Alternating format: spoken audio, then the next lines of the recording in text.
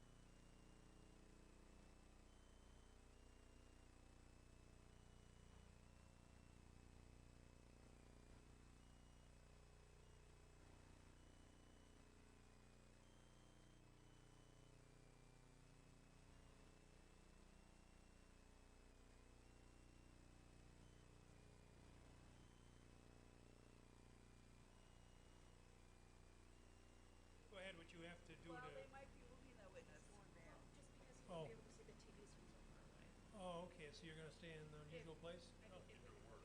bless you.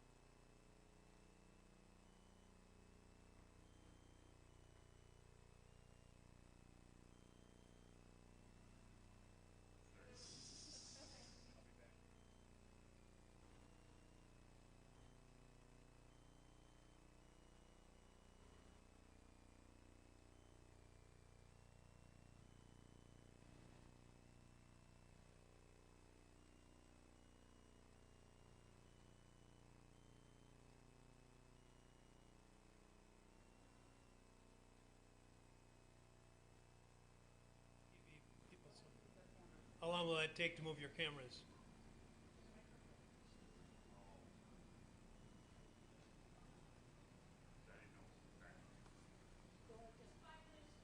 Okay. I guess that's the plan, so.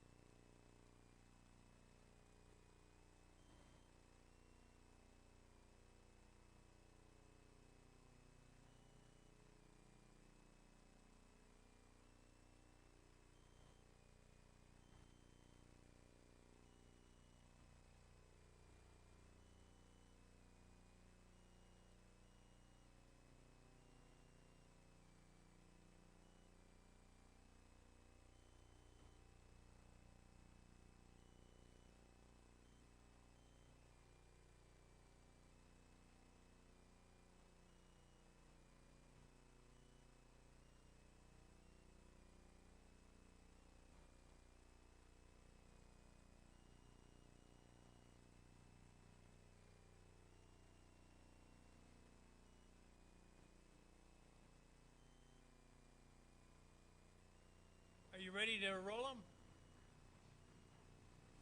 All right. Ready for the jury? Yes. Oh, one more thing. I have now opened again the link that you sent me from the Washington Post, and it won't open now. I was doing better before. Oh, wait. Yeah, okay.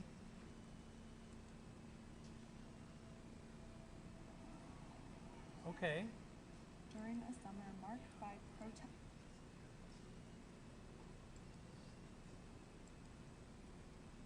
Yeah, this looks like it's complete, so I'll take a look at it at the break. Okay.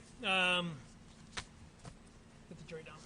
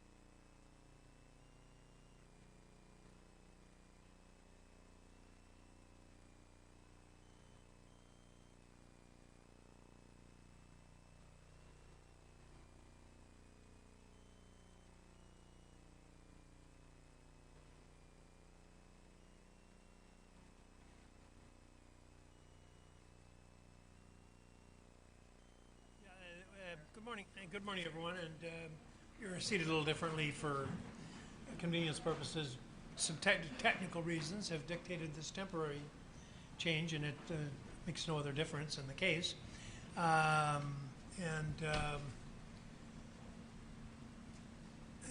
then I wanted to just observe that it's Veterans Day. And any veterans in the room, on the jury, or anywhere else? Well, that's unusual not to have at least somebody in here. But Dr. Black is, what branch? Army, sir. Okay, and I think we give a round of applause to the people who've served this country.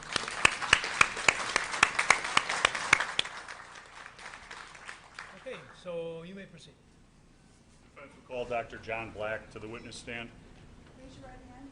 Do you solemnly swear the testimony you're about to give in this matter with the truth, the whole truth, and nothing but the truth, so help you God? I do. You may be seated.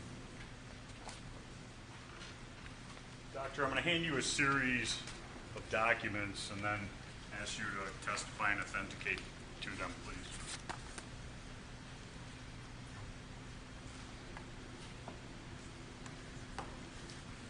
First document I'd like you to look at is Defense Exhibit 140.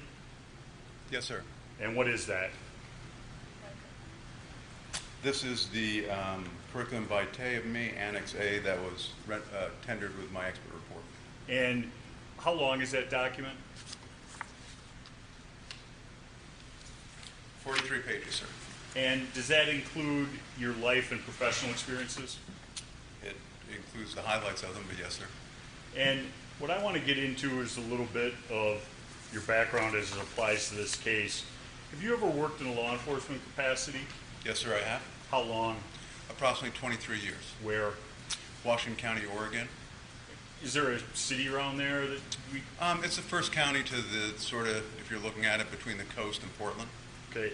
And what were your duties in that department? My duties range from a lot of stuff. I started as a patrol officer. It would be actually a deputy. From there, I was a corporal.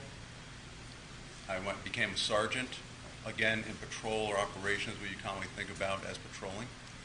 I was also a training sergeant. I then became a lieutenant, and there's 4 divisions in there: corrections, patrol, investigations, and support, sort of you think the way it operates. And then I was a lieutenant and in some cases acting commander, which is the person that oversees all the operations within those individual divisions. Additionally, I oversaw professional standards, which is the unit that oversees if things are done right, if things can become better, to include internal affairs. And then I was also the person that oversaw and designed the use of force program within that agency. At any time in the employment in law enforcement, did you have an opportunity to work with videographic evidence? Oh, absolutely. As a deputy coming up, we would commonly use video type of evidence in our investigations. I mean, think about robberies or anything else, and you have ATM video or similar type of things. When I oversaw such things in the jail, jails are commonly monitored with cameras, and if there was allegations of complaints, and for a period of time as the jail operations lieutenant, I oversaw every allegation of a complaint. We would review evidence to include the video evidence that would have been the time frame for that. As I oversaw the detective division, detectives which oversaw sex crimes, homicides, car task force, fraud, you name it, it was underneath the detective division. Again, video evidence is pervasive. It's used throughout. And then we would have to make sure that the examination of such video evidence would withstand challenge in court, and more importantly, that we were doing it correctly. So I would commonly be, as the head of the unit on the big cases, make sure that sort of a quality control, I guess would be the best way to put it. And in your military experience, did you have any occasion to work with videographic evidence? Yes, sir. In the military, what the branch I was in, the service, the Army, my entire time was in what's called special operations. And because of that, I have several what they call military occupational specialties, or MOSs.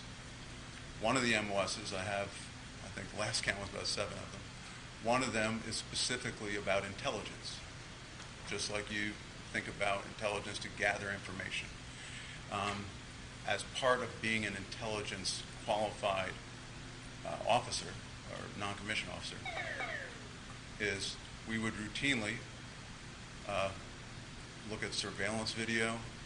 We would use surveillance video to plan operations. We would covertly make sure video is happening, drone video. We used video in our how we operated. Body-worn cameras were with the military long before they were with police. And we would have to make sense of this video, or when it came in from another thing, you have intelligence units, there was an entire portion of that unit designed to focus on what's called IMINT, or imagery intelligence, IMINT, Manacor Report. And then so because of that, we routinely both used it, operated with it, similar type of things. And in the intelligence capacity, did you analyze, enhance, and do things to video? When required. Okay. When it was When required. And in the course of your profession, let me back up a second, I apologize. What was the highest rank you achieved in the military? I retired from the military after 30 years with the rank of Sergeant Major, which, to put it lateral to other services, is an E9, or enlisted rank 9, which is, you have a command sergeant major, which I did as a, we'll call it a temporary duties, but I remained primarily an operations sergeant major, which is the highest non-commissioned rank in the military. Now, in this case, I engaged you for several tasks, but one of those was video analysis, correct? Video analysis is in support of understanding the event, yes. Okay. And are you certified in the operation of any video programs that you used in this case? Yes. I used a video program known as Input ACE, version 2.6.3. Input ACE is a program specifically designed to allow people without a lot of high-level skill, like high computer forensics or anything else, to examine video in such a way that when you examine it, you're not doing things to it, like altering it or anything else, that when you're looking at it, you can have some trust in what you do with it, that you're looking at the best that it can be with what it can provide. And within Input ACE, I'm certified at what they call both the operator level, and I'm also certified at the examiner level. And what's the difference between an operator level and an examiner level? So an operator level would, let's say, import videos, allow them to basically transfer with codecs or anything else. You could play them, maybe cut a couple pieces out, do these type of things. At an examiner level, you're actually doing, we'll call it manipulation. In other words, you're scaling it, you're looking at things, and so you have to have an understanding about how that happens. So, for example, there's certain ways, and I think you heard earlier in the testimony of Senior Examiner Armstrong, he used the word interpolation. So with interpolation, there's certain ways things get interpolated. Not really a word, but it will work for now. And so the thing is, if I don't understand those things, I can't have trust within what I'm working with to better understand the totality of the event and what I'm looking at. Now, when you look at videographic evidence, is frames per second something that's important? It's one of the things, yes, sir. Tell the jury what frames per second means. Yeah, I mean, it's frames per second. So when you look down on your phone and it's recording a video or something else like that, you might see something that it's 30 FPS, the shorthand for frames per second. What that's telling you is, imagine if you were to take 30 still shots and just keep taking them at approximately 0.033 seconds, 30 frames per second, just take 1 second divided by 30. It would take 30 of those pictures in a continuous stream to make the 1 second that you're looking at, 30 frames per second. 60 frames per second. 60 frames just means that rather than having 30 still shots, you got 60 still shots. It's still 1 second, still the same resolution, potentially, depending if you haven't changed anything else. You're just getting more just micro snapshots with each point in time. Do all videos run at the same frame per second amount? Oh, no, absolutely not. And for example, in the examiner certifications, one of the things you're looking for just to get a feel is you look at things like frames per second and resolution and the codecs that it's using and these type of things. For example, 30 frames per second is common, but also 24 frames per second is common for high definition video because it's a more universal type of things. Or I want to say 23.95 something or 6 something is used for what they call NTSC. N, November, Tango, Sierra, Charlie, which is more of a European format like PAL. So the fact is, the short answer is the frame rates will vary depending on who's using what kind of camera or equipment or what they're trying to do. Now, resolution is also a part of the analysis? Resolution is part of understanding the video, yes. And what is, how do you define resolution? Yeah, it's defined a couple of different ways, but it really is talking about the same thing, and I think you heard it. Is it all right to refer to my notes? Yes. May I refer to my notes? Sure.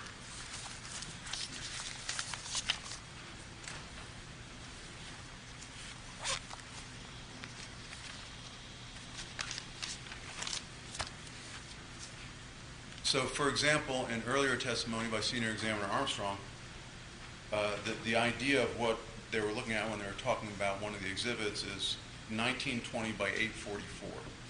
So the question is, what does that mean? It means 1,920 pixels across and 844 pixels high.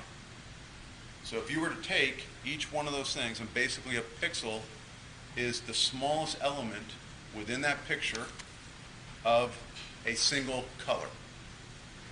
It's just like a Lego block. That's all it is.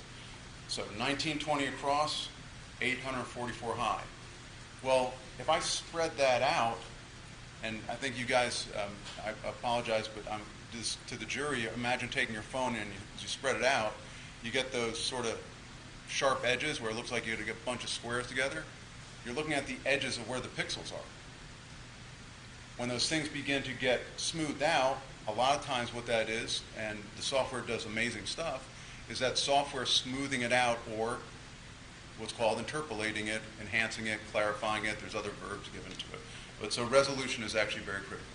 Now, when one tries to look at different videos, but syncing them up, what role does sound play? Yeah, so one of the things that's kind of unique with when you have it like an MP4 file, a very common type of file, in a video format, there's a soundtrack to it. Well, when I try to store video, most people, most programs, we want to sort of compress it up because it takes a lot of space. So what a lot of the programs do is they'll take a look at it and say, hey, you know what, those 30 frames per second, 3 or 4 of them are just really exactly the same. So what I'm going to do is I'm going to get rid of those frames. So it's going to save me some space when I store it, right? But the audio track, which is completely separate, is not compressed. It's true against time.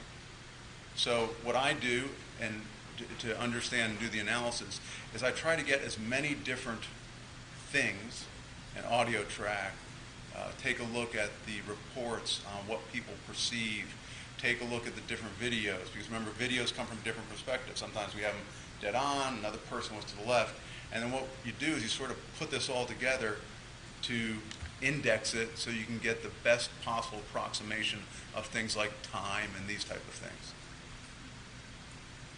And is sound used to help sync up the videos? Yes, sir. And when you use sound, do you use a computer program to analyze that? I do. What is that? It's actually Wavemaster Pro by NCH. Okay. And when sound is analyzed, it puts together what would commonly be like a picture graph that's, excuse me, referred to as a waveform. Yes. And a waveform then allows you to see where the sound is for an event that's in the video, correct? Well, it allows me to, so a waveform, if you've ever seen them, is those things that sort of have the big spikes in them and this type of stuff. A gunshot, for example. A gunshot has a loud percussive noise. I listen to the thing as it's playing. I see a big spike within the waveform. I can now mark that spike and say, that's the beginning of the gunshot. I listen some more, I watch the waveform shift, there's another spike. So what it allows me to do is it allows me to see a visual representation of sound, and now I don't have to be sort of hitting the space bar or using a stopwatch to hope I'm at or around the sound. I can actually mark that sound within it. It's the same if I look at it for 2 minutes or 20 minutes, the sound still occurs in the same place. And you're using the frames per second, which is known, to determine the distance between shot 1 and shot 2, so to speak. Actually, what I'm doing is within the sound software, I know that the time between, let's just say, and let's use gunshots, shot 1 and shot 2, whatever that might be, but 2 shots. We'll call them shot 1 and shot 2. As they play in front of me, I can mark them. I see a finite time measurement. I can now, with an index point back in the video, I can go back to the video and say, oh, look, there's the same place that that sound is occurring in the video frames. Well, now since I have a known time from the sound, I can then begin to take that known time and back it up to the other shot. Now, a quick point of clarification. Sound does not travel absolutely perfect. Shorthand is basically, for the time in this place, the distance of 1,100 feet, which is about where this event was occurring, it would take sound about a second to travel. So if you were standing in the middle of all this, it might be half a second this way or half a second that way. So you make allowances for that, but you have to understand that sound isn't an absolute determiner. That's why you have to take all this in total when you're thinking about it. But that's part of the way that you index. Now, in the course of your engagement in this case, you prepared a report which was labeled a supplemental report, Exhibit 141, correct? That is correct. And then, because there was new videographic evidence found recently, you added to a supplemental, and that is Exhibit 141, correct? Well, 141 is the supplemental, as at least what I have in my hand. The preliminary is 139, and the sup is 141. That is correct. Okay, if I misspoke, I apologize. Yeah. And you also did a timesheet, which is Exhibit 142, correct? Also correct. Now, what I was looking from you was for the total time of events that happened on August 25th of 2020, beginning with what happened at Car Source 1, correct? Part of the timings, that's my understanding, yes. And I gave you what would be a known time where Kyle is on video stating friendly, friendly, friendly. And you synced that amongst other videos, correct? You gave me a known location to look at. The time is estimated, and then what I did is, using that as a start point, I actually found other places to sync, and I worked backwards to that time.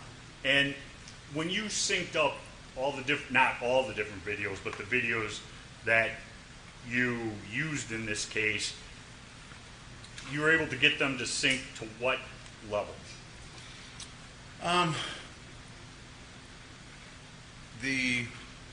In the first point, the sync points that I primarily use as points of reference. So just think about something that can be seen in a bunch of different things. So the sync points that I used was the high arc of the bag being thrown. You can see the different shadows and everything else. So from a video point, I was able to find that in a lot of different places, and I use that as a sync point. The other things from an audio standpoint is the gunshots. Now the gunshots can move depending on how far the person is away that's recording that sound. And in these cases, it could be 150 feet is about 1/10 of a second or a little bit more. So between the different things, I would say I have confidence in the different timings here, plus or minus 1/10 of a second. Now, and then I asked you to break down basically into several groups, but event number 1 starting with friendly, friendly, correct? Yes, sir. What I would refer to as the transition from event 1 to event 2, correct?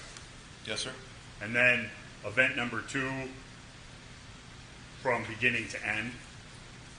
With the beginning being from the first strike with what's been shown as a person with a rock-like object. Okay. And then the end of event 2 would be defined as what? The fourth shot by Kyle Rittenhouse. And from the end of event 2 going on to end being what? Are you asking the point in time Yeah. or the actual measurement? The actual act that ended your calculation. So from the fourth shot by Kyle Rittenhouse in event 2 until the point where he's seen in the video raising his hands, and I refer to that simply as surrender to the police. And you used, in your calculations of time and video, you used 6 different videos? I looked at all of them. I narrowed it down to the ones that are most relevant so I could keep the timings consistent. So what you're saying is there's 100, and I'm throwing out a number, but over 100 different videos. Those are the 7 that you use to calculate these times and values. Those are the primary ones, and then I validated them with the other ones. Okay. Now, let's get started with that. The start of event number 1, do you have that available? Yes, as in, do you want me to show it by video? Yes. Okay.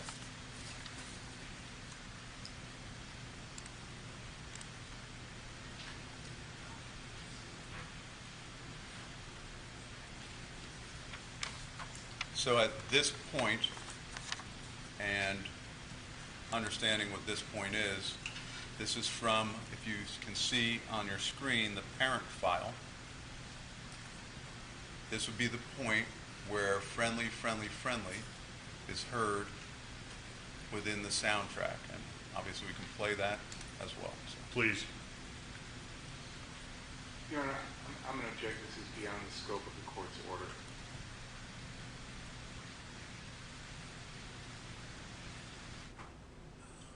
This is all timing. One of those 5-minute breaks in the library, please. Let's do that. Please don't talk about the case.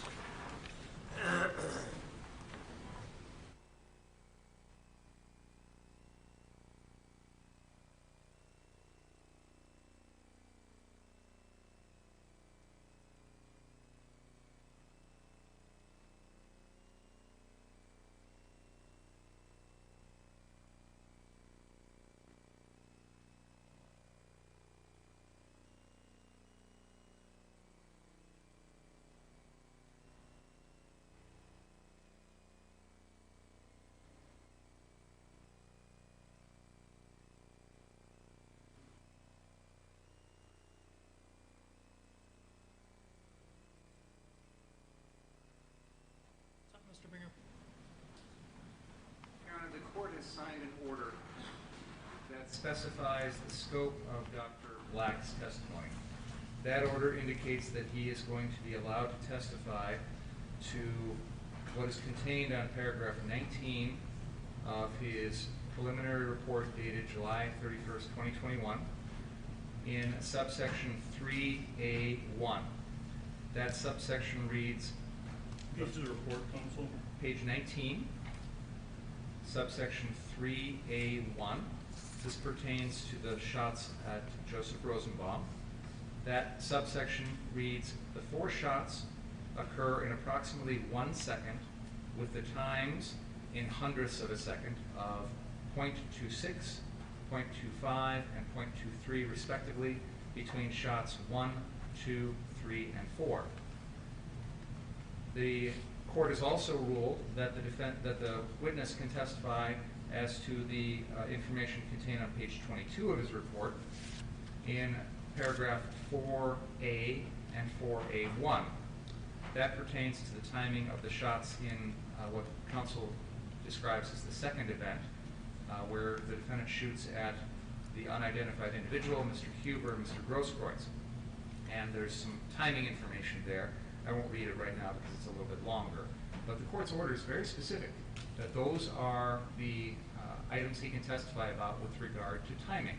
There's another section of his report he can testify about that has to do with sense making, but right now he's being asked about timing. And we have a document which I guess is exhibit number 142 that was just presented to us this morning. It appears to have 31 different time entries on it. All of them, except for like 4 or 5 of them, are beyond the scope of the court's order. This document contains characterizations of behavior that this witness is not allowed to testify about. I haven't seen the document. Okay, so for example, he indicates with observation number 7. Is there a copy? Go ahead, Mr. Bingham. Observation number 7 is characterized by this witness as JR elevation change hyphen lunge decision point.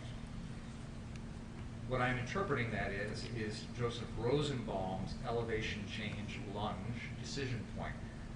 This witness is not, by the court's order, allowed to testify as to what Mr. Rosenbaum was doing or his intent or anything like that. This was the subject of our motion hearing, and the court has excluded that. There's other characterizations too. For example, the reference observation point number 15 and 16, referring to people striking the defendant. Number 19, striking the defendant. Number 22, striking the defendant. Number 25, the gun of Gage Grosskreutz pointed towards the defendant. These are all things that the preliminary report that this witness offered talked about, but now we have ruled, or we've agreed, and the court has ordered that he's not going to be talking about those things. So the scope of this document, 142, is well beyond the court's order. What he's being asked right now, and when I objected, is beyond the court's order. What he is characterizing in this Exhibit 142 in terms of his interpretation of what various people in the case were doing or what their intent was or anything like that is beyond the scope of the court's order. So my understanding from the court's order was he'd be able to say gunshot 1, 2, 3, and 4 to Rosenbaum happened in this amount of time. And then the second set of gunshots happened in this amount of time. And that's it, as far as the timing. The court's order was very specific as to that. So when we're talking about friendly, or throwing the bag or things like that, that's outside of that time frame. I'm using demonstrative evidence to show how he reached these times. And it's all evidence that's already been testified to and admitted. Some of the evidence has been enhanced, just like the state enhanced the bag, some of the other photos. He's a licensed, trained video specialist. He has the background, and we're showing the jury what he used to get these values. And that shows how he did it and the reliability of doing it. And I'm not worried about what Mr. Binger's talking about, the comments or anything like that. That's a way that he found the times. In Your Honor, just time in relationship to video in this case is so important. Yesterday afternoon, Mr. Binger spent much time cross-examining my client regarding those approximately 30 frames from the BG on the scene. And that was approximately 1/10 of a second. And he spread it out, and what we're trying to do is show through video the true events of that night. And I believe it is with the court's order, because basically what we're looking at is an event, and the state can quibble with my time of when I started the event. They might say it's back 5-10 seconds before or whatever, but the total time of the event from friendly until he surrenders at the police car, 2 minutes and 55 seconds. The jury should know that. The events of each of the sub-events, the total time, the jury should know that. What happened between the two events, the jury should know that. They've been shown videos already of that. Well, If I may respond briefly. yes, sir. First of all, what counsel has just mentioned in terms of the overall timing is something he's free to play video and argue. The question is what this expert witness can testify to. The court has ordered specifically what he can and cannot testify to. Your order is one of limitation. It specifies the limits of what he can testify to. It's a fundamental notice issue, Your Honor. In his preliminary report, he didn't have information regarding the timing from friendly. That was a report from 3 months ago. We were not put on notice that there would be this testimony through this witness as to the timing of from the very beginning of all this to the very end. This Exhibit 142 is the first document we've received, and it was received today. It was provided yesterday. Don't interrupt. Don't interrupt. It is the first document we've received from the defense pertaining to this witness with regard to the timing of the entire evening. It is beyond the court's order. We have not received proper notice as to this subject. I have no problem having this witness testify to observations 8, 9, 10, and 11. That is the exact scope of the court's order. Shot 1, shot 2, shot 3, shot 4. I have no problem with him testifying as to items, observations 20, 21, 23, and 26. Those are the 4 shots in the second incident with Grosskreutz, Huber, and the unknown assailant. That's exactly what this court limited him to. Those 8 observations on this sheet of paper. Everything else on this exhibit, which we just received, is beyond the scope of the court's order. We've not been provided notice of it. It wasn't in his original preliminary report. It is being sprung on us in the middle of trial. The court has ordered on this. We had a hearing on this. The court gave the defense opportunity to put us on notice of these things. We talked about these limitations. There was an agreement among the parties as to these limitations, which led to your order, Your Honor. And now the defense is going around that order. And I object to that. Your Honor, I asked the court to think back to what's happened procedurally in this case. That FBI video didn't come around until about 2 weeks before trial. The drone video didn't come back until during trial. And most of this work has been done over the last 2 days to catch up to those exhibits. I provided this exhibit yesterday afternoon when it was first provided. The only change to it is and was a typo, which actually inures to the state's benefit by adding approximately 9 seconds. I quibble with counsel. The FBI video was made available to counsel over 3 months ago. I don't want to, you know what, I don't want to get into it. It's been argued about before, and then we laid it aside, and at this point, I don't think I want to get into that because it isn't going to be helpful to resolution of the issues that we're after in the case. And I'm looking for the order. What was the date of that order? I think it was November 2nd, Your Honor, but I'll pull it up here. I believe that order was drafted by Mr. Binger. It was. And I submitted it to all parties. There was no objection to it. It was signed with no objection. Okay. And then the video came up after that. Okay, I am, there it is.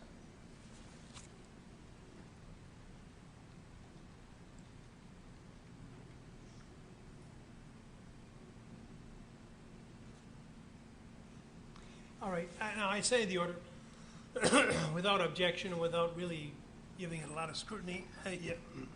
As you know, we try a lot of cases in here, and because it came in without objection, I signed it, thinking that it covered what I had envisioned at the time of the hearing. I will tell you what I had in mind when, and I haven't looked at if there is even a transcript in existence. I don't think so. But it certainly was my impression that we were talking about video of the entire episode, and not that it certainly in my mind was not limited to the specific numbers on this observation point list that you're talking about. I'm a little bit challenged when you say, is there something that I'm saying that draws the face that you're making?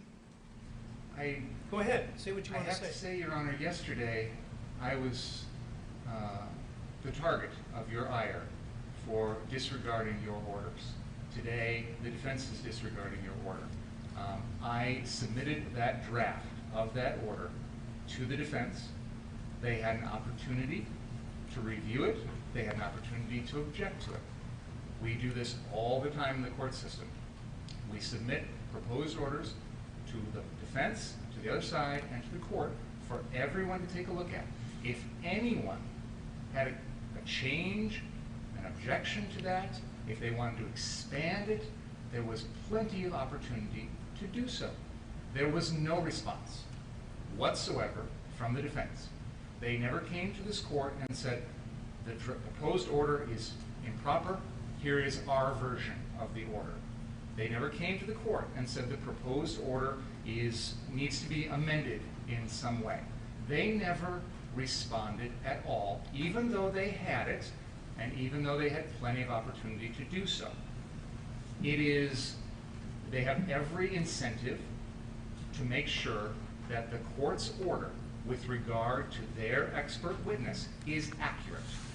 They have every incentive to make sure that that court order gives them the opportunity to get in all of the evidence through this expert that they feel they need to get in. Despite having that very powerful incentive, they did not object, they did not contact the court or me with any reaction to that order. You are the referee. The parties argue about things and you make a decision. We reached an agreement on this at the Daubert hearing. I don't think on this issue. I proposed Not this compromise, Your Honor. specific, I did, because there was some Say which back and one. forth about the extent of the use of force issues and all that stuff. And I said, well, what about if we just agree, Dr. Black can talk about the timing of the shots and the sense making. And I then drafted this order. You gave the defense an opportunity to object. They didn't. You signed it. And my recollection, and again, I know you referenced the transcript, but in his preliminary report, Your Honor, all he talks about is the timing of the shots. In event 1, the 4 shots of Rosenbaum. In event 2, the shots against the unknown assailant Huber. So Yeah, there's nothing further in his preliminary report about the extent of this entire time frame. This Exhibit 142 goes well beyond his preliminary report from July 31st. It goes well beyond what we talked about at the Daubert hearing. It goes well beyond what we agreed to that day. And it goes well beyond this court's order. Yeah. If I understand correctly what's being pursued by the state at this point, is timing sequence for the time between the friendly and the surrender to the police, which he says is a total of 400 and some, or attempted surrender to the police, which he says is a total of 4 minutes and some seconds, all of which is, every second of which I think has been analyzed here in this courtroom. That was certainly my vision at the time we discussed all this, whether it was each part was specifically discussed in his preliminary report or not. That was my vision of what we were going to be hearing. And I guess the questions I have is, what is the prejudice to the state? Are you suggesting that what he's about to testify to, or may testify to, is going to be different with respect to the new periods of time than it is with respect to the particular periods that you identified in the order that you drafted? Or, that's number one, as to whether there's prejudice to the state. Secondly, whether you think that there is some incongruity between the periods of time that might be more fully covered by the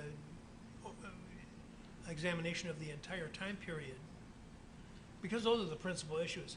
We're here, you know, and you've practiced here. You were assigned here for quite a long time, some years ago, and I think that most people would say that I'm pretty open to.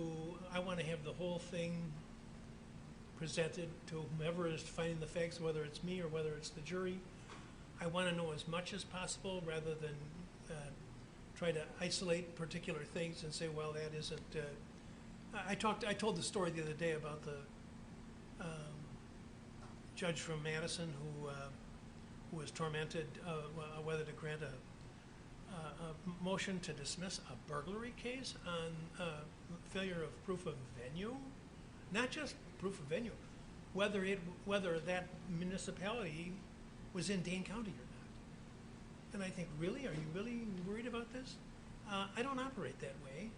Now, I'm not criticizing you for bringing up this issue. I think it's legitimate, but it's not something that sways my judgment in the case. And unless you can tell me that you have reason to believe that that doctor is going to testify differently about some of these other time periods within that less than 5 minute period, or that you are somehow prejudiced prejudiced by the late arrival of the report, and I don't want to say late, although, okay, that's fair.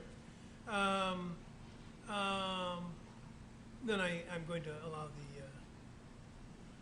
the testimony to be given. If I may respond, Your Honor. Please. Yesterday, as I said, I was under the court's ire. You know, I don't want to talk about, Well, why don't we I think just, it's a fundamental fairness issue, Your Honor. all right, say what you want to say. If I'm being held to obey the court's orders, I'm asking that the defense be held to that too.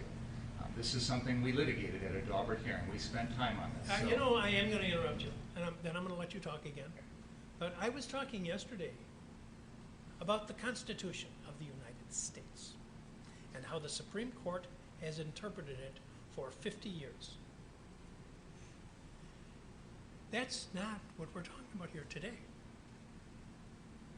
So, this is a notice issue to the state. We have not been provided proper notice of this, and clearly if the shoe were on the other foot and we tried something like this, there would be quite a kerfluffle about that. That's one point. This is, as I said earlier, it's beyond even his preliminary report. Like he's just adding new things at the last minute like this. And this is not prompted by new drone footage or anything like that. There's no mention of drone footage in this report. So to fall behind the excuse of, well, other new evidence has come forward, it doesn't change the fact that this is an expert. There are notice requirements for experts. There has been no notice of this issue. We've already litigated this, and now the defense is trying to expand it in direct violation of the court's order. One moment, Your Honor.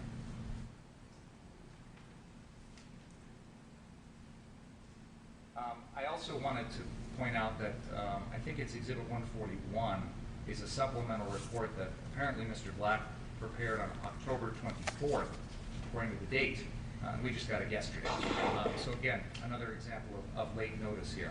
I understand that the court wants to hear, or wants the jury to hear, the timing from the beginning of whenever we start to the end, whenever we redraw that line. I understand that. There are other ways for us to do that, of course. We can take other videos. They all have timestamps on them. This expert is not needed for that. I don't think we're going to need that time frame down to the hundredths of a second. I think even tenths of a second, even 1 second is probably close enough for the jury to understand that this is not something that took days or hours. It was a matter of minutes. So I think they can already get that point without this expert's testimony. The one specific item of prejudice that I do want to bring to the court's attention is in Exhibit 142. As I pointed out earlier, there are characterizations here. Well, I agree with you there. Doctors, I assume he's using it for to pinpoint particular events, and I agree with you. He's not going to be permitted to do that. Okay, so I want to be, again, I just want to make sure we're all on the same page and that I'm understanding things clearly from the court. There are, for example, observation number 7 on 142 has a characterization of Mr. Yeah, you're right. Rosenbaum's behavior. That will not be allowed?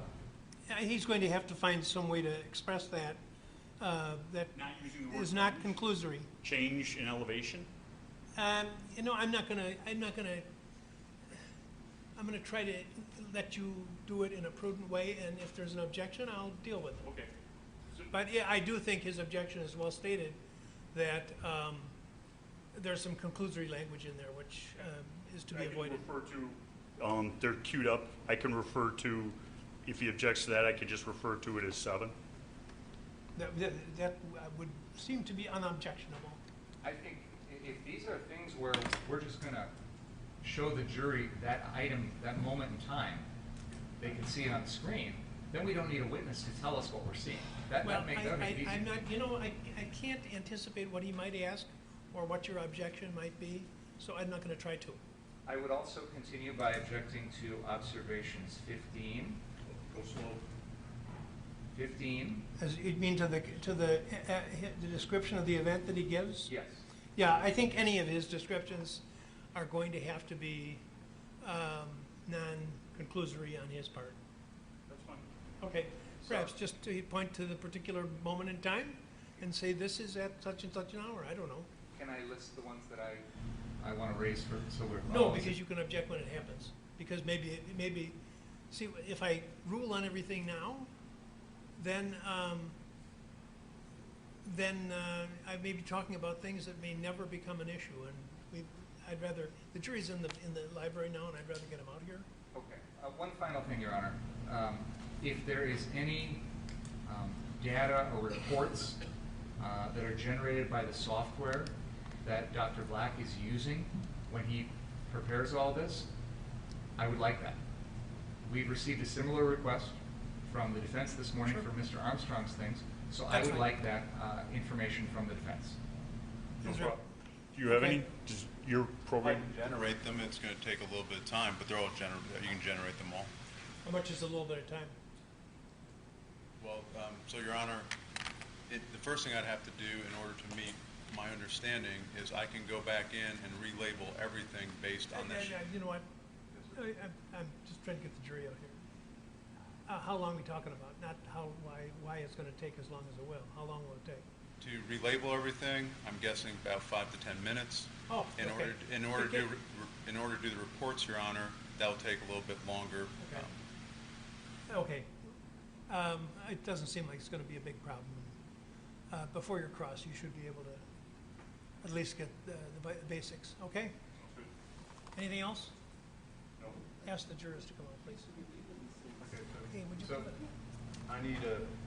That's not going to be shown on the screen. I need to do what? Quarter of the way out, and then-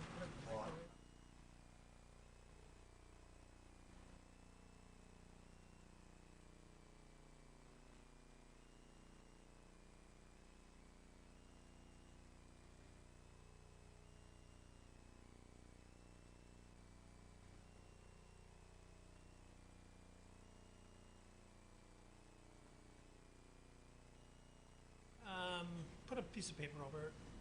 Can you do that? No, you probably can't. I think there's. When you asked earlier a question, Your Honor, I can do that in about 5 minutes and make them only the numbers. Okay. If you just- That's what I'm Ask doing. the would you ask the jurors if they, tell them it's gonna be about 5 more minutes, and they're welcome to go upstairs if they want, or stay down here. And tell them I'm sorry I didn't turn on the music for them. Right.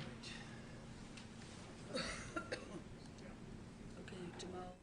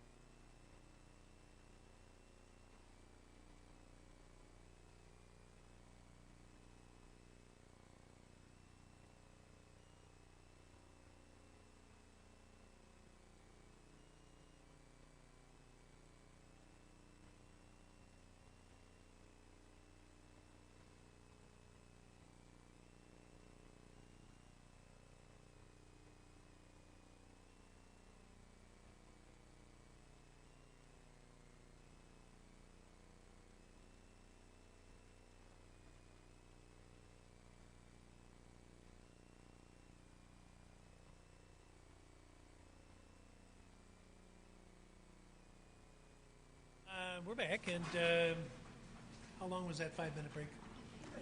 All right, we're going to be on our best behavior from here on in. Mr. Thank you. Dr. Black, just to back up, the time calculations that I asked you to perform of the events of August 25th of 2020 from what we would refer to as, I'm trying to find it,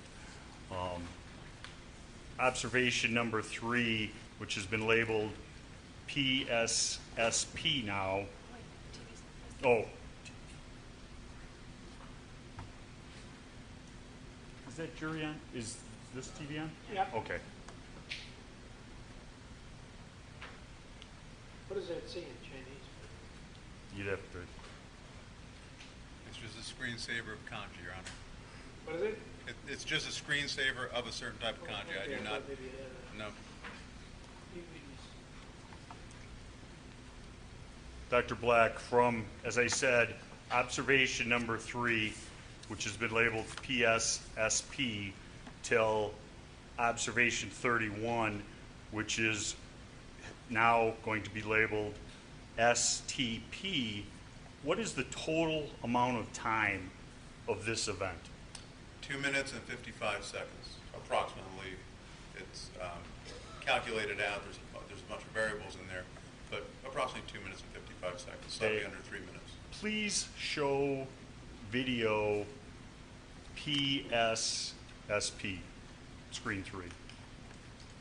Can you refer to it by number, please? Observation 3. Observation 3.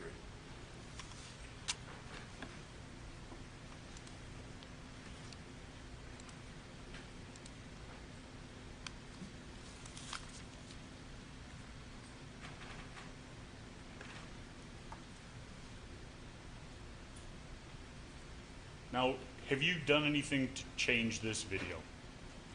No, sir. You'll notice in the screen it's at 100%, 1280 by 720, and if you wanted more knowledge about it, it's at 30 frames per second, et cetera, et cetera. Okay. But it's unchanged. Please play the video. Okay, this is just a still frame, sir, that you want. Okay. There. But I can play from here. Is that what you're asking? Yes. Okay. It's I'm gonna have to finish processing for a second.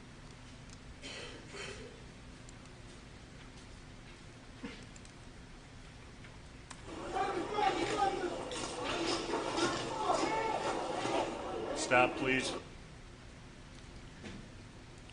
Now, that is in this calculation of time, that would be the 0 frame. Is that a fair statement?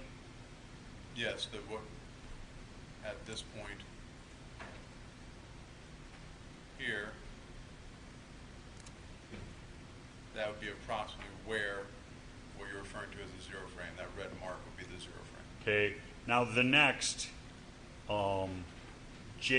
observation 4, which is JRPK, did you do anything to enhance this video?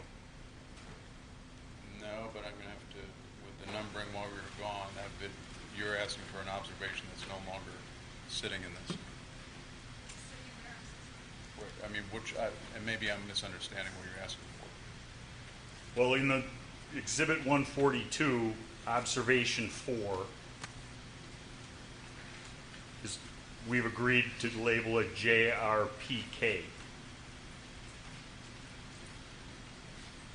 Right, but, okay. As part of what happened with what we had discussed, the observation 4 that's on here is no longer in the menu to the left. If I have to, I'd have to bring it back. I can get you there if you Is want. observation 5 available?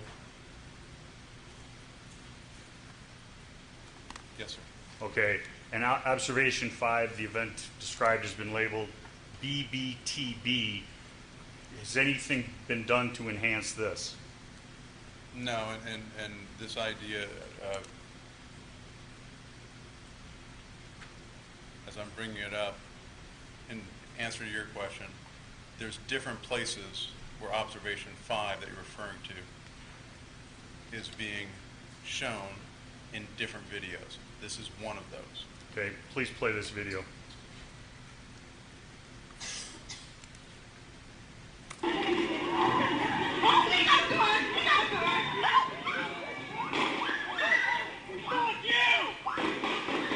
Stop.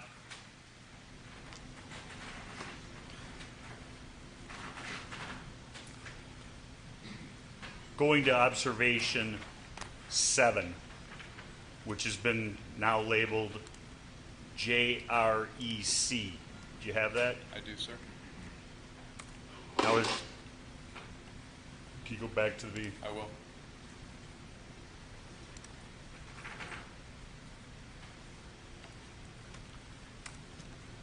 you ready? I am. Can you play that, please? Stop. Now, this screen is the start of the gunshots that have been attributed to Kyle Rittenhouse, correct? For what's been referred to as Event 1, that is correct. Okay. And using your program regarding sound and video, you have determined how far apart shot 1 and shot 4 were, correct? I have. And that's by using the frames per second and the audiograph? It's a combination between them both, but yes. Okay. And if I label shot 1 as 0 time, when does shot 2 occur? Approximately 3/4 of a second by the different timings, .739. Okay. I want to get shot number 2 first. Oh, I'm sorry, my fault. The second shot, using shot 1 as a 0 point, would occur .263 seconds after shot 1. Okay. And what is the time between shots? What is the second and third shot? The time between the second and third shot would be .247.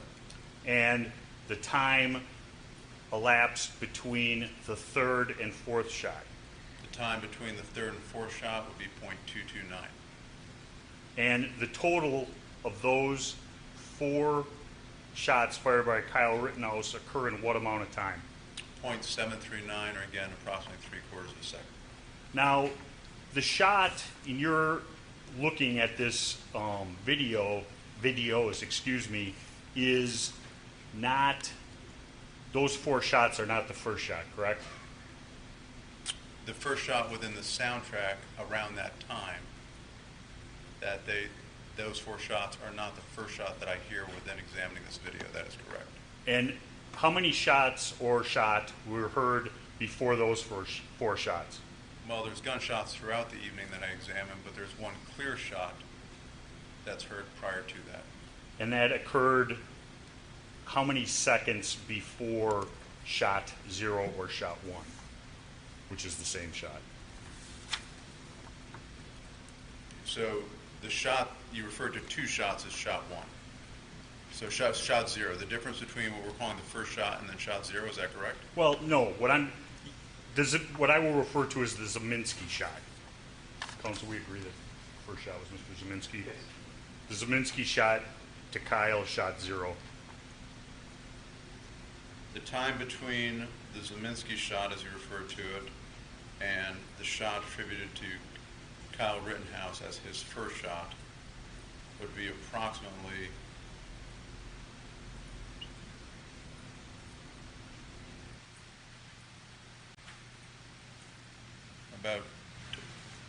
about 2 3/4 seconds.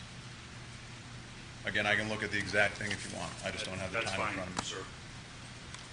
Now, going down to screen 15, what we have labeled A1ST. Can you find that, please?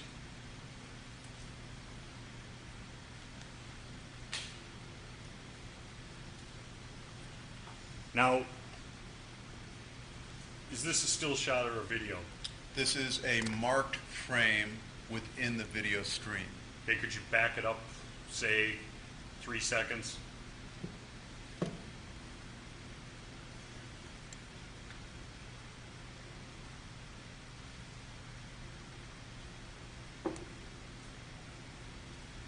That's That's approximately 2.5. Is that enough? Go back just a little bit more. That's good. Okay. And would you play that?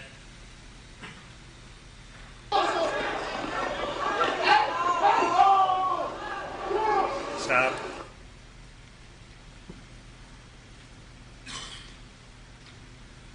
Now, that observation, according to Exhibit 142, took place 28 seconds after the beginning of Mr. Rittenhouse leaving car source 3.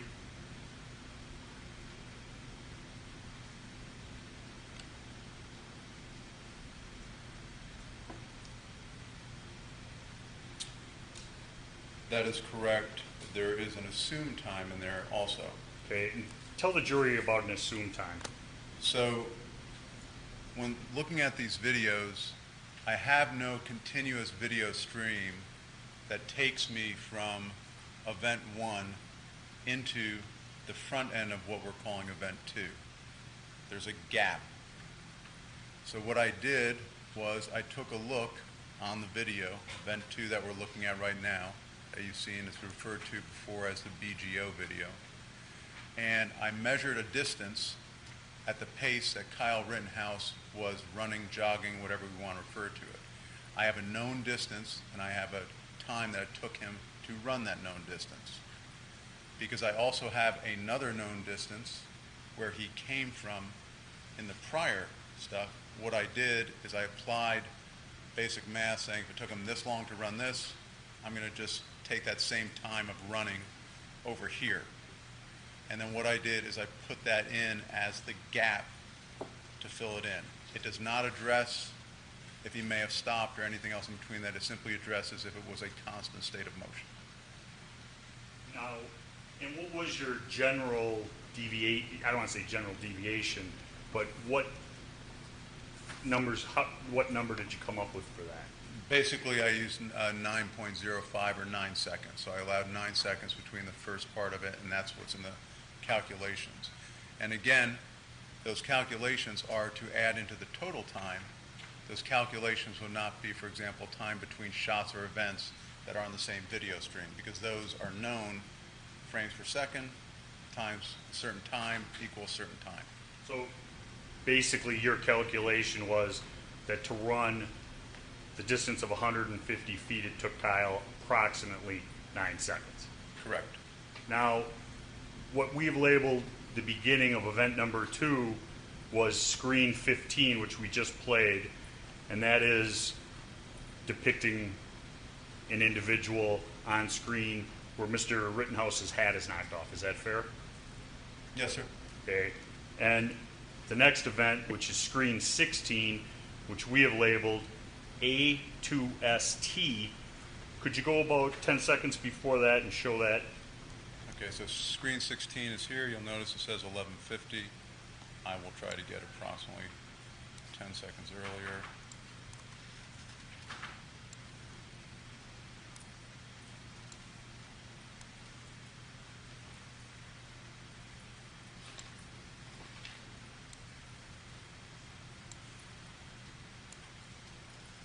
You know, that's plenty far back. You want me to play at this point? Please.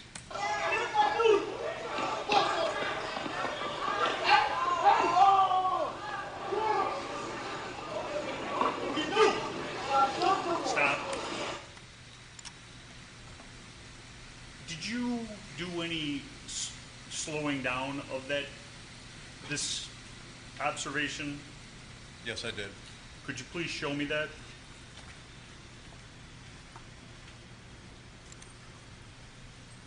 What you just played for the jury was real time?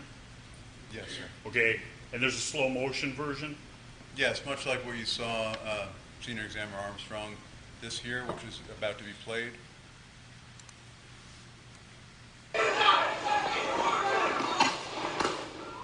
No.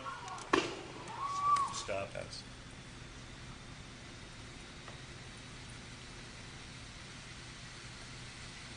The slow motion of screen 16.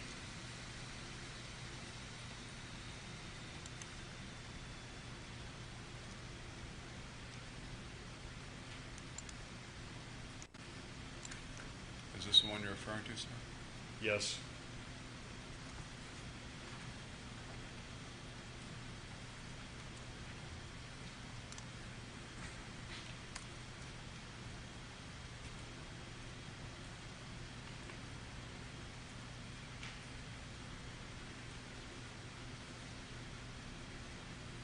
Yes. Can you go back, please? We lost Sure. are both of them on?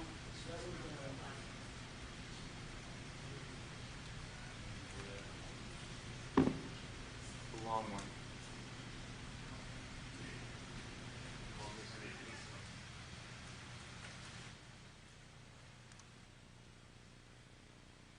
I found if I hit it twice really quick, it works best.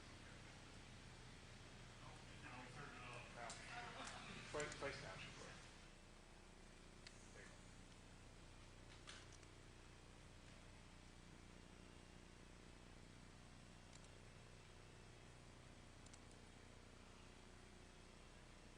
Watching it on? Is everybody watching it on this one? Oh, there it goes.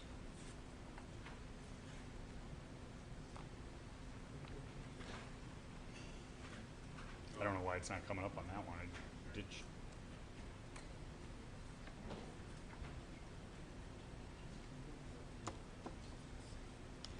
I can move the TV centrally.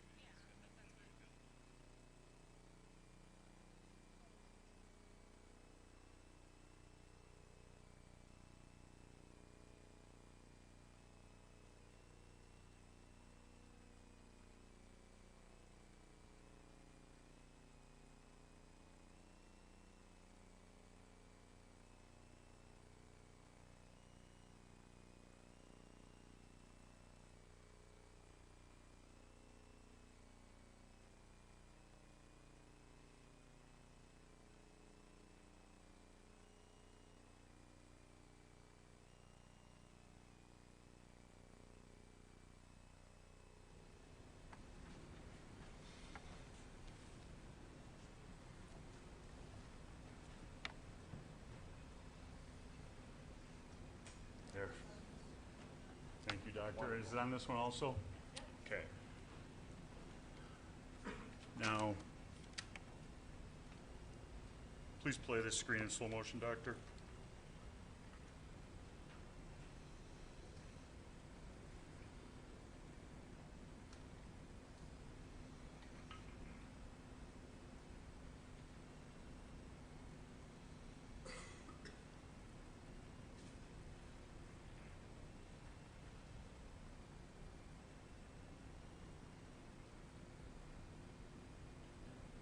Stop.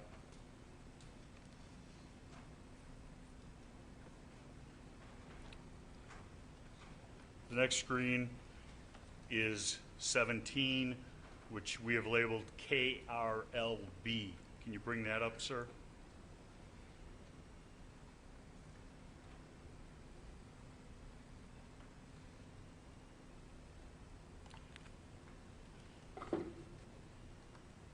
And go ahead. Stop. This video, have you slowed it down for analysis? I have. Could you please bring that up on the screen?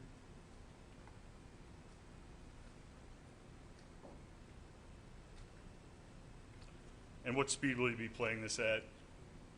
This one is done at a quarter speed. Okay. And you have taken the sound out of it? The soundtrack is not present, that's correct. Sound, since it is, as I explained earlier, uncompressed, the sound would not sync up when you slow it down. Okay. And so then you would hear sound of gunshots, but not when they're occurring. Is that a fair statement? Any of the sound that you hear would not be when it's occurring. Okay. Please show the quarter speed video.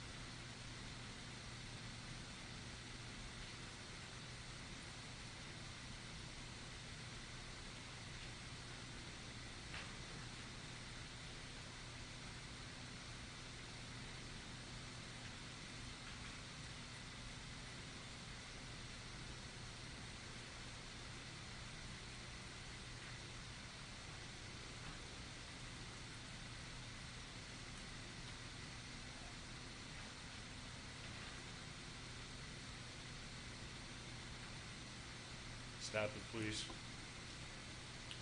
Now, using this video and the audiograph, were you able to figure the times of certain events in event number 2?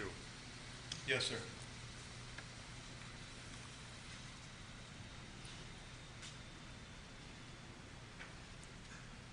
From the time, strike that. There is what's commonly referred to as jump kick man entering in the video. Do you know who we're talking about, Doctor? I do. And when you analyze this video, did jump kick man kick Kyle in the face first, or the first shot go off before the kick? I'm going to object, Your Honor. This is beyond the scope of the court's order regarding this witness's opinion. It seems to me the jury could, you're asking him to make an identification that the jurors could make themselves? I'm asking him, based upon his video analysis, what happened first, the kick to the face in the first gunshot in event number 2, or the gunshot in event number 2, and then the kick to the face?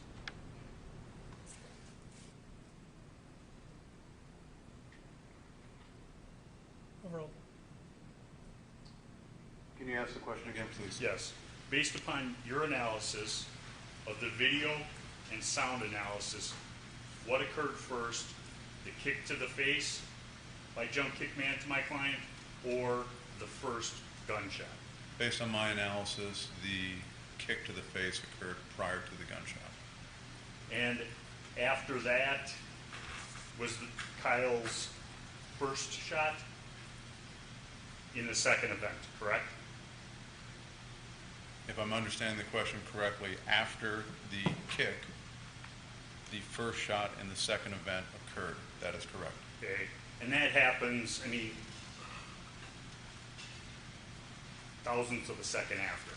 They're very close in time, correct? They're absolutely very close in time. Shot number 1, using that first shot at jump kick man as the 0 shot, how much time elapsed from the 0 shot to Kyle Rittenhouse' second shot at jump kick man? From the beginning time of shot 1 in the second event till the point of shot 4 was 5.468 seconds. Are you looking at the exhibit? I am. And maybe I'm misunderstanding your Yeah. question. I have the amount of time elapsing from the 0 shot to the second shot. Oh, I think I know what's here. Kyle's second shot in that event. I'm crossing references, and I apologize. To make this as clear as possible, the first shot in the second event, between that time and the fourth shot in the second event, is 2.933 seconds.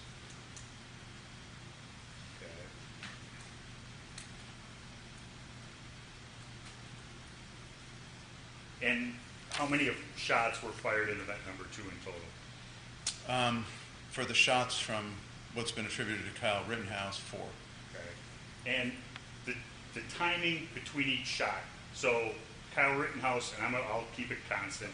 Kyle Rittenhouse shot 1 is at the 0 time, correct? If we use that as a 0 timer starting point, we will call that 0. Okay. Kyle Rittenhouse shot number 2, which was directed at jump kick man, how long after shot 1? 0.602 seconds. Shot number 3, which is the strike, the shot to Anthony Huber, how long was that shot after shot number 2? 1.933. And the last shot, for Mr. Huber's shot to Anthony, Gage Grosquist's shot was how much time? Okay, and I'm going to back up on this because I want to make sure this is absolutely clear for the court. Again, 2.933. In one case, we're talking the gap or time between shots. What I just relayed was the time between shots. The total time of all shots was, again, my first answer, 5.468. So this is just clarification for the court. And so the total of this event of shots fired is 5.468 seconds. That is correct. And that event ends at screen 27. You just roll this. I have 26. Okay. Which is shot number 4. KRS4.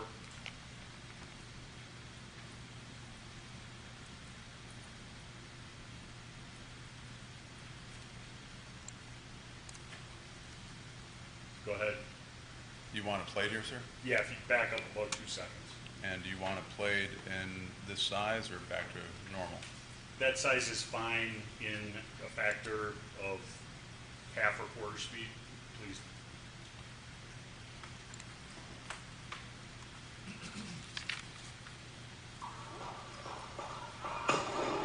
That would be at normal speed.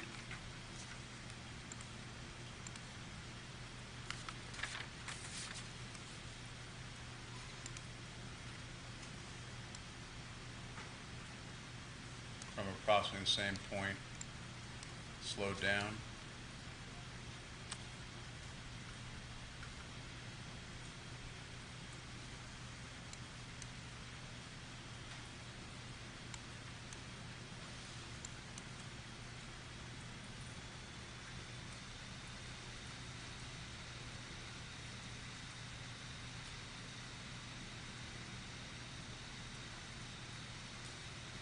Can you go forward until Mr. Rittenhouse gets up, please?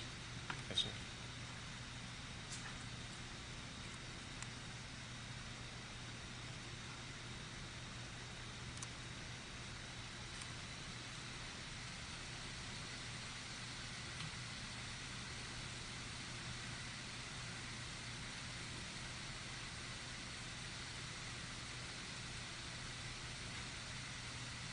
You can stop there.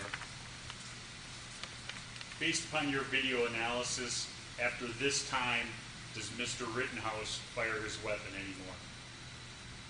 anymore? No. And from here, Mr. Rittenhouse leaves and continues north down Sheridan Road until he gets to a police officer squad, correct? Yes, sir. And from that time, him getting up until he arrives at the police squad car to surrender, how much time is that?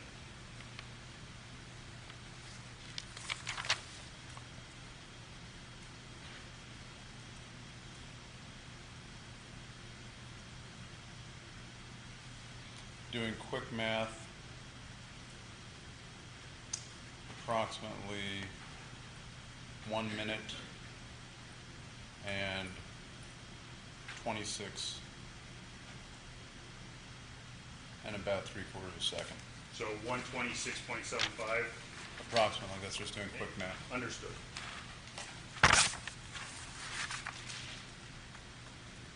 Now, you were in court yesterday to hear the testimony and cross-examination of Kyle Rittenhouse, correct? I was.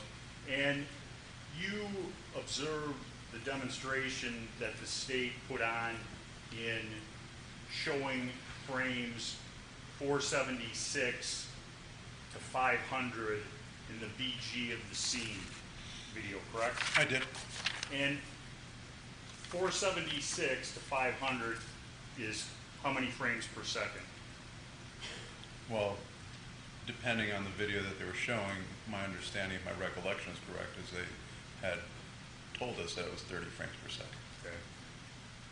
And at 30 frames per second, that would have been less than a half second of actual action that are broken down into stills, correct? Again, the numbers being 476, is that correct? 476 to 500. Right, so that would be 24 frames at 30 frames per second. If it was 30 frames per second, it would be approximately 3/4 of a second. And Doctor, when one looks at video as a depiction of an event, does that necessarily show what the actors in that video were observing? I'm going to object, Your Honor. This is beyond the scope of the court's order. This is the video that, Overruled. The short answer is it's impossible for it to do that. Describing it to you the best way that I can. Imagine, well, you were just doing it. All of you were looking at a video screen, a depiction. It's a known focal length from you, yet you can see from maybe, if I go halfway between the jury, about 12 feet, and that stays constant. And then you look from that distance all the way out to 50 yards. Everything in that frame is at the same exact moment of clarity. But your eyes can't do that. The other thing is you're looking at two actors in this case, maybe 5 or 10 actors that you were looking at, depending on what each one of you chose to look at. So the video can't tell you what each one of you were looking at, and it can't tell you what either actor in there was looking at, attending to, nor perceiving. Putting that in its context, though, video has absolute benefit to an analyst to help us understand what was objectively occurring, and that's the way that we use it, and that's, in my argument, the way it should be used. But it also has potential limitations, and I think you actually heard Senior Examiner Armstrong speak to some of those limitations. Camera movement, movement of people, lighting. So for example, we can brighten it up a little bit or clarify it. You can't do that with your eyes. So the short answer is video has great value, but it is not the experience or the perception of the people involved in the event. It can't be. what is the difference? I mean, video is two-dimensional, Yes, sir? and reality is three-dimensional? At a minimum. Okay. And how does that not translate, if you can opine on that? Absolutely. So for the members of the jury, if you were to just take and pick a point that's maybe about 6 feet in front of you, maybe on Madam Court Reporter's desk, and you were also to pick a point over here and look at it, I want you to have both of those points in perfect clarity at the same time. Now what I want you to do is, I'm holding up my glasses, so I've already told you what it is, but I want everybody to sort of look at the same point you picked on Madam Court Reporter's desk, and then while you're completely focusing on that, tell me when my glasses drop. We can see that in the video. We have the luxury of hindsight. We have the luxury of going back and taking a single frame. Think about this, 30 frames per second. The blink of an eye is approximately a third of a second. In the blink of an eye, 3 frames have gone by.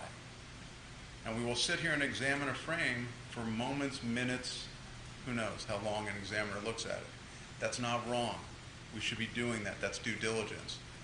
But we also have to remember what was the limitation of the actors involved. What were they looking at? What could they have even have seen? What were they attending to? What was happening to them? This goes back to the area of sense making that you heard the counsel speak to. And then more importantly, when we get done with it, we bring it back up to normal speed and say that's the best it could get, regardless of all the slow motion we do to it, enhancing of video, levels, clarification, light, all those types of things. Lastly, Doctor, the shots in event 1 took less than 1 second, approximately 3/4 of a second. Approximately 3/4 of a second. And the events, event number 2, the 4 shots in event number 2 took a total of 2.93 seconds, correct? That's incorrect. They took a total of 5.468. I apologize. 2.933 was the time between the third and the fourth shot. So the total between the 2 events of shooting is less than 7 seconds. Are you asking if you were to put both those 2 figures together? Yes, Yeah, it's about 6.5 seconds. I have nothing further. Cross-examine? Well, wait a minute. We need a break? No? Okay, let's go.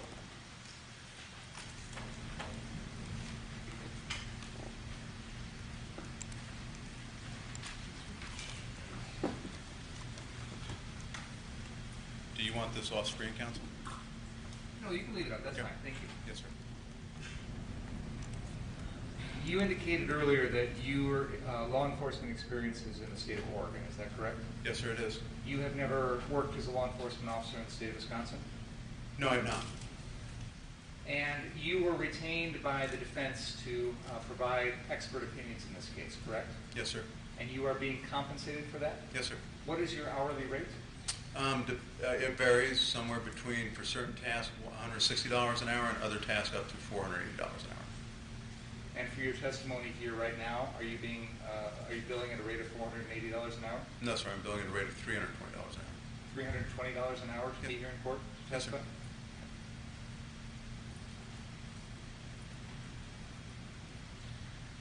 You indicated that when you timed the gap in time between what we are referring to as the Zeminski shot, that's the first gunshot, in the incident between the defendant and Joseph Rosenbaum. You're familiar with what I'm talking about? Yes, sir, I am. The time between that and the defendant's first shot at Joseph Rosenbaum, you timed that at, I believe you said, about 2 3/4 seconds. Is that correct? And I can bring it up exactly if you want. Yeah, could you Is that please? helpful?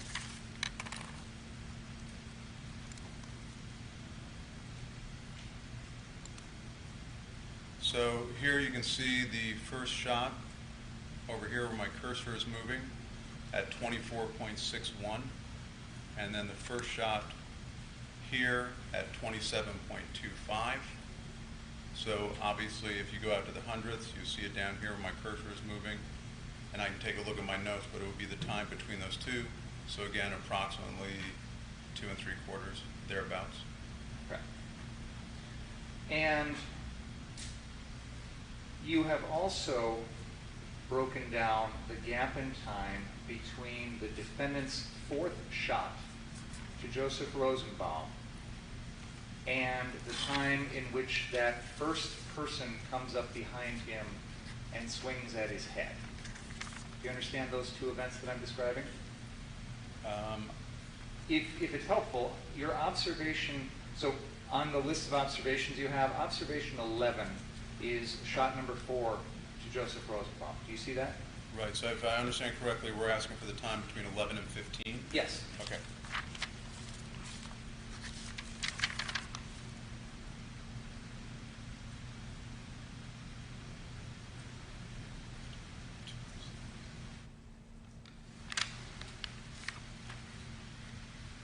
I'm glad you're doing the math for me, by the way. 'Cause I'm not I'm good. about to bring my calculator up in front of the screen for you guys.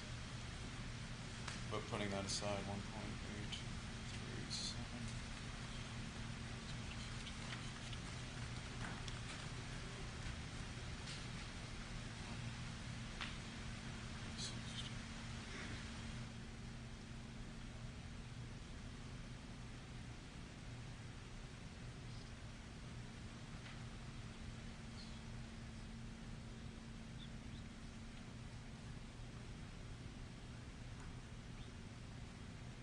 So rough math again, about 1 minute 48 seconds, thereabouts.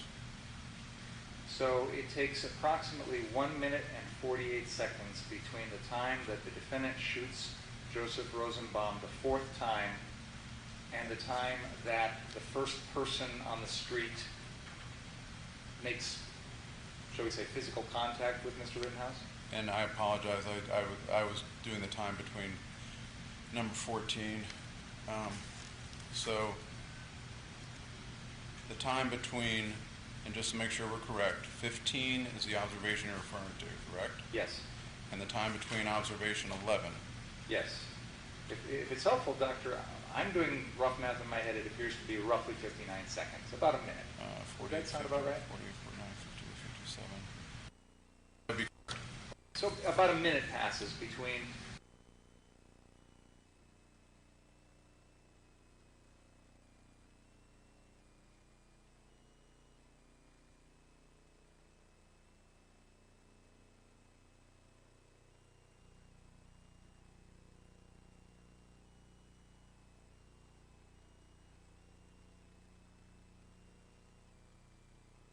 Great.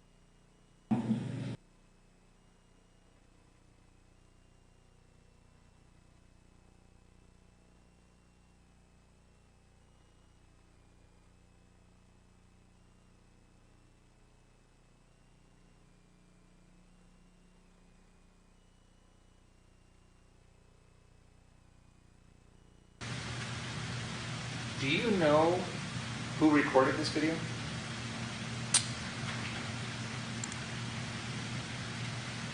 I'd have to go take a look for the initial video that I took it out from.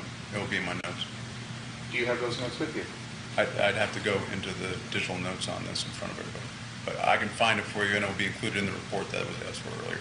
Okay. Let's come back to that.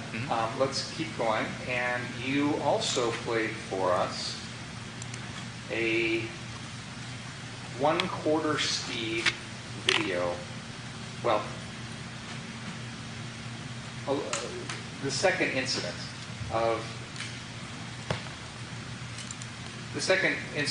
is the one that, for the purposes of describing it, we're talking about the second incident being the one in which the defendant fires 2 shots at an unknown assailant who's trying to kick him in the face, 1 shot into the chest of Anthony Huber, and 1 shot into the arm of Gage Grosskreutz. That's the second event that we're talking about, correct? Correct, and if we're talking about that would be the start of the video that you saw. And this is a video that we've also referred to as the BG on the scene video, is that right? Yeah, BGO on the scene, yes, sir. Okay. And you had the ability to show us this video zoomed in and at 1/4 speed, is that right? Well, it's not zoomed in as you see it here, but yes, I do have that ability. I'm sorry, I didn't hear that. You have the ability with your software to do that as it plays? As it plays, yes, sir. Okay. So, for example, the one that's up on the screen right now, that is the normal speed version? Or is this the slowed down? That would be the slowed, and the light levels have also been enhanced slightly. Okay. And the version that we've got on the screen right now, that's 1/4 speed? That would be 1/4 speed, yes, sir. And is this video that you've got on the screen something where you could play it for us right now, starting at the point we see on the screen, all the way past where the defendant shoots Mr. Grosskreutz at Yep. 1/4 speed? Yes, sir, I can. Can you do that for us, please? Yes, sir.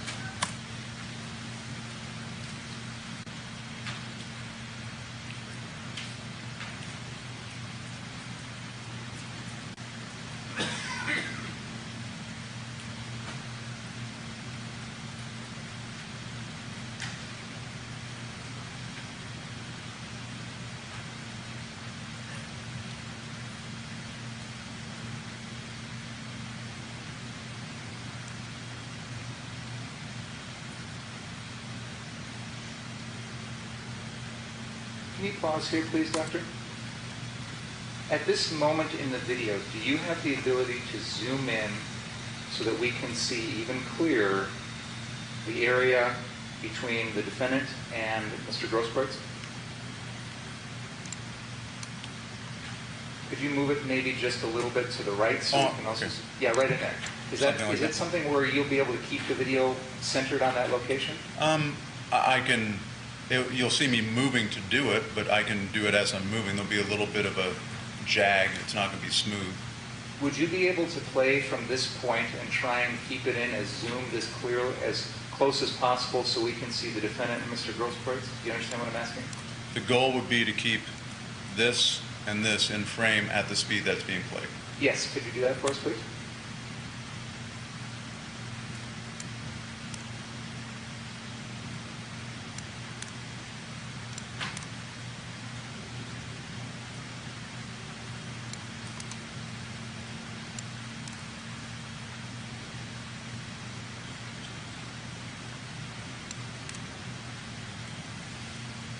Pause right there, please.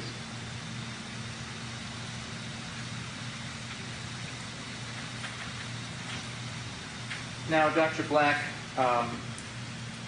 if I can look at your Exhibit 142, you have a number of observation points there. I think there are a total of 31 of them on this list. Do you have that in front of you still? I do. Okay. And observation point number 8 is the first shot that the defendant fires at Joseph Rosenbaum. Is that correct? Yes, sir. And observation number 26 is the final shot that the defendant fires at Mr. Grosskreutz, correct? Also correct. Can you tell us the amount of time that passes between the first shot, observation number 8 to Joseph Rosenbaum, and the final shot to Mr. Grosskreutz, which is observation number 26? I can, and again, and just to make sure that I have the numbers again, we're looking for observation 26, correct, as the stop point. Is that correct, sir? Yes. Okay.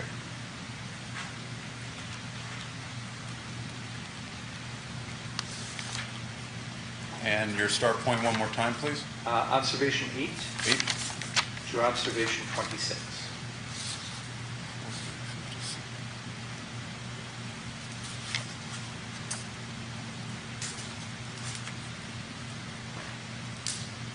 Approximately 1 minute and 20 seconds. In that 1 minute and approximately 1 minute and 20 seconds, the defendant fires all 8 shots that we see. Is that correct? Yes, sir. You indicated also you've measured the time between the two shots that the defendant fires at the person who jumps and tries to kick him in the face. Yes, sir. And you indicated that the gap between that first shot to that individual and the second shot to that individual was 0.602 seconds. Yes, sir. So approximately 0.6 of a second. Yes, sir. Okay.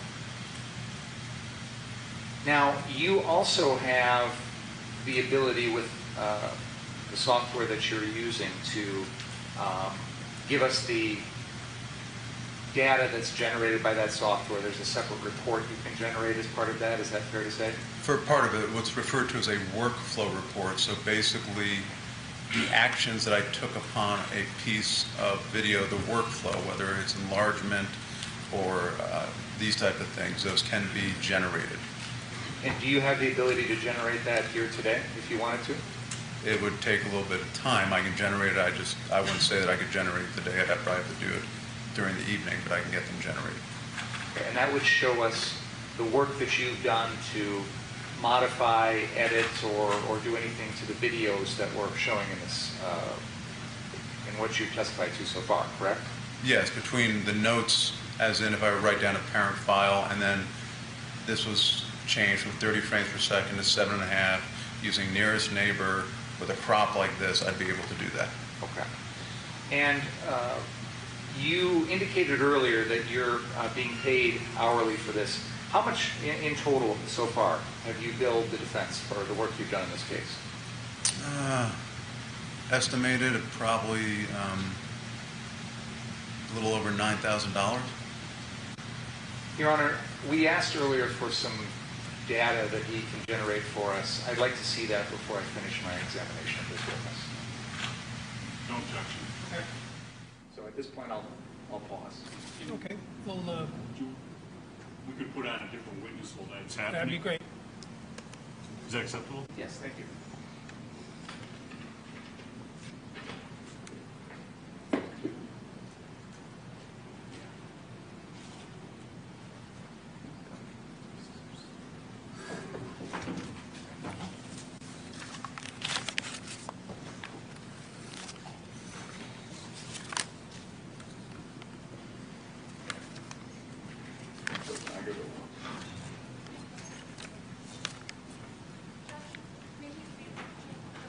May he leave?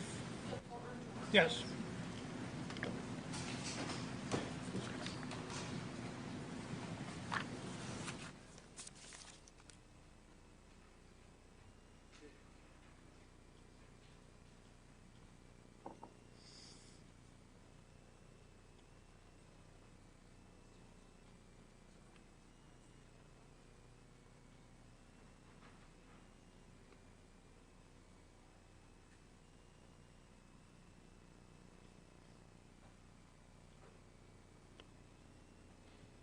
Raise your right hand. Do you solemnly swear the testimony about telling this matter be the truth, the whole truth, nothing but the truth, so help you God? Yes. You may be seated. Go ahead.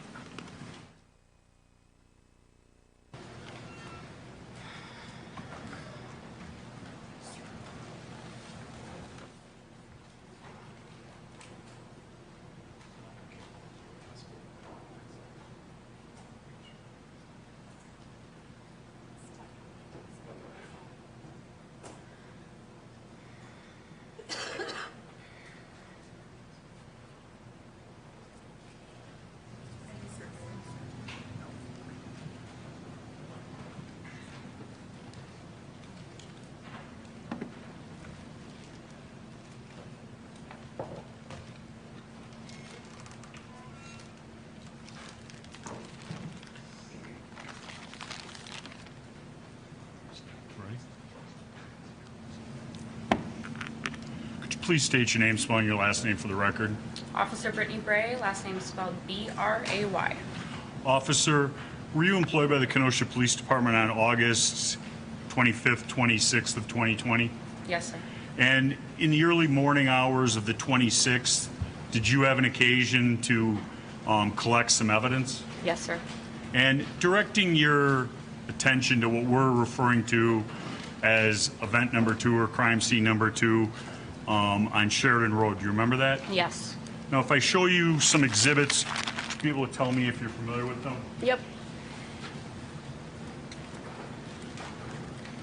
Just take a look at those and see.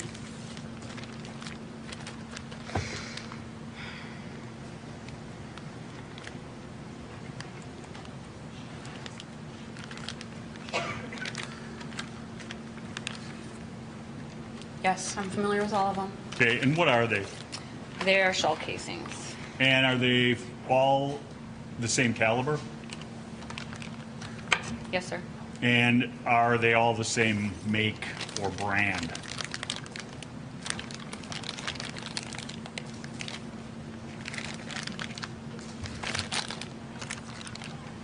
Yes, they are. And those were found in the middle of Sheridan Road? Correct. And did you find or log into evidence any unfired bullets at that location of that caliber and that brand? No. If there had been an unfired bullet matching those empty shell casings, is that something you would have taken as evidence? Yes. Thank you. Move those exhibits into evidence. Objection? No. Proceed. Now the bullets and the gun, please. What's that?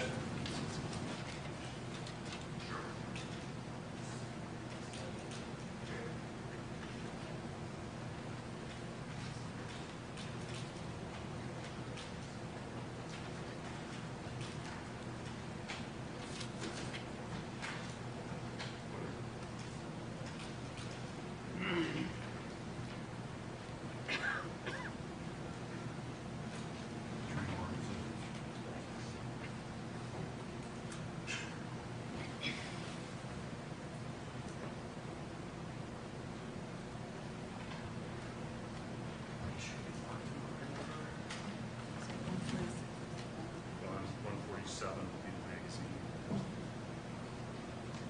148. Fire around.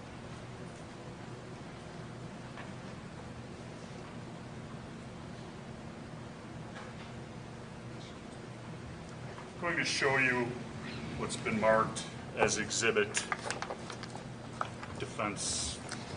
Can you read the number for me? I took out of my glasses. Sure. 983? Defense 146. 146. There you go. Do you recognize that? Yes, I do. What is it? It is a 40 caliber Glock 27 that I collected on scene. I'm sorry, I couldn't hear the Yeah. last part of what you said. Can you say? Sure, sorry. It's a Glock 27 40 caliber handgun I collected at the scene. You collected that on Sheridan Road on the 26th? Correct. And it is still in the same condition and box you put it in? Yes, sir. Showing you what's been marked as Defense Exhibit 147. Could you tell me what that is? It is the magazine that was collected near the gun. Okay, is that magazine loaded? It is, Did you ever determine how many bullets were in that magazine? I believe, 9. Is that on the label? The amount of bullets? Yeah. No. And lastly, Defense Exhibit 148. Could you tell me what that is? This is going to be the unfired 40 caliber round I found near the gun. Okay, so there was an unfired round D148 found in the same area as the shells that were in the magazine and the Glock, correct? Correct. And did you ever look to see if they were the same make and model? I did. Were they? Yes. So, it might sound like an obvious question or a stupid question, but at a crime scene, if you find an unfired bullet, you pick that up. Yes. I have nothing further. Cross-examine?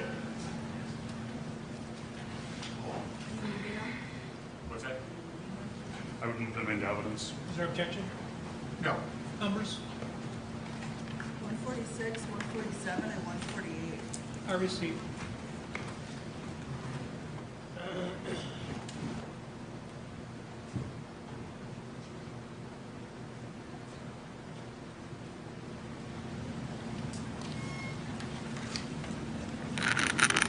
Good morning, Officer Bray. Good morning. Did you collect any other guns or evidence, well, let me put it this way, any other guns than what you've just testified to? No. Are you familiar with AR-15s? Yes. How are you familiar with them? I own them. I've shot them. I've trained with them. Have you ever had an experience where one has jammed on you? Yes. Can you tell us about that? You have to clear it, usually to rack the slide back to eject the jam, whatever the round is that's jammed in there. Send it forward, and another bullet would go into the chamber. When you have to eject whatever's in the chamber, the thing that's being ejected, is that a spent shell casing or is it Could an be unfired? either or. Could be either or. We need to make sure we're not talking at the same time for the Sure. benefit of the court reporter. So, in your experience, have you ever had a situation in which you have pulled the trigger, the round has fired, but the spent shell casing did not automatically eject like it should? Yes. And then that process you've described would be the way of ejecting that spent shell casing? Correct. I have nothing further.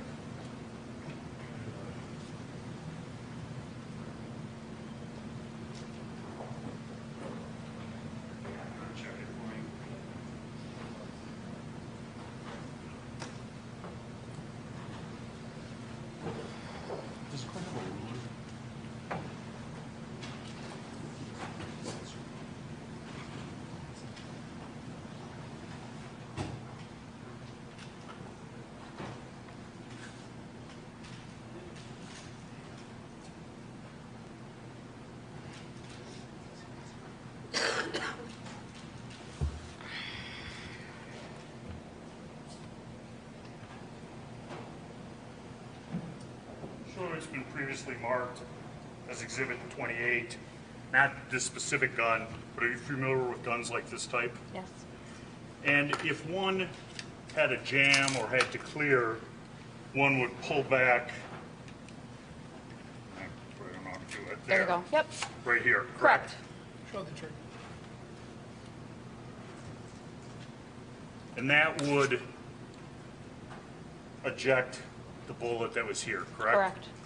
And I've got a standard ruler that I was provided by the court from the back of where the charger sits to the end of it, 4 inches. Is that a fair statement? Yes, sir.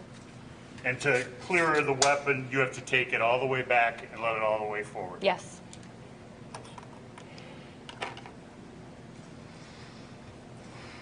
Which is a very obvious movement, correct? Yep. And takes time. Yes. I don't know. Any request?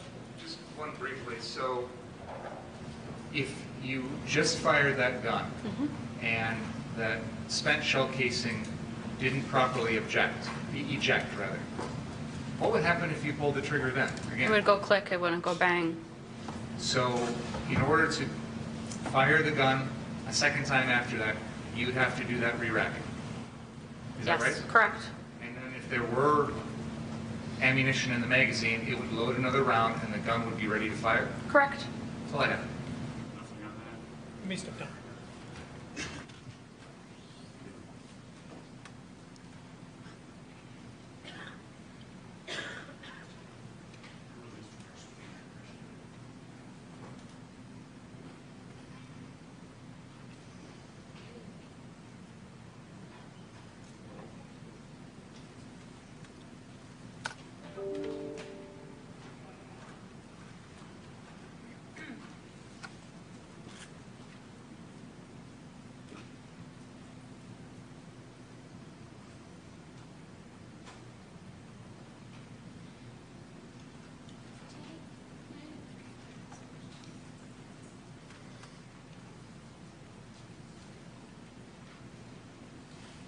Interview with Frank Hernandez.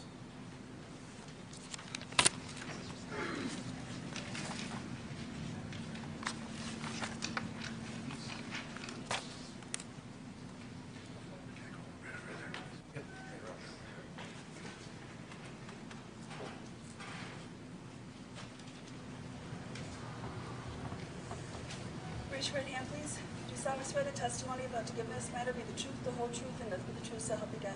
Yes. You may be seated. Sir, will you state your name and spell your last name, please?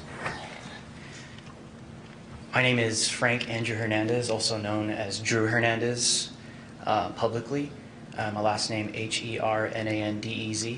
Okay. And Mr. Hernandez, can you tell us a little bit of your background in terms of what you do for work? So I'm a professional commentator on Real America's Voice. I commentate on the news, I commentate on what's in pop culture on a daily basis, and I also do on-the-ground reporting, specifically on protests and the 2020 riots. And as it relates to the your on-the-ground kind of reporting is what I'm interested in. Were you in Kenosha on the evening of August 25th of 2020? Yes. And were you there to cover what was happening with the civil unrest in Kenosha? Yes. And were you able to do that with some type of video equipment? I use my iPhone, and I also use a body cam. And specifically on this night, that's what I was using to document the riots. Now, after the 25th, I don't want to know where you live, but you don't live in Kenosha. Is that No. fair? No. Was there a time after the 25th that someone from law enforcement had reached out to you to try to get a hold of some of the information that you had through video? Yes, I don't remember his name specifically, but a detective did reach out to me. Okay. If I said it was Detective Ben Antaramian or Detective Martin Howard, does that do anything One of for the you? two. He identified himself from Kenosha. And were you able to make connection in some form or fashion with those law enforcement officers? Yes. Okay. Can you just briefly explain kind of how that went down? So they requested all the footage that I had, and they sent me a Dropbox link that was not sufficient. It only had, I don't know, not enough memory because the body cam footage is, over 50 videos. But the reason why I wasn't able to follow up was because I was covering all the riots last year. I was in Portland, Seattle, Washington, D.C., was all over the country, so I just lost track. Okay, so is it fair to say after the civil unrest in Kenosha, your employment then took you to cover other things going on around the United States? Yes. And so, if I have it right, you and law enforcement had kind of not been able to connect for some period of time after that. Yes. Was there a period of time then closer to today, or this trial, that you were able to do that? Yes, I did that through my attorney. And were you able then to provide to both Mr. Rittenhouse's lawyers and the prosecution a full set of the videos that you had mentioned that you had taken? Yes. And so my questions to you initially will be this. Were you kind of working by yourself that evening, or were you working with a team, or what? Yes, last year I was working independently by myself. And is it fair to say that on that night you didn't know who Kyle Rittenhouse was? No. I don't know if you've heard this, but there's been other people mentioned, Mr. Rosenbaum. Were you aware of who that was? No. Were you aware of Mr. Huber or Mr. Grosskreutz? No. Okay, so you had no knowledge of any of these people prior to August 25th? Nope. Fair? Okay. So looking back now, understanding you're familiar with who Mr. Rittenhouse is now, correct? Yes. Have you had an opportunity to look back on your videos to see if you had captured Mr. Rittenhouse on video, had any type of contact with him in any way? I have had no contact with Kyle Rittenhouse, but I have looked at footage to just go over it, yes. And does your footage capture any, excuse me, any contact, maybe not personal contact, but anything that you saw Mr. Rittenhouse doing that evening? Yes. Can you describe that? So Antifa and the rioters were going head to head with the police in front of the courthouse. And as they were doing so, the police then responded. I believe they called an unlawful assembly of some sort because Antifa had their riot shields out. They were throwing rocks at the police officers. They were even trying to get inside of the hood of one of the police vehicles. And this is all documented on footage that I submitted as well. But to answer your question, the building, and they immediately attempted to agitate them, to try and start some conflict with them, saying, "You ain't the police, you ain't the police." The rioters initiated that conflict. Objection, Honor, move to strike. He's speculating as to the intent of people.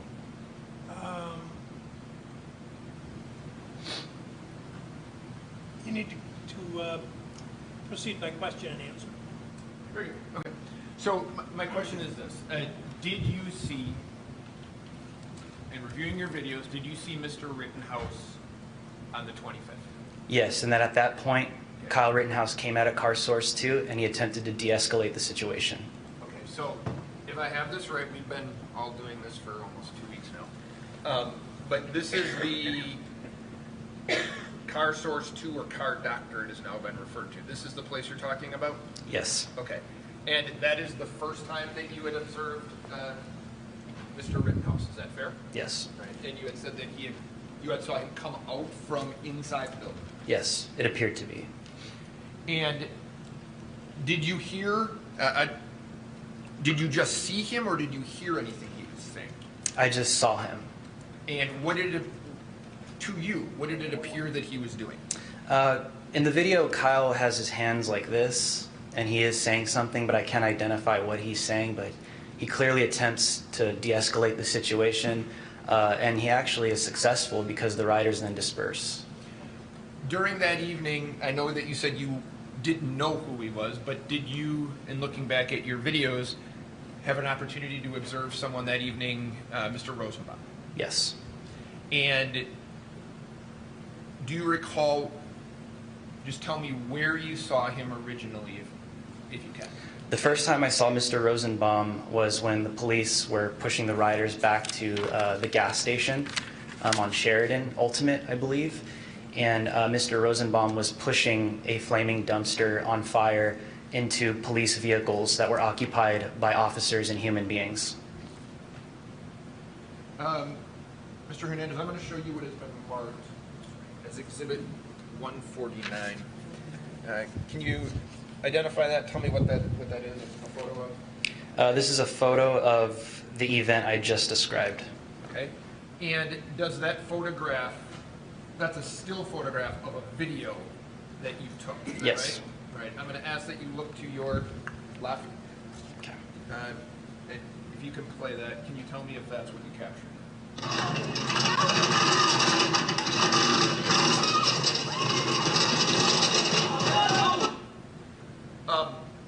Is that the video that you're talking about with Mr. Rosenbaum? Yes. Okay. Now, can you just back it up a second? That's good. There's a person who's putting out that dumpster fire, right? Yes. Okay. Do you recall, or can you tell whether or not that person, at least visibly, was armed? No, not at the time. You couldn't tell if that person was armed? No. Did you see, I'll ask it to you this way, that's probably a bad question. Did you see a weapon on that person? No. And can you just play the video then?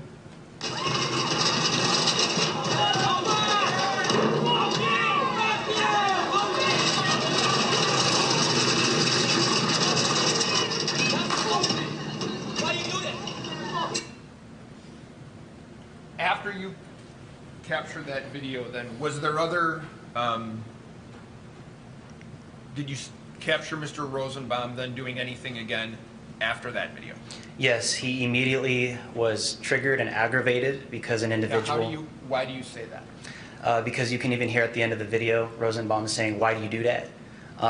And right after this event is when they identified the individual with the fire extinguisher with the individuals with the rifles in the gas station, and their attention went from the police immediately to the individuals at the gas station.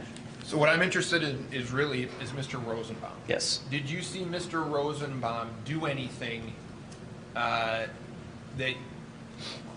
kind of drew your attention after what we saw in the video? Absolutely. He led the charge into the gas station. He was getting physically aggressive. He appeared to be attempting to start a physical altercation with people in the gas station. to the point where he was telling one of the individuals with a rifle, "Shoot me, N-word, shoot me, N-word," clearly attempting to start a physical altercation. So I'm going to show you what has been marked as I think it's 150. Can you tell the jury what that is? This is right after the dumpster was put out, and Joseph Rosenbaum and other rioters around him begin to turn their attention onto the individuals with rifles at the Ultimate gas station.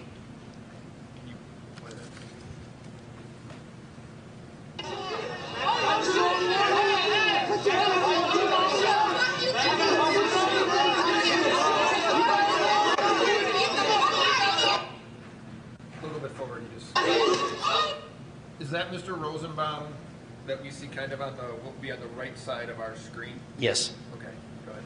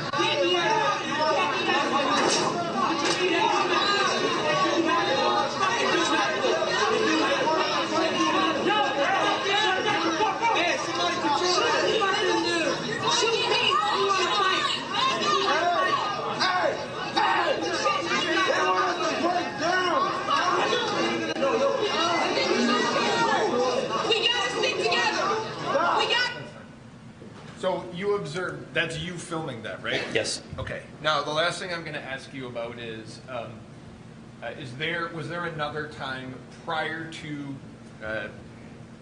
the shooting of Mr. Rosenbaum that you observed Mr. Rosenbaum and Mr. Rittenhouse in the same location? Yes. And if you know, about how long before the shooting did you see that? So after this scene at the gas station, there was another fire at a mechanic shop a block away. Went to go document that for about 20 minutes. And when I came back is when I saw Rosenbaum in the middle of the street lighting a trash can on fire with now his identity concealed with a t-shirt over his face. So I'm going to show you what has been marked as Exhibit 151. Can you tell me what that is? This is when I returned to Sheridan after documenting the fire at the mechanic shop about a block away. And this is the beginning of when I see what I just described. Okay. And I might have you stop it. So.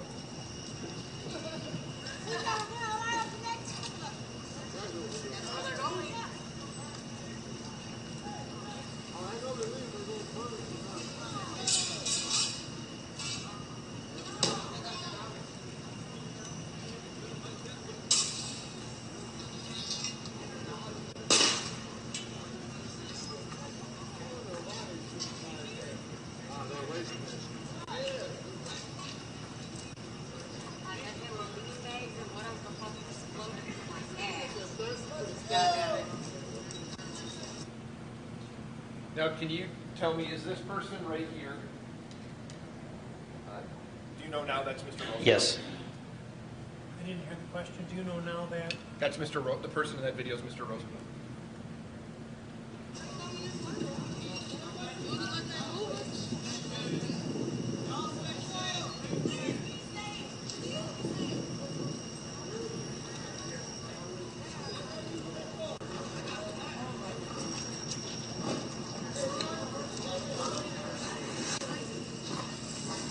Now, was that did you see Mr. Rosenbaum with that mask on that you had talked, the shirt wrapped around his head? Yes. Okay. And he appears to be walking, southbound on Sheridan? Yes, towards Car Source 3. Okay. Can you roll it again?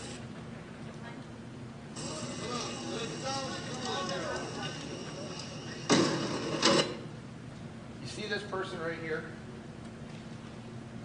Yes. Does that person appear to be holding something in their hand?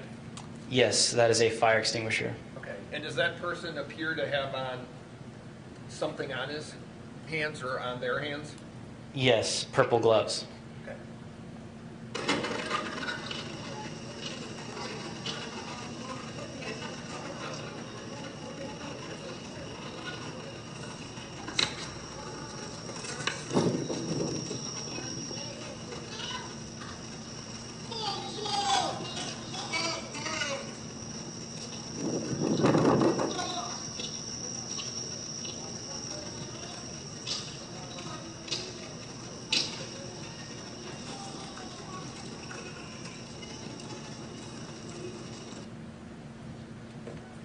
Is this the person right here? It's blurry right now. But is that the person that you saw carrying the fire extinguisher Yes. with the purple gloves? Okay. Now, go ahead.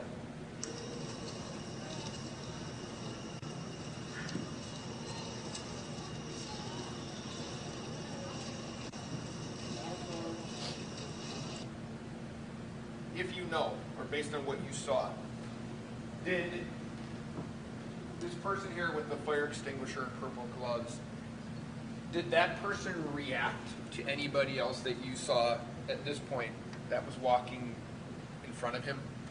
No. Okay. Did you see him at this point? Was he, in your opinion, did he say anything? Yes, if you play the video further, I believe you could hear Kyle saying or requesting if anybody needs medical. And the reason why it may not be shown on this is because it's body cam, but I could see this with my own vision as I'm walking down the street. Okay, go ahead.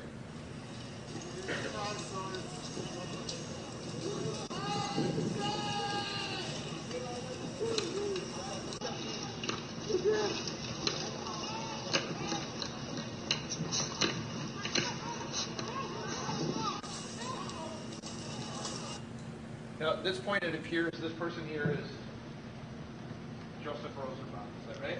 Yeah, if you back it up a couple seconds, you'll see him even more clearly, and that is Joseph Rosenbaum, yes. Now, when he was walking down the street, headed south on Sheridan, he was ahead of Mr. Rittenhouse. Is that right? Yes, he was. Okay. Now, in this photograph, or still, but video, he appears to be behind him? Yes. Okay.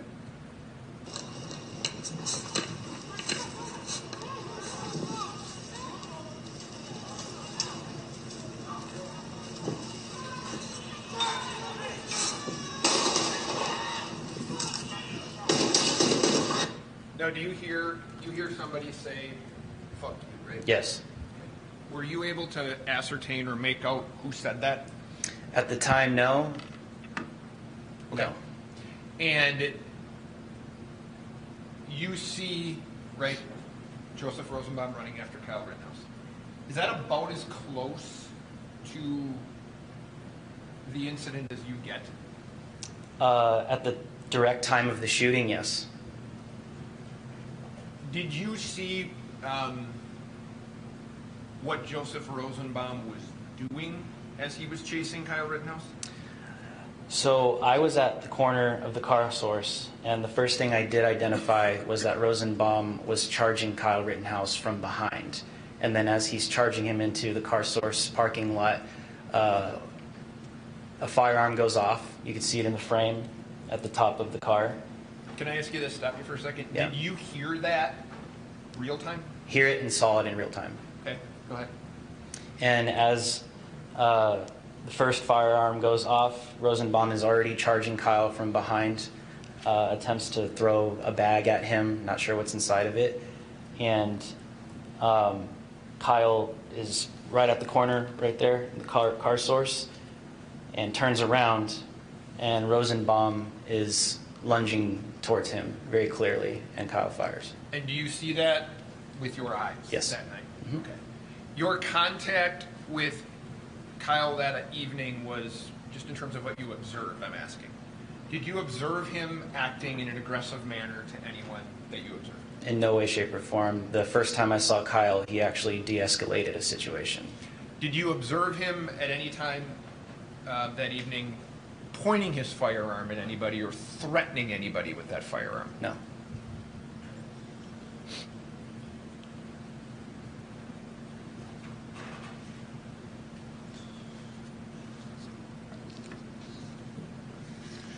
Your Honor, I would move, I think it's 149 to 151, and I don't have any other questions for Mr. Hernandez. Objection? No. Cross-examine. Your Honor, do it after your break. It's noon. I'm told the food is coming around 12:15, so why don't you go ahead now, please?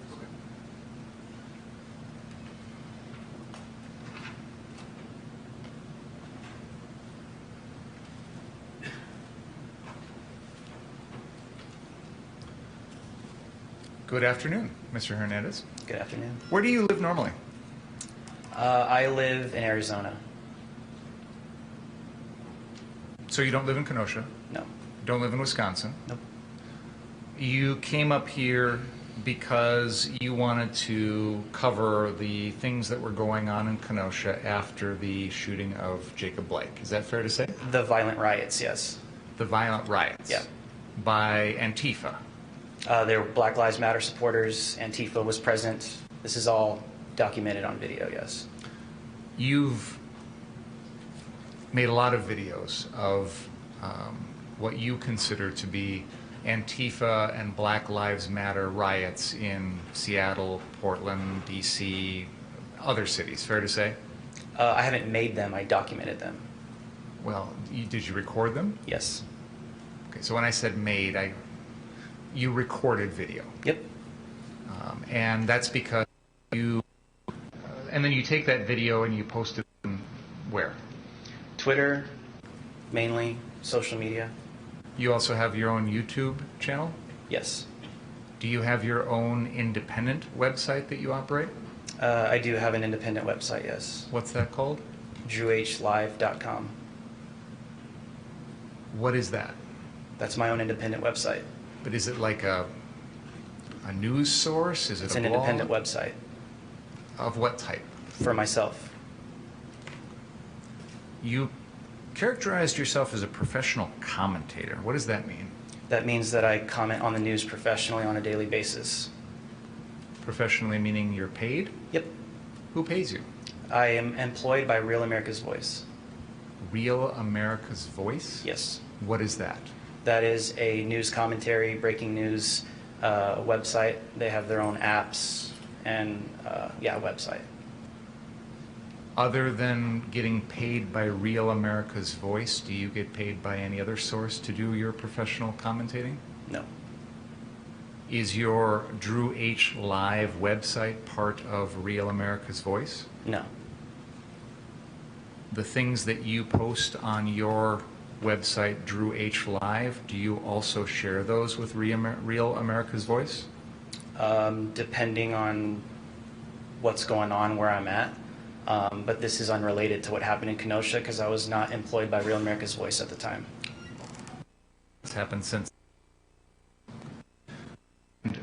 Does Real America's Voice have any sort of political bias or agenda or anything like that? What is developed? It goes to the bias of the witness, Your Honor. The bias in what respect? I assume that people, as I commented at the beginning, this is not a political trial, and I don't know how you would isolate a person's particular politics and determine that that person is going to evaluate the evidence one way or another. Okay, I'll move on. Your videos that you have captured of these incidents that you call riots, they're very slanted against the people who are rioting. You characterize them as Antifa, Black Lives Matter rioters, correct? Because they are rioting in the footage, yes, absolutely. And so you came here to Kenosha because you felt that's what was going on here. I felt like it could have possibly been a riot on the first night. So when I showed up, it turned out to be a very violent riot.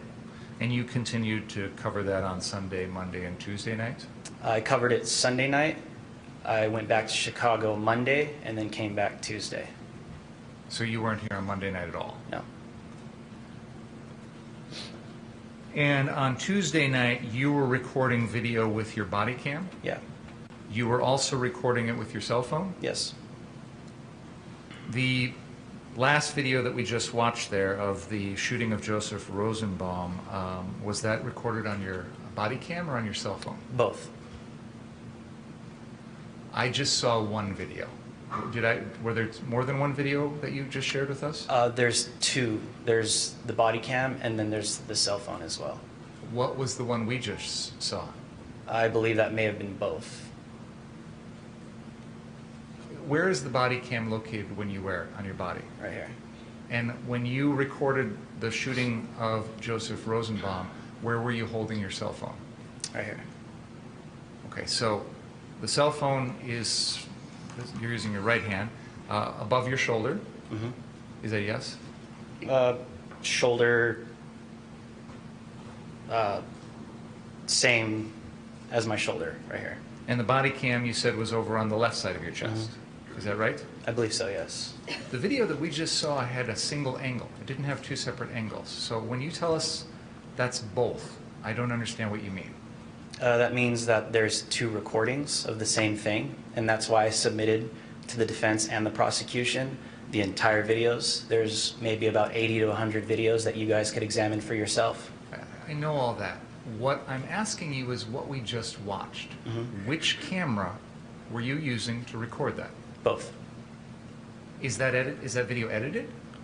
No, I have not edited it, but it has been put together at the right time, the timing. Who did that? I did that. So you combined two video sources into one?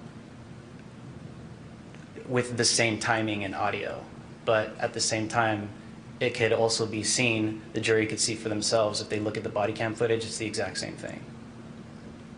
That's what I'm trying to get at. Don't wag your head in response to the witness's answer. What you said, if the jury looks at the body cam footage, is that separate from the cell phone footage? Yeah, there's obviously two devices recording. And you're telling us that the video that we just watched, can we have Exhibit 151 played again, please?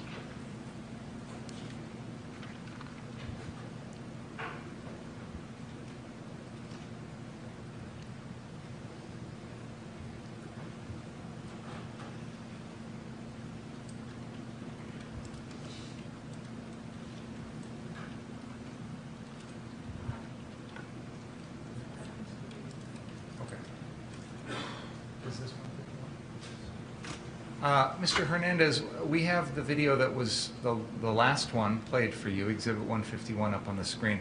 Can we play that forward, please? Now, as we're watching this video, Mr. Hernandez, you're telling us that what we're seeing has been recorded by two separate devices at the same time? This is a body cam. Okay. Is there a point in this video where it switches to your cell phone? Yes. Can you please point that out to us? You'd have to fast forward all the way to when I get to car source 3. Can we skip, let's skip to the 2.5 minute mark, I guess? I don't know.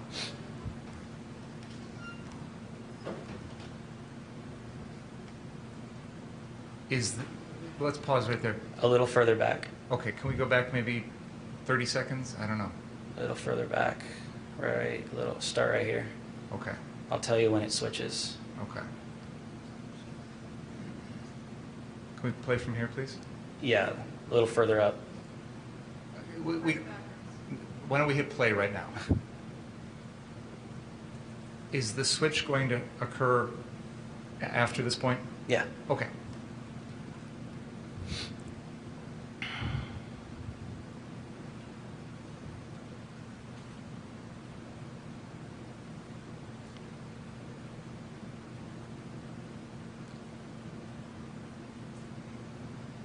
Right there. Our little, hold on, here it goes. Right there. Okay. Thank you.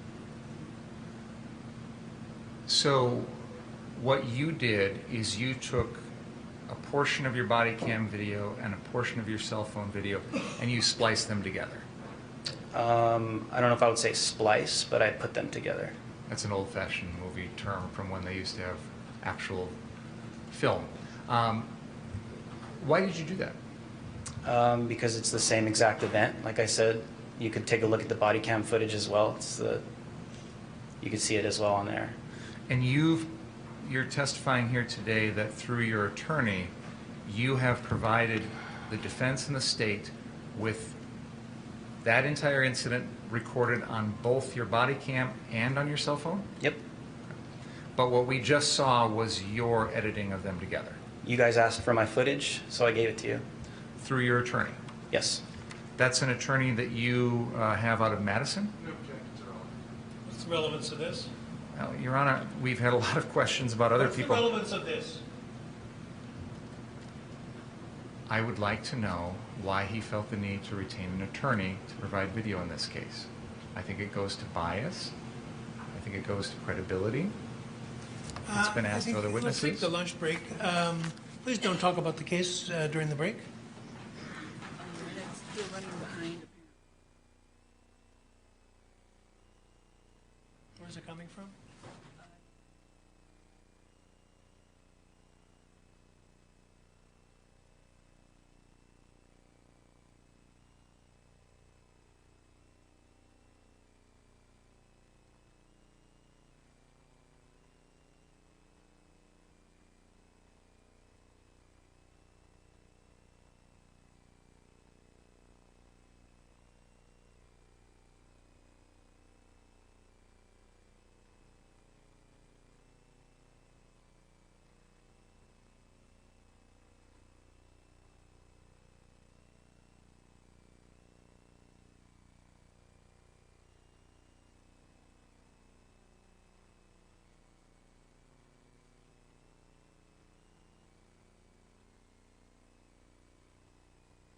Mr. Binger?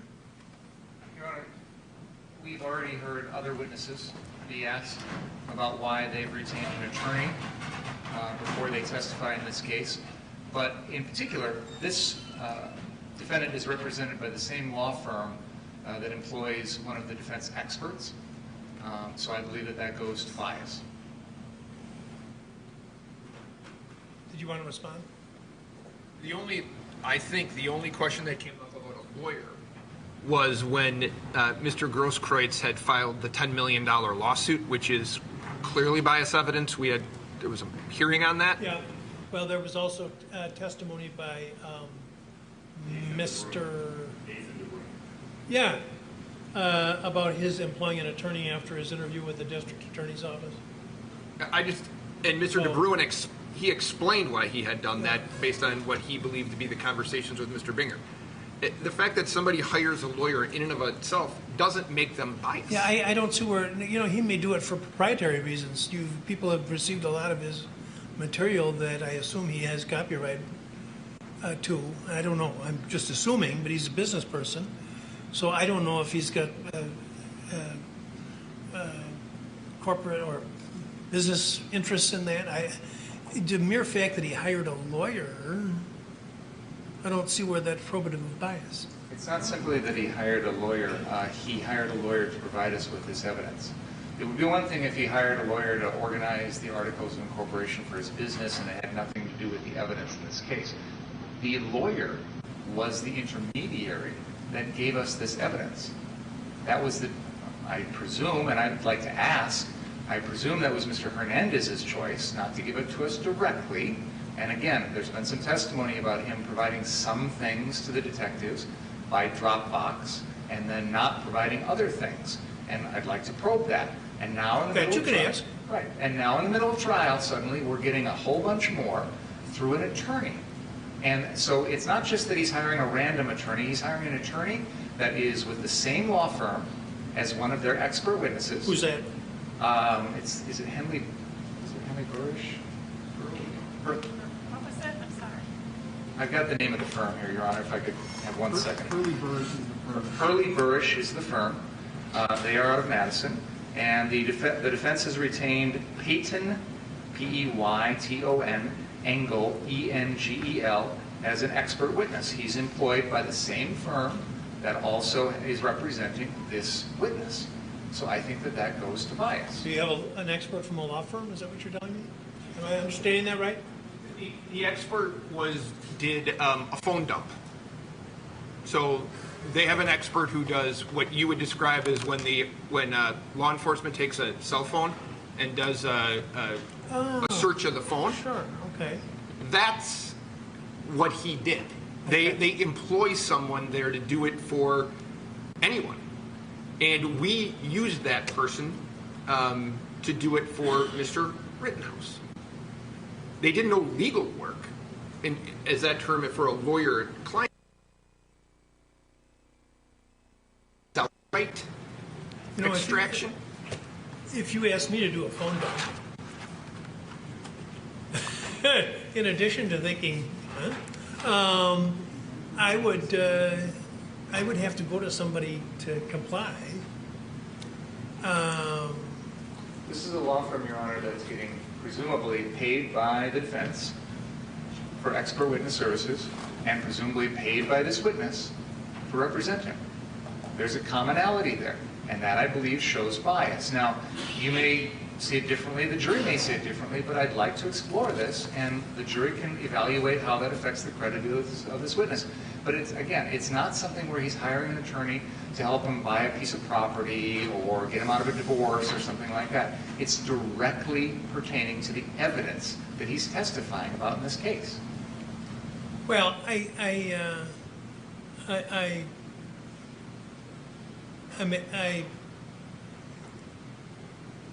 probably will allow this. I want to think about it for the next half hour.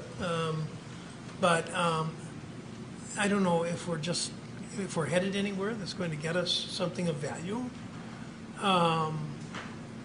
You're introducing on the subject of bias, which of course is bias evidence is admissible because it calls into credibility the witnesses. It calls into question the witness's credibility. He's generally just presented videos. There has been some testimonial statement, but I'll permit it, I think, somewhat, but you're talking about his employing a law firm, and for reasons we've already discussed, there's going to be a limit. In fact, I think I shut down somebody I was told not to inquire further on representation. Discussion with an attorney, I think it was Mr. Sharafisi asked about something, and I wouldn't let him do it. So it's going to be a closely watched door. All right, anything else? What time do you want to spend? Let's hope for 1 o'clock. I don't know. Hope the Asian food isn't coming. Isn't on one of those boats in Long Beach Harbor. But let's aim for 1 o'clock.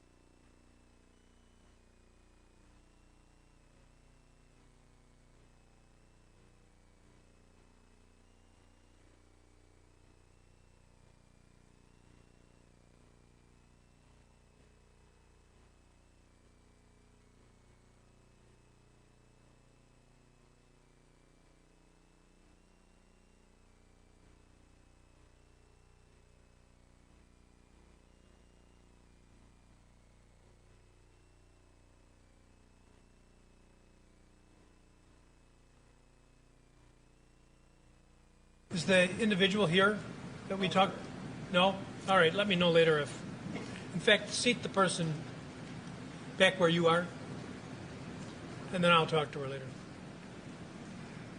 All right. Ready to go? Yes. Ready to go, defense? Yes. Okay.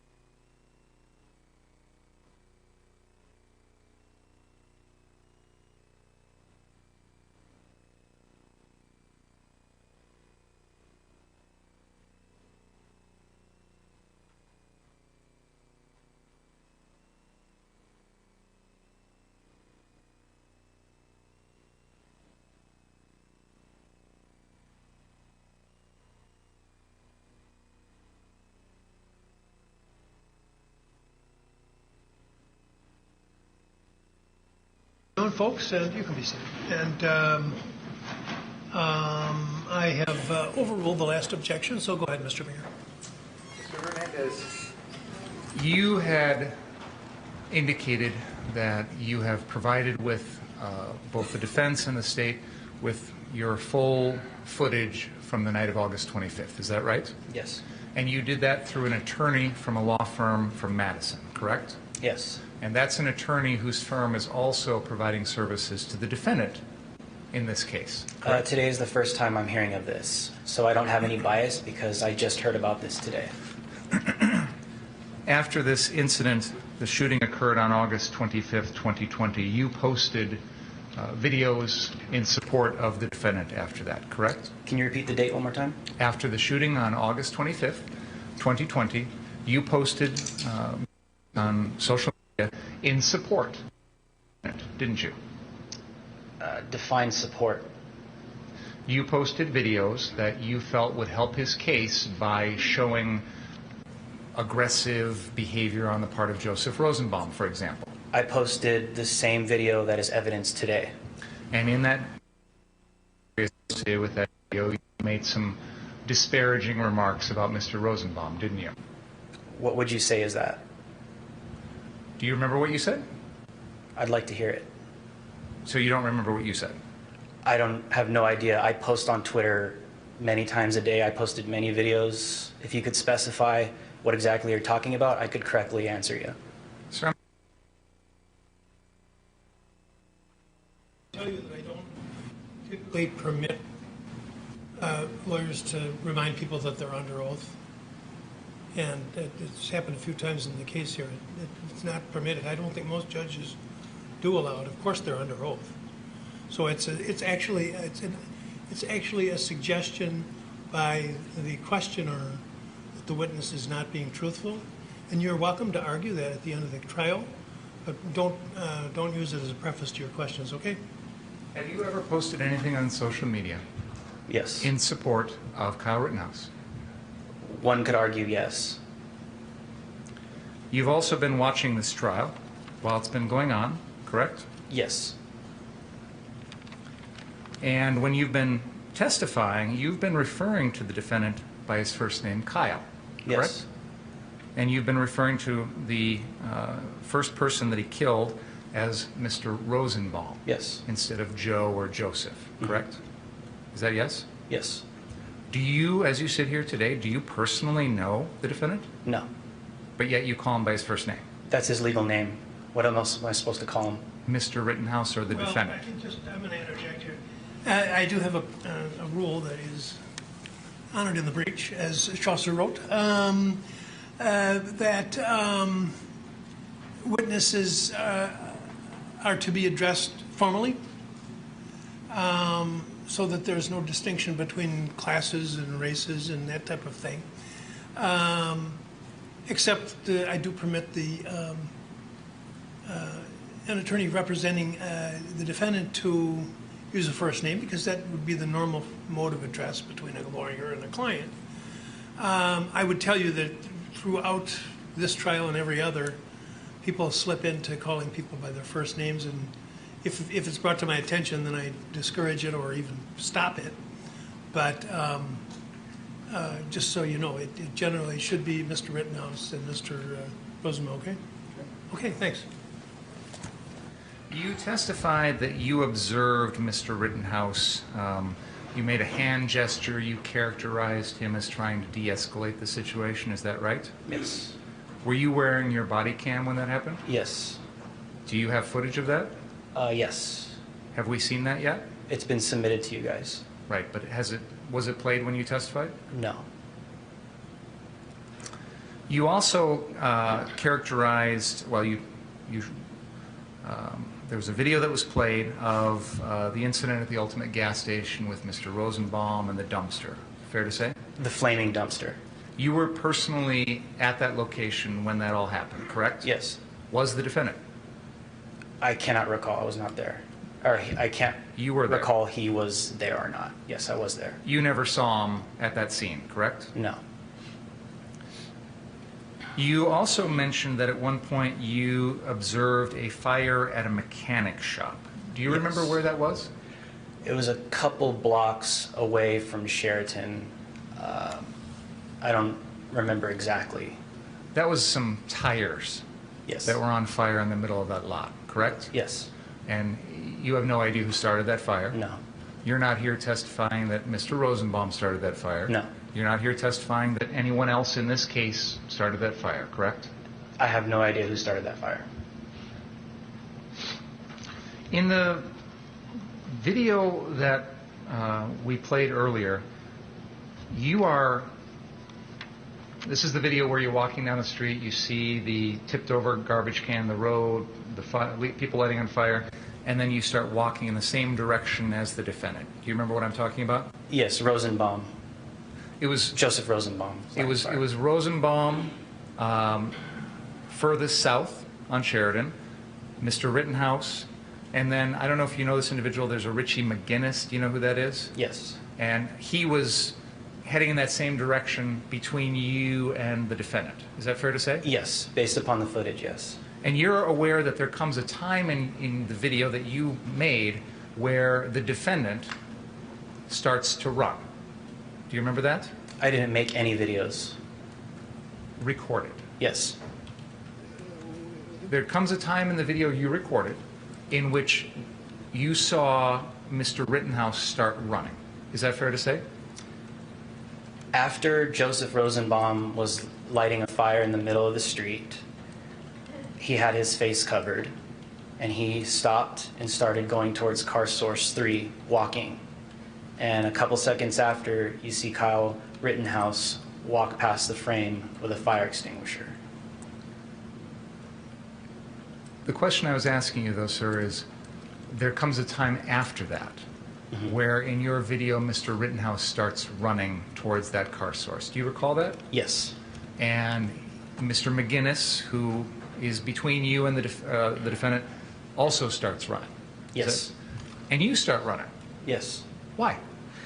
Because the rioters were saying en route to car source, en route to car source, and someone yelled out either burn in hell or burn inside or burn it down. It's hard to make out.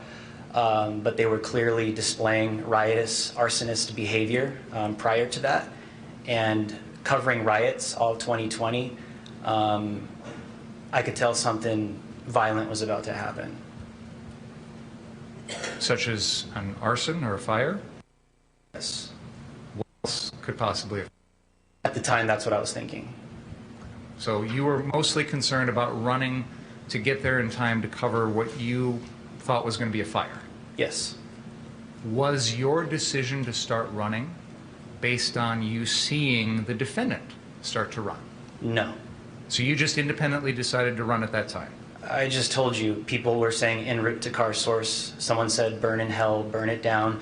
And the prior nights, the rioters were burning down buildings in Kenosha. The people that you quote as saying those things, they're walking down the middle of the road, weren't they? Some were walking, yes. The people that say those things don't start running at the same time you do they? I couldn't tell who said it. Did you, these people you're characterizing as arsonists, rioters, whatever language you're using, were any of them running towards the 63rd car source? Some were way ahead of me, in front of me, so I wouldn't be able to tell. So you didn't know whether those people way ahead of you were running or not? No, it'd be too far to tell. So I know you said you started running. What other people around you were running at that very moment? If you know. Richie was in front of me, so I think Richie McGinnis was the one that started running, and then while we started hearing all of the noise and people saying burn it down, that's when I started to go run towards the car source. So one of the factors in your decision to start running was the fact that you saw Mr. McGinnis start to run? Yes, one of the factors. And you are, you post on Twitter, correct? Yes. And you have a Twitter name that is @DrewH Live. Yes. Is that right? And Drew H Live is your show that you have, or your website, correct? Yes, on YouTube. Okay. And you tweeted about this incident on the night of August 25th, didn't you? Yes. Shortly after everything happened. Yes. And you were talking about an armed citizen who opened fire on a rioter, Yes. right? And you characterized the rioters as planning to burn down the car dealership, correct? Yes. And it seems like you're suggesting then that the defendant, he's the armed citizen that you're referring to, right? Yes. That he is, in your opinion, took necessary action to stop these rioters. That's what your tweet is basically suggesting, right? At the time, it appeared that he was attempting to protect the local business from violent rioters that had already displayed that behavior 2 nights prior. So this is an example, and this is, by the way, this is at 11:35 p.m. on August 25th, 2020. I know you said you're from Arizona. Is it possible that this was Arizona time, so 2 hours behind us? Because the shootings hadn't happened here until about 11:50 p.m. So I'm wondering if that's why there might be a time difference. Do you know? No, I posted that. Are you referring to the video of the shooting of Mr. Rosenbaum? That's part of it, yes. Okay, yeah, I posted that specific video maybe about 20 minutes after it happened, the original video. And by that time, you had made a conclusion in your own mind that what the defendant did was the right thing. Fair to say? I would have to take a look at the specific tweets to remember what I was saying and why I was saying it. This is the tweet from 11:35 p.m. on August 25th, 2020, which in Kenosha would have been before the shooting actually occurred. And you say, it appears an armed citizen was defending the car dealership and opened fire on the rioter who was attempting to vandalize or burn the dealership down. Before the shooting took place, car dealership, end quote. Do you remember that tweet? Yes. And that was shortly after this all happened. Yes.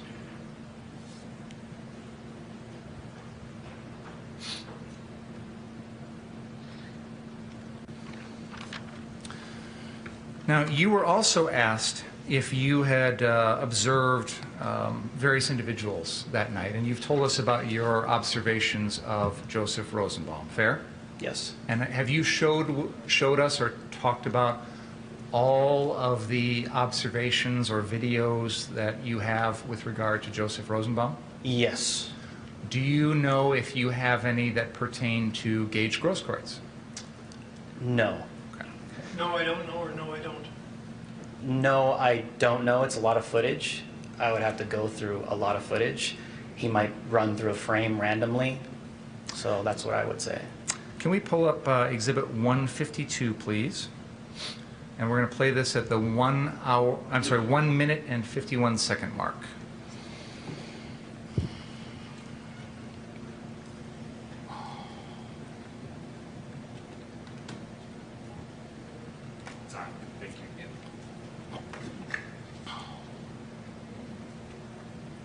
All right. Mr. Hernandez, are you able to see that okay? Yes. All right, can we play that, please?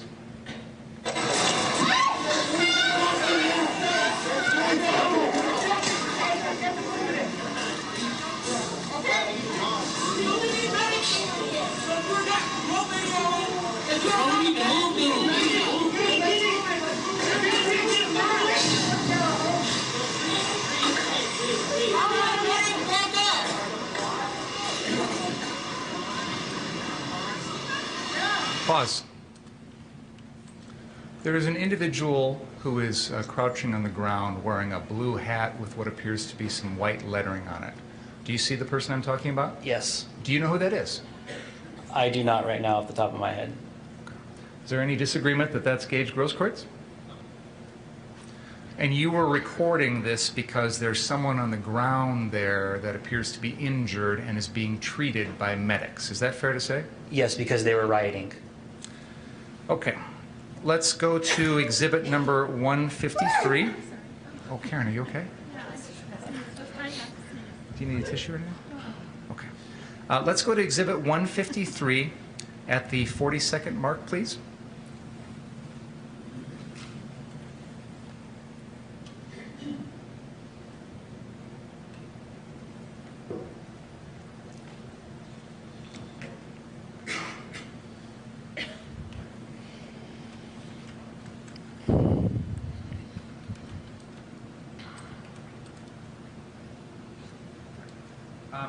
Can we back it up 10 seconds, please? Go ahead.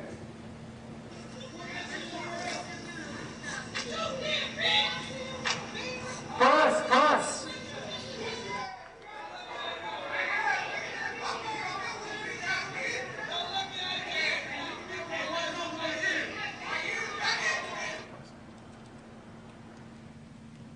Mr. Hernandez, is this video that you recorded on your body cam? Yes. And did you see something that was being shown in your direction? Yes, a laser. Where was that coming from? I have no idea. You recorded this video maybe a lot or two away, a house property away from the 59th Street car source, didn't you? Yes. And that's a laser coming from someone who was up on the roof of that car source, right? Yes. And you're holding up your press badge because you're worried that someone who's pointing that laser at you is also, at the same time, pointing a gun at you, correct? Yes. And that made you fearful for your safety, didn't it? The context of this is the rioters had already attempted to get into, spark some kind of confrontation. That's what I testified to earlier. So then they went behind this building and started throwing rocks at the people on top of the building. Please listen to the question. Okay. My question was very simple. When that person on the roof is shining that laser pointer at you and you think that they're pointing a gun at you, that made you fear for your safety, didn't it? He didn't answer that. Question? What did you say? Asked and answered. He said yes. Do you recall the question? Yes, because I didn't want to be misidentified as a rioter. And you were fearful for your safety at that moment, weren't you? I'm always fearful in the midst of riots. Sir, at that moment, when that person on the roof is pointing a laser pointer at you and you think there's a gun pointed at you, you were fearful for your safety, weren't you? Because I didn't want to get misidentified as a rioter. Are you able to answer that question with a yes or a no? I will say in fairness, I think the witness has answered it now. Fair enough. I have no further questions. A couple. Mr. Hernandez, do you believe that posting videos of what you saw was done to help Kyle? No, because at the moment I posted all these videos on social media, I had no idea who Kyle Rittenhouse was or Joseph Rosenbaum the night of the riot. And the purpose of posting the videos was what? To report. I'm a journalist. I'm a reporter. Mr. Bringer had showed you a picture of or a video of the green laser thing. Mm-hmm. Any idea who did that? I have no idea. Nothing else. Any questions?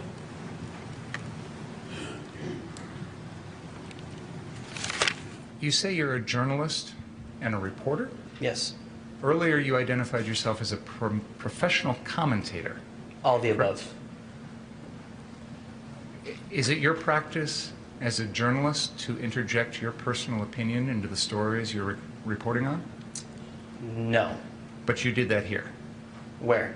On August 25th, a few minutes after these shootings, you posted on Twitter your opinion as to whether the defendant in your mind was right or wrong in doing what he did, correct? No, I said apparently at the beginning of that statement. What effect does that have? It means apparently.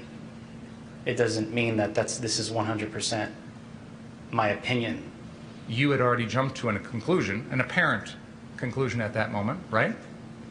That's what apparently means. But that's not what journalists do, right? I don't know where we're headed here. I'll be done. Thank you. Okay, you may step down, sir. Thank you.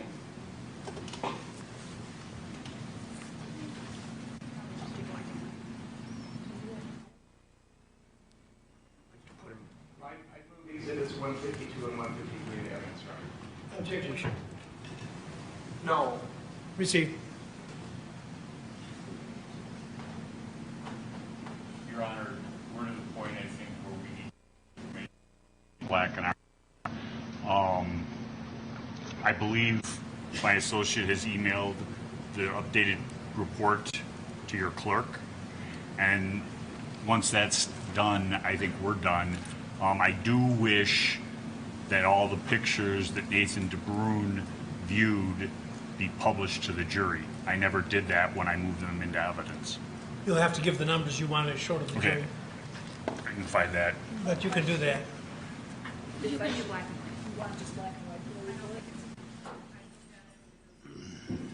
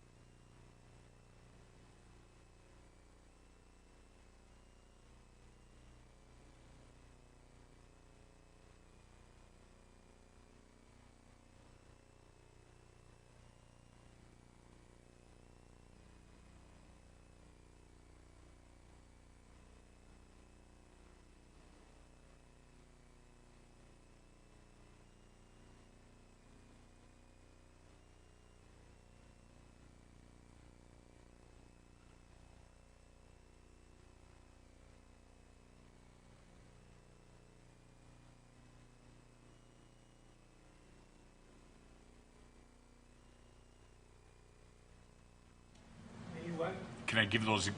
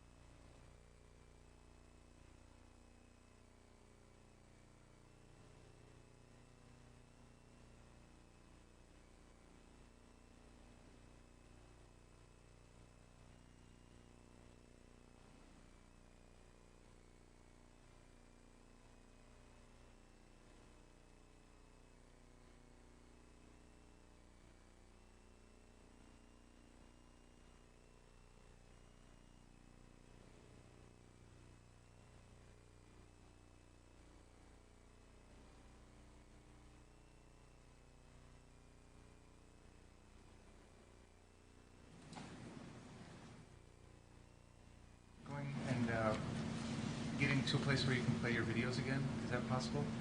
It is, but I'll just have to get set up. It'll take me a couple minutes. Okay, thank you. Yep.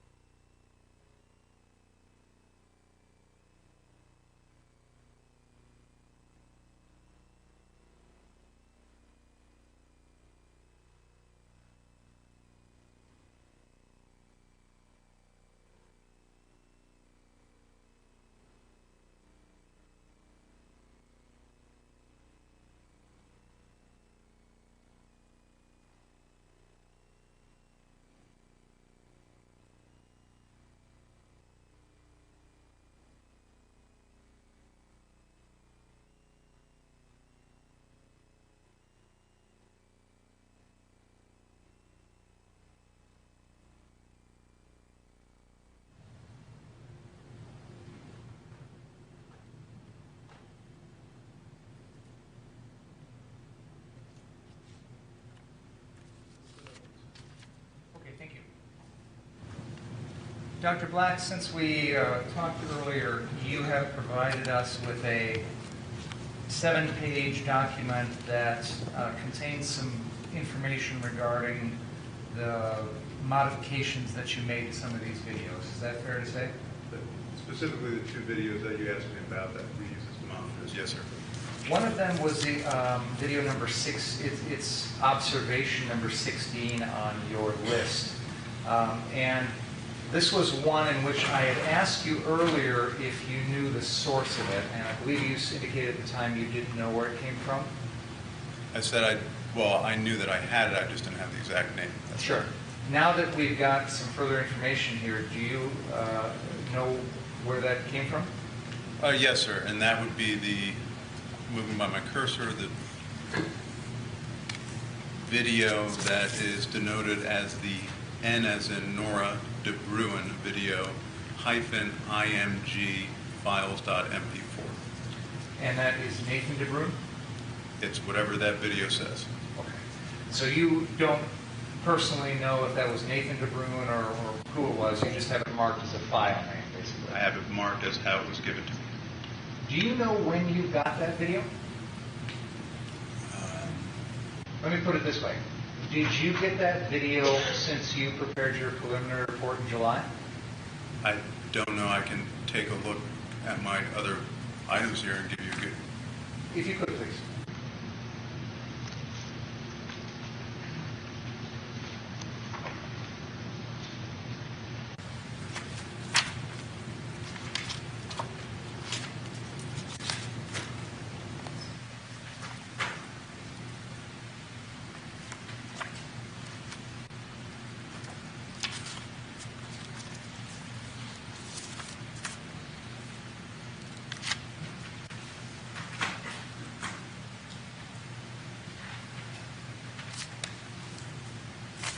The video itself would have been with the original discovery, which would have been the evidentiary items reviewed in my preliminary reports. The interview statements of Nathan de Bruin that would have coincided with it would have been in the secondary discovery, which would be in my supplemental report. And with regard to this video, in the report you gave us since we last talked, it indicates here that you trimmed the video and it indicates you enhanced the levels. So you say you adjusted the contrast to 14.4 and the brightness to 175.1. Am I reading this correctly? You are reading it correctly. However, if you take a look slightly forward in the report, these are matched estimated values post-production. In other words, I didn't capture it at the exact moment. I was working on this and during the last time we talked, and I matched the levels consequently. What do you mean you matched levels to what? To the appearance of the video. In other words, what you're doing is you're adjusting contrast on one side of it, and if you want, I can show that to you. No, you can Okay, just describe it. that's fine. And you're adjusting brightness on the other. There are two slider items, so to speak. Sure. One slider goes up from 0 to whatever, the other goes down. I think we've done this a lot on our own personal cell phones. What I'm wondering is, how did you arrive at those settings for contrast and brightness? What were you comparing them to, or where did you get that from? The actual video. So you had a raw video from the source, which had a certain contrast and brightness level? The video that was given to me yes sir, I had a raw video with. And then when you did work on that video, you adjusted the contrast and the brightness on your work to try and match the original? No. Okay. Misunderstanding. No, and I'm probably misspeaking. The process on this is I have a video, I cut out the piece I'm going to work on so I don't have it takes a lot of energy or computing power to work on it. It has that amount of frames, and then I process that piece. So that piece of video I run through, in this case, with some very just simple processes, which is I level adjust, which is just simply adjusting the brightness and the contrast to see if I can get more clarity out of it. And then from there, I like what the clarity looks like because I can see a preview of it. Okay, it looks like I can see a little bit more, do whatever. I then put it into a no audio track, as we already discussed earlier, an MP4 file, and I say, it'd be nice if this was a little bit slower so I can make more sense out of it, and I simply adjust the frame rate. If it was 60 and I want it a little bit slower, maybe I'll start at a 10, maybe I'll go down to 6 until I can discern stuff. So that's what I'm describing. Big file original, raw. What was given to me is raw. Extract, same exact speed, no alterations, no nothing. Then the extract, levels enhanced, slowed frame reduction. So what I'm getting at is when you have that extract and you're enhancing the levels, you personally are adjusting the brightness and contrast in that extract. That is absolutely correct. And you're doing that because you're hoping that by making those adjustments, it'll make things in the video easier to see. That's fair. And with regard to the rest of the document you gave us since the last time you testified, you also indicate that you did a similar process with the BG on the scene or BG on the go video, which shows the second set of shootings. Is that fair to say? That's fair to say. And again, with that, you adjusted the contrast and the brightness yourself. Yes, sir. And you did that because you were trying to make it so that things in that video were easier to see. Also correct. Okay. You played for us earlier that video on your computer, broadcast onto our TVs. Do you remember that? Yes, I do. And when you played it for us, you had it slowed down to a certain speed. Is that right? Yes, sir. I thought I heard you say earlier, and maybe I was wrong, I thought you said a quarter speed? That's what I thought it was. It's actually, and let's make sure we're talking about the right video. Which video are you? The Brandon on the scene video. I think this is on the second or maybe third to last page of your most recent document. Right, so that would be, if you take a look on the original starting out at approximately 60 frames per second, that would be, I guess, page 4. And then it goes from 60, reduced down to 7.5. So the math would be a little bit around 8, down to 1/8. So the version that you played for us this morning, it was at 1/8 speed? Approximately, yes. And is that a new video file? that you've created using your software? When it actually changes the frame rate, it produces a different file from that. That's Yes. what I'm asking. Yes. So you have a file on your computer that is the BG on the scene video at 1/8 speed. Is that fair to say? It's fair to say it's the BG on the scene video extract, the shortened version at 1/8 speed, or approximately 1/8 speed. And that's what you played for us earlier? Yes, sir. So if we wanted to, for example, we could take that file, mark it as an exhibit, and introduce it into evidence in this case. Yes, sir. I would like to do that, Your Honor, with the defense permission. I have no problem. I would ask that all the videos that you referred to be marked on a hard drive and put into evidence. I assume that's not something you can do instantaneously. That'll take a little time for us to put them on a hard drive or something along those lines. If you give me a hard drive, I can do it whatever instantaneously. We can work on that after. I don't have any other questions. Thank you. When you were working with these videos, did you change anything other than the color and contrast? We've already talked about frame rate, poor question, long day. Right. You changed the frame rate Correct. on some of them. You changed the color and contrast on some of them, correct? Well, I didn't change the color, I changed the brightness. Color. I'll ask it this way. Were any of the frames color added or subtracted? No, sir. Okay. When color is added by either the operator or the program, that's called interpolation. It's a term, but yes. And those are done through various different ways. Is that a fair statement? That's fair. Okay. One of them is bicubic. That is a type of interpolation, yes. Okay. Can you name the types of interpolation? I can name some of them, that, especially the ones that this software allows me to be aware of or qualified in. Go ahead. The three of them would be, for example, nearest neighbor, bilinear, or bicubic are three specific types of interpolation or algorithms used in that. Now, something that should be known about this is these are done primarily when enlargements are being done. Okay. Now, nearest neighbor, it was the first one. The second one you said? Bilinear. Bilinear. And the third? Bicubic.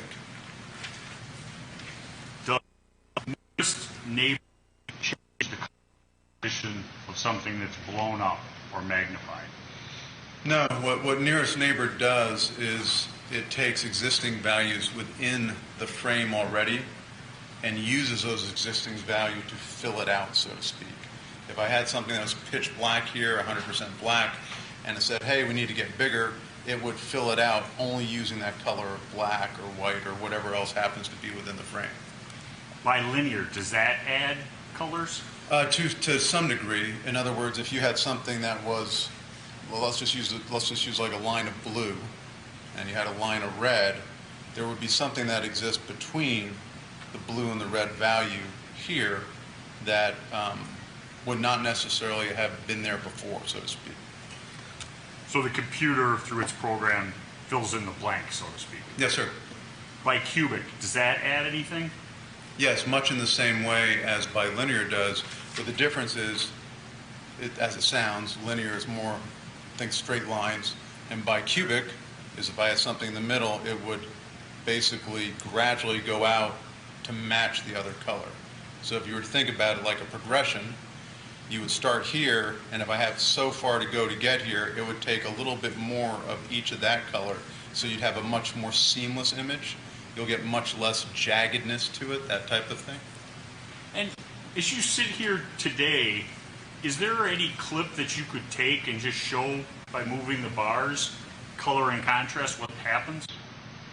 Not color, brightness and contrast, I believe. Yeah, I can actually. Could you demonstrate that for the jury? Take one of the standard clips.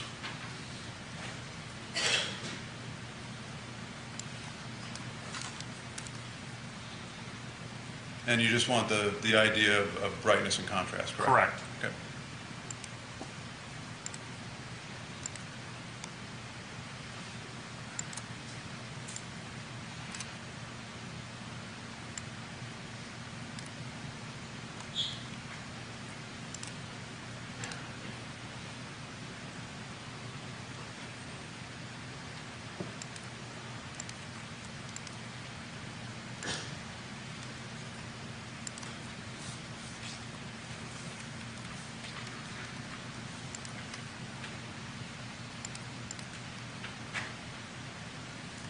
And I'm not going to change any frame rates, just show it as is? Correct. Okay.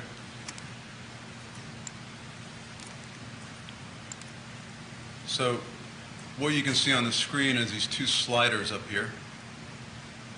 And I'm going to go down to a place that's got a little bit of something in it. And all I'm going to do is I'm going to slide this in that direction, and you'll notice it lightens up. If I were to keep sliding in that direction, it lightens up some more. If I wanted to get a little bit more contrast to it,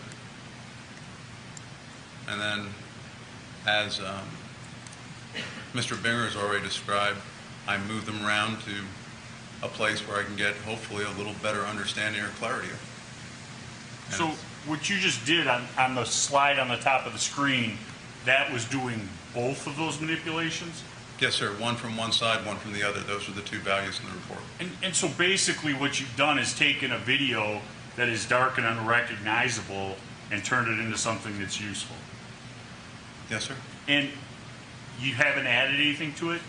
No, I haven't added anything to it, nor has the computer added anything to it. There's no interpolation being done with this other than the lightening and the algorithm for the lightening and the contrast, but there's no additional pixels being added. I'm not affecting the pixel count. And you did that on some of the videos that we've shown this jury previously? The two videos that have been demonstrated to this jury that I worked on, that I did clips from, this is all that I did. There was other videos worked on that I did do enlargement and these type of things. They were done by nearest neighbor lossless. As far as I know, they have not been presented to this jury. Understood. Thank you, Doctor. Yes, sir. You may sit down. Thank you, sir. There's some housekeeping matters.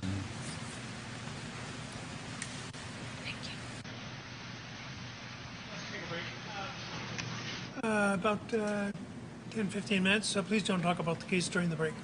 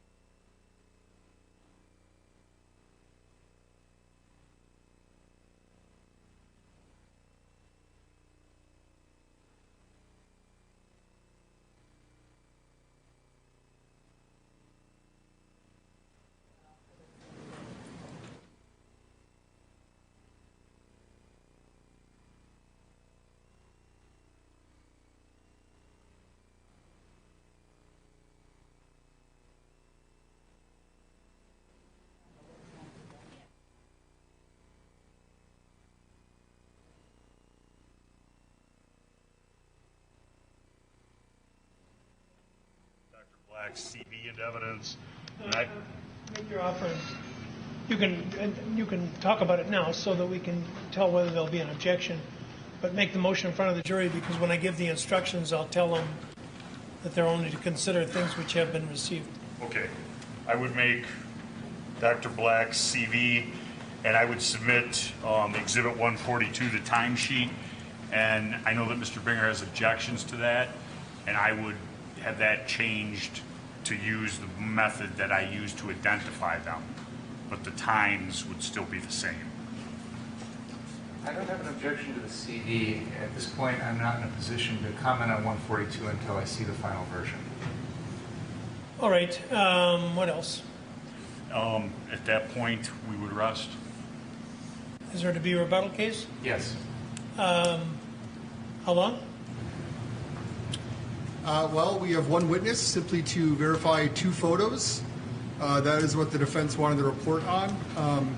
The length really depends on how long the defense wants to cross. I have like 3 minutes of questions. I didn't hear the last thing you said. I probably have about 3 to 5 minutes of questions for him. Based on the information I know now. Okay. Well, let's have them have their break, then we'll come in and take care of that. You ready with your witness? He's here. The defense had asked for these reports. I don't know how long they want to review them. He brought reports for almost everything he did. I think they're mostly interested in just the two most recent things. If there's going to be a fight over this, I'd prefer to have that fight before he testifies. So I guess I just don't know how long the defense wishes to review these documents they requested this morning. Well, why don't you give them, or if you have not already, give them the material now. They can look at it, and is there going to be a need for a lengthy delay? I don't think so. Okay.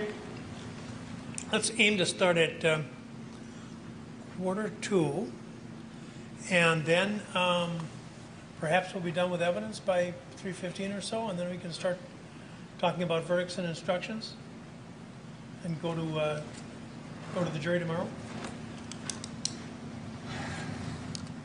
Well, can we discuss that in more detail after the break, Your Honor? The timing?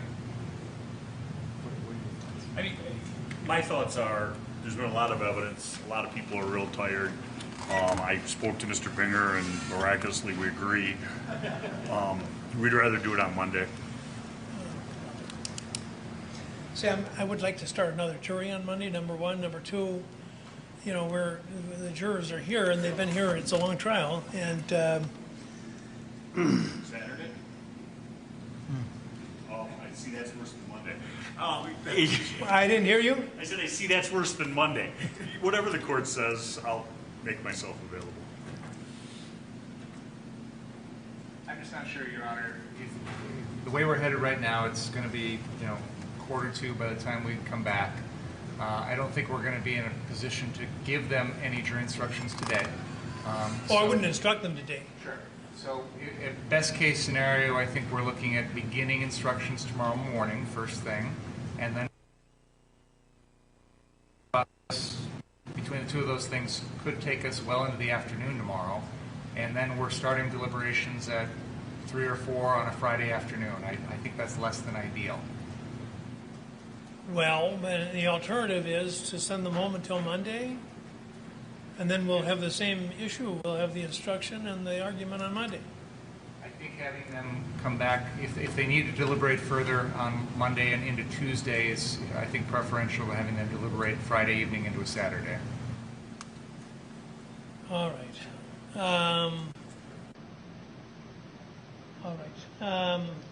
Tentatively, I'll say yes now until I go back and have buyer's remorse. But let's finish up, and then I will want to talk about instructions somewhat today and verdicts. Okay. Thank you. 1:45.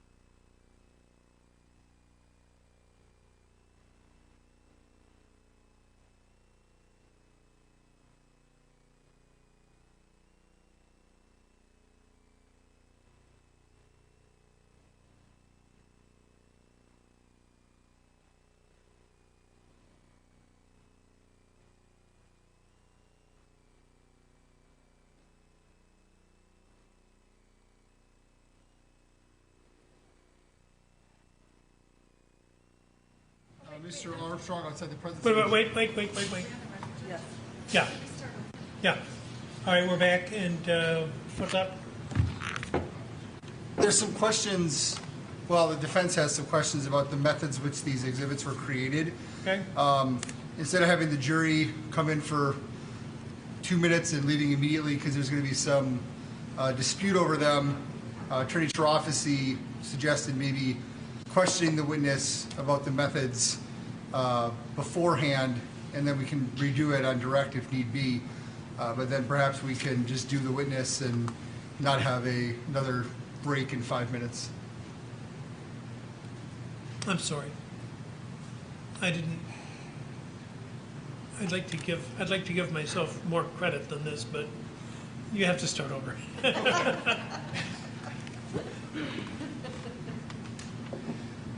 So just as with the last witness, there's questions about the use of this video software. Right. The defense, I think, has some questions that may lead to them objecting to the evidence coming in. Okay. So I guess we're to hear the witness ahead of time, just to see if there's any issues, so that if there is an issue that arises, it won't be 5 minutes after the jury comes in. Because I expect this to be a very brief witness. Makes perfect sense to me. Excellent.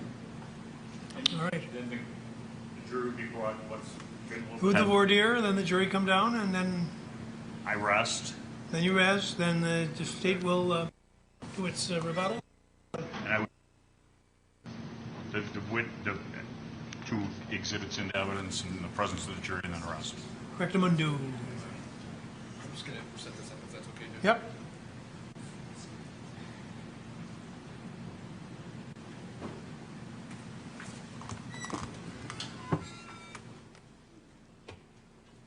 Only that the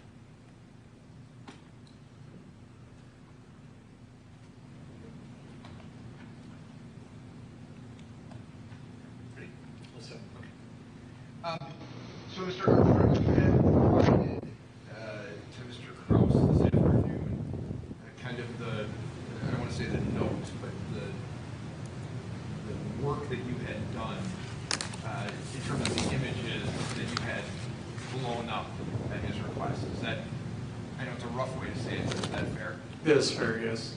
Okay, and I don't know if you have the report with you, but if you do, could you just turn to page 7 to make sure I'm on the right passage?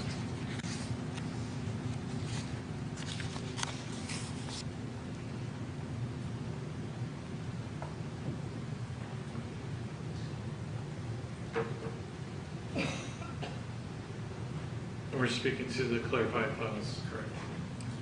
Yeah, the ones that you had done in reference to the latest, I think, 8 photos that were asked to be enlarged.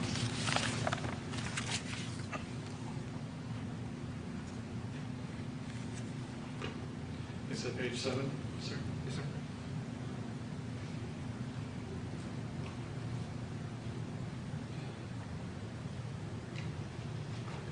Okay, Okay. gotcha. So, on the top of that page, it says chain. Is that fair?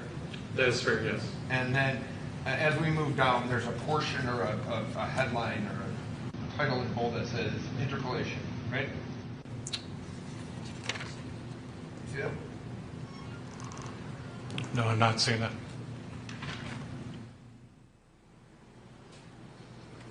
Let me see what you got. That's what I have. Page 6. Oops. Page 7.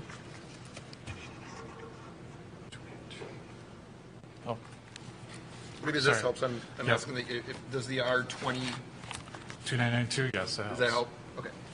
One moment, please.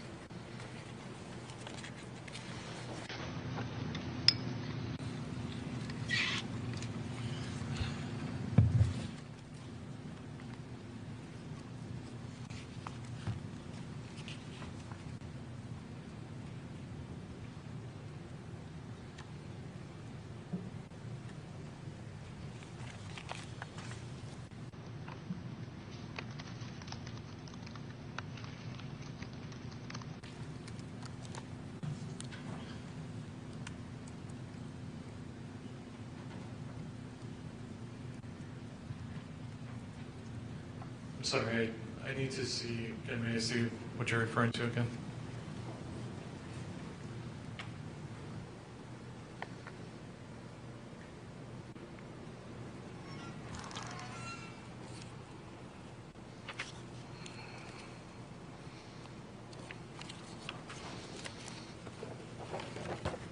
You want me to keep this here? Yes, that'd be great. Thank you.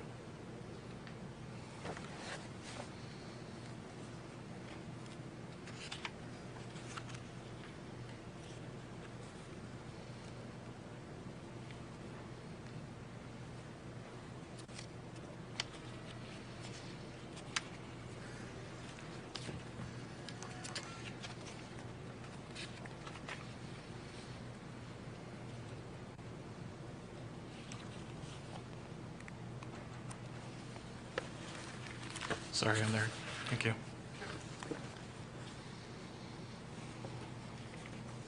So it says in bold, interpolation, right? Yes, And then next to that it says bicubic. that's correct. Okay, and what does that mean?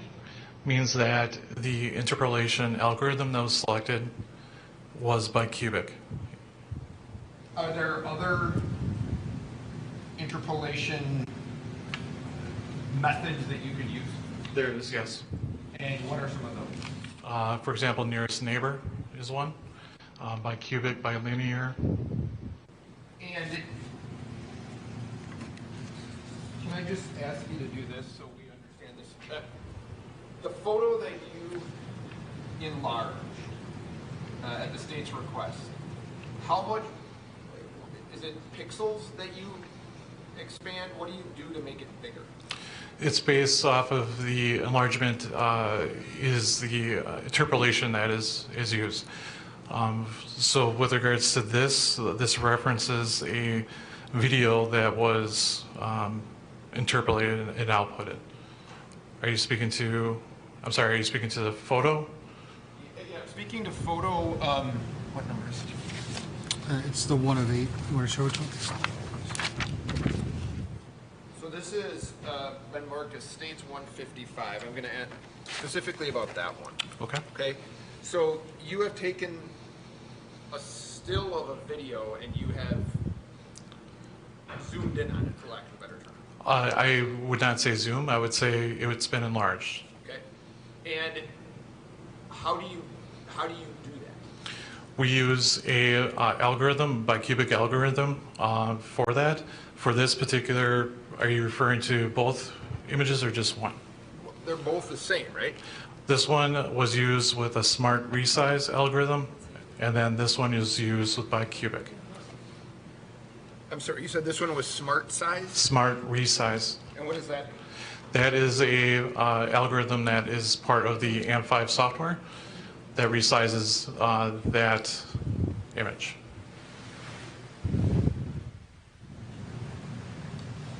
So, I don't know if this is going to be, it's easier for me to do it this way, and I don't know if the court, this will be easier for the court, but in my,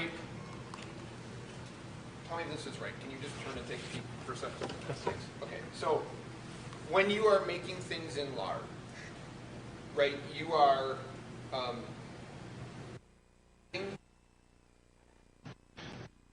Adding pixels. okay, and so tell me if this is bicubic and interpolation, okay? And I know this will be rudimentary, but forgive me. So if these are pixels,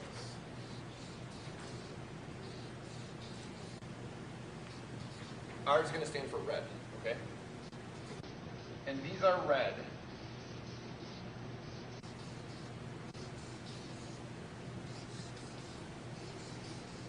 And these are pixels, and these are blue.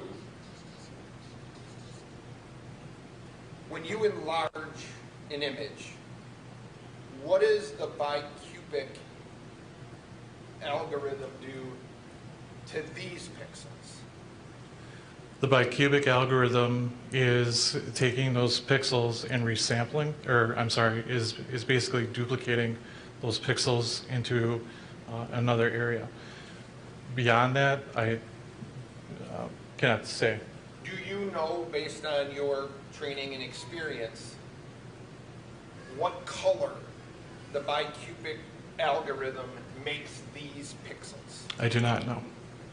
Do you know if we know this is a red pixel, and we know this is a blue pixel, and those are real colors, will it combine these two pixel colors to actually change the color of the image? You know what I'm saying? I can't speak to that. So you can't... Yeah, I want to be clear. Listen, the unassigned ones that you have in the middle? Yeah. Those are the added ones? Yes. Okay. So the added pixels, and what, to be fair, in terms of what we're looking for to make sure the color's correct, that we're not distorting the color of the thing we're looking at, it's adding pixels, and my concern, my question for you is it adding the correct color of the original image? That goes beyond into the algorithm of the program that I do not have that information for. Okay, so if I can ask you this. These two photographs that you have enlarged, okay, so you added pixels to those, right? Correct. Okay. And are you able to tell the court the colors that were there originally are actually the same colors? The photograph with the added pixels. Are you able to say that? I'm not able to say that, no. So you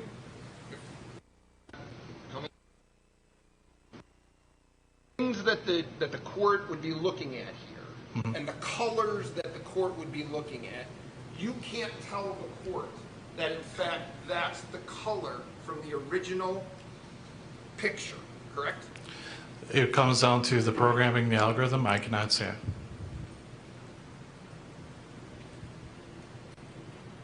Can I just say 1 second here?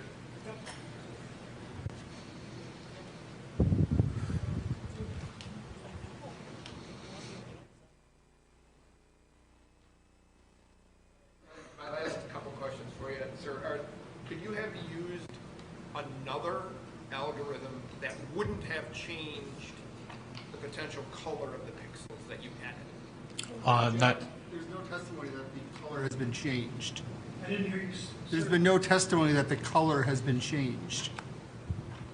It was my impression, and I beg your correction, it was my impression that in the effort to enlarge the image, that the individual is inserting some, I'm going to call them uncharged pixels, that the algorithm is going to assign colors, which is beyond his control. Where am I going wrong?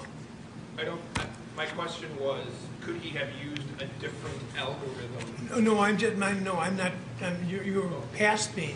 I'm just trying to understand if I've got the basic concept down.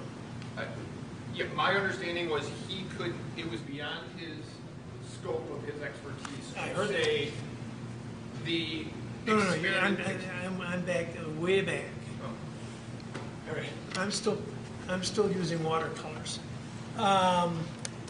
He is enlarging. He wants to enlarge the image, and he's inserting some pixels in there. And so he gives it a command to insert the pixels, and he doesn't know what color they're going to come out. Is that it? Is that it, sir? I would say, Your Honor, it's as to how that algorithm interpolates those pixels and where it places them goes outside the scope of my knowledge. Well, what do you, I mean no disrespect, what do you know? What I do know is that the process that I use to expand or enlarge this image and the interpolation method that was used. Anything beyond that within my software, with the software I use, I do not have any additional information. And competing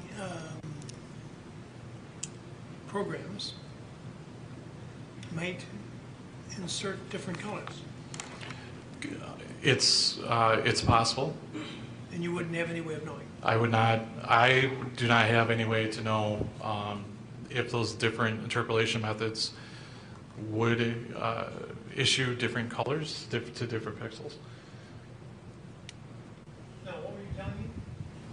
What I had asked him was, I wasn't telling you anything. What I asked a question that was objected to, which was there another method that could have been used, which, and I think the wording that I had said was, wouldn't have changed the pixel colors, which if I drew the objection. And what was the objection? The objection, there's not testimony that any colors were changed. How would he know? He may or may not, but the way he asked it is assuming that colors changed. I'm happy to rephrase it. Go ahead. Is there another interpolation type of program that you're aware of that when pixels are expanded would keep the color constant through the expansion? I cannot speak to that. Would you agree the more pixels that you add, the more interpolation happens? Yes. So the question that I have, and then the argument is when you expand the photograph, you're adding pixels, but you can't tell the court what color is being added, if any.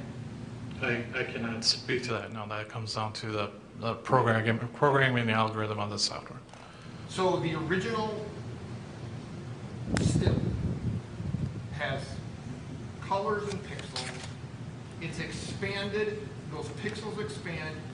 The question is, do the colors stay constant? I do not know. Judge, that's all I have.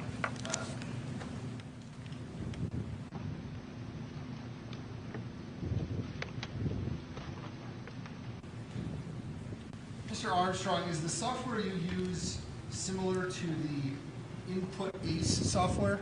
It's similar. So the same algorithms and methods, as far as you know, are also in that software? It's both softwares are made by two different manufacturers. I can't comment on whether they're the same. So when you enlarge these images, are you changing any details? I am not changing any details. What are you doing? We are simply just adding pixels to make the image larger. Because when you're looking at a smaller image on the screen, let's say it's 20 by 30 pixels. In order to enlarge that, there need to be more than 20 by 30 pixels, or else it would stay the same size. That is correct. So you didn't witness this, but the defense expert was zooming in on video with his Input ACE software. Would that also be adding pixels because it was enlarging it? It's irrelevant for purposes of what his testimony would be. I'm trying to let the court understand. I mean, I beg pardon? I'm trying to get an understanding of how this works. Oh, go ahead. You may answer if you can. I do not know as to Input ACE and how their interpolation for, if any, is seen by zooming in on there. So when you talk about adding pixels, the only way to enlarge an image is to add pixels. Correct. Now, you don't go in and say, put in black pixels, put in blue pixels, or anything like that. That is correct, I do not. The software program does that. That is correct. And it has to do that to actually make an image larger. That is correct. Now, is this, the defense expert called AMP5 the gold standard of video editing? Is it one of the best programs out there?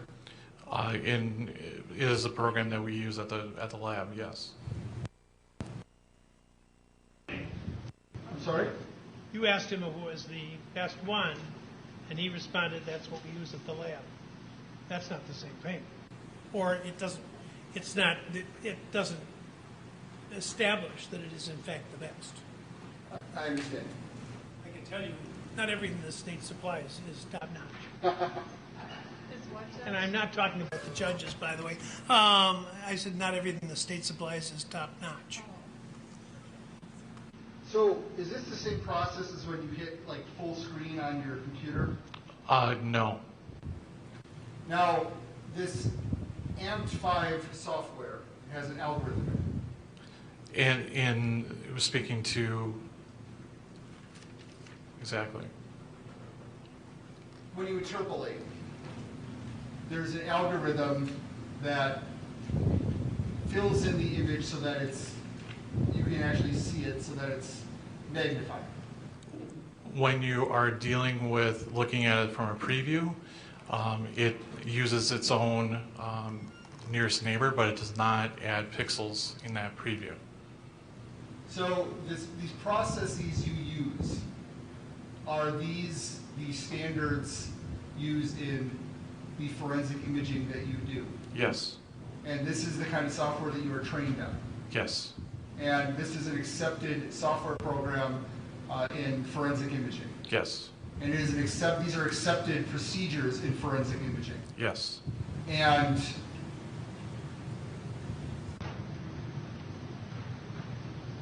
that's all. Thank you. So, here's my question. The photograph that we're talking about to be admitted into evidence to have people look at it. Yes. Can you say that image didn't add colors into pixels that weren't there originally? I cannot definitively say that because I did not write the software program. So it's possible when you enlarge an image and add pixels that you're adding colors that weren't there in the original photograph, correct? I do not know. And when you said nearest neighbor, nearest neighbor, if I'm right, tell me, what color goes in here on a nearest neighbor? It utilizes, I'm sorry, I do not know.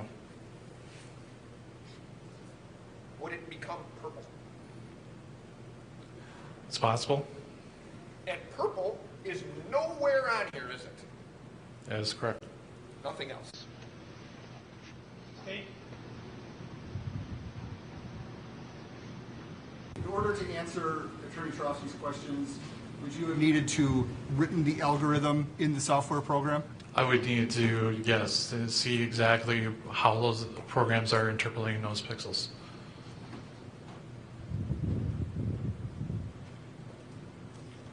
Do you ever check the enlarged image against the original image and see if there are consistencies? Yes, we can certainly compare the original to the enhanced version. And is your work, and were these images and your work on these images peer reviewed by another forensic imaging specialist? Yes, that's correct. Nothing further. Judge, on that, I have a motion, but I don't have anything else to ask. You can step down, sir. Judge, based on his testimony, so what the state is trying to do is introduce a photograph that has been enlarged where this person, Mr. Armstrong, cannot testify that in fact colors weren't added that weren't there originally. And the photograph I'm going to tell the court that the photograph that the state intends to offer, I believe they will be arguing, shows Mr. Rittenhouse doing something with his firearm. If it is not the same as the original and colors were added to that, that is a distortion of what in fact the original photograph was. It should not be admitted because it's not relevant if he can't testify. There's been no appropriate foundation that in fact it should be admitted if he can't testify that it didn't add colors. That colors that originally weren't there still aren't there. And I think under the circumstances, based on the evidence that you've heard today, you should not admit those photographs because they are not what I would consider to be mirror images of what the original photograph was. Judge, all due respect to Your Honor, I think the defense is trying to take advantage of your lack of knowledge about technology, which you've expressed.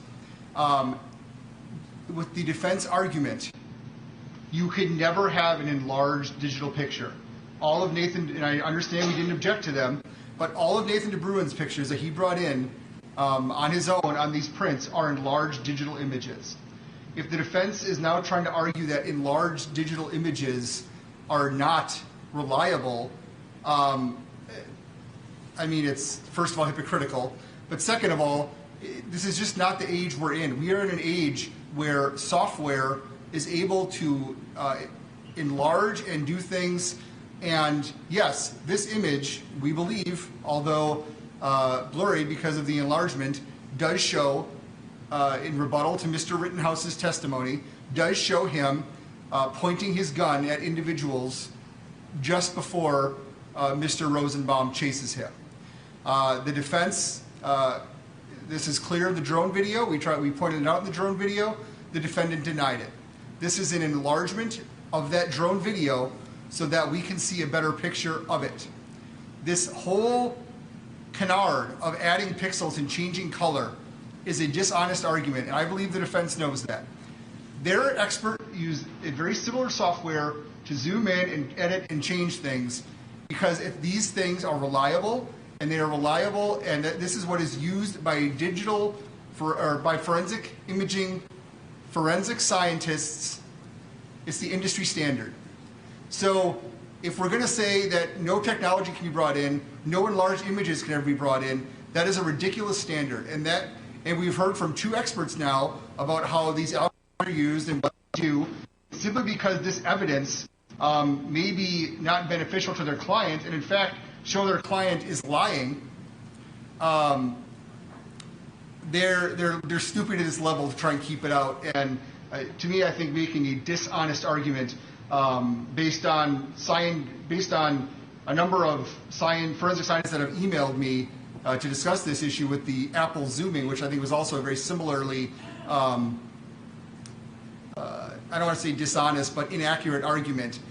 Simply trying to keep out these enlarged or cleaned up images that show that their client is lying. He pointed a gun before Joseph Rosenbaum chased him. And this is a rebuttal. This is rebuttal evidence. This is based on someone trained in this area who uses software that is certified in this area. He's trained in this area. This is what these forensic image specialists do. And it's peer-reviewed by other forensic images, which, frankly, Dr. Black's was not. And so this is actually a much higher standard than the evidence that Dr. Black got in. I understand we didn't object. But for them to have an expert come in, use a very similar software to do similar things, and then try to pretend this is all voodoo magic is preposterous. And well, wait a minute. A couple of things. Number one, you know, this happens sometimes. Lawyers sit there during the trial and all kinds of stuff comes in and out, and there's no objection raised. And then when there is an objection raised, the party says, well, this went on before in the trial and it was admitted. And I think, okay, but there wasn't an objection. So it was never scrutinized by the court. It just came in. That's number one. Number two, you're the proponent of the evidence. You have the burden of proof. They don't have to disprove the accuracy of it. You have to prove it.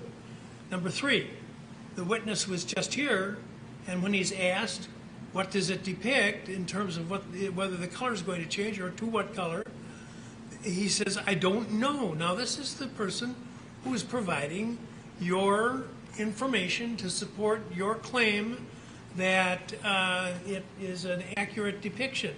I will tell you that I totally agree with your comment about my lack of familiarity with these concepts. Although logic, I have some logical skills, and when you start adding, if I take this piece of paper and I start drawing squares on it, and and then I decide I'm going to put it on a bigger piece of paper, and I want to expand them, but I do it by creating even more squares, and I don't know what's going to go into those other squares. I mean, this is difficult a concept for me, yes. I understand. You know, the fact that I can blow something up on my phone and that it's accurate on my phone doesn't mean that the particular program used by the crime lab is doing an accurate job of increasing the size of the image. Well, this is an accredited lab using software. What does that mean to me? What does that mean to me? What does peer-reviewed mean to me?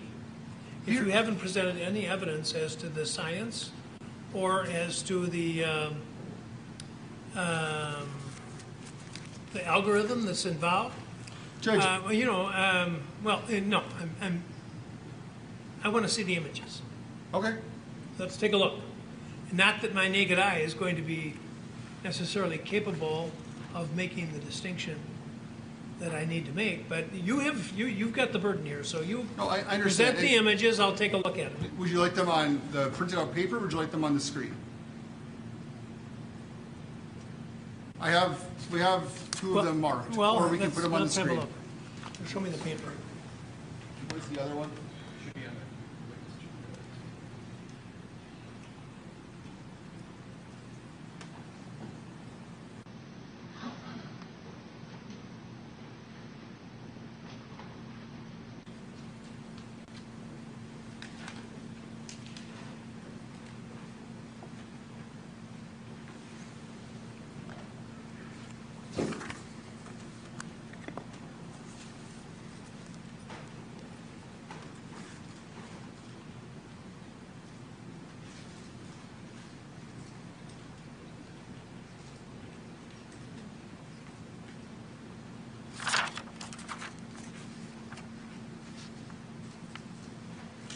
Yeah, you better put them up. I can't make anything out of these at all. Can you please put up the first exhibit?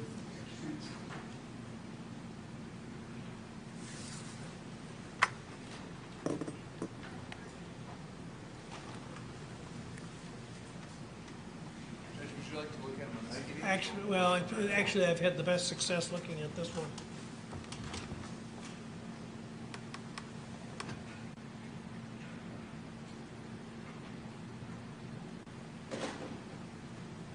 Now, what is this depicting? Judge, this is an image from the drone video. It's the exact area where Mr. Rittenhouse looked and denied that that is him holding his weapon, pointing it at the Zeminskis. Okay, now you tell me, where's Zeminski, where's the defendant, where's? Zeminski is off screen because we asked it to be cropped. I beg your pardon? Zeminski is, I believe, off screen. The defendant is right under the sign, right in front of what would be the pole holding up the sign. And right next to him is the fire extinguisher that, as opposed to his actual testimony, is seen on the drone video gently placing on the ground. He then immediately raises up and raises his firearm and points it at the Zeminskis. The defendant denied this even after watching the drone video. This is a blown up image. Obviously it's blurry because it is blown up, but you can see the black firearm being held in his two hands, albeit it is blurry.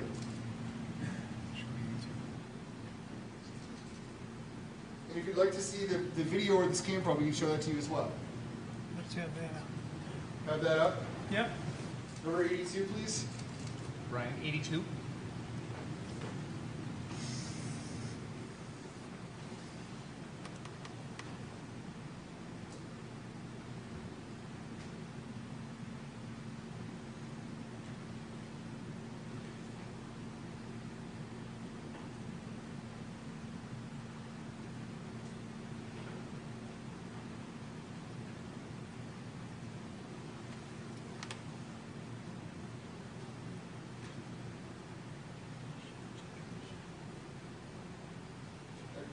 Judge, if you look in that area of that, it's clear on the 4K TV, which is why I believe the defense brought that in. It's clear what?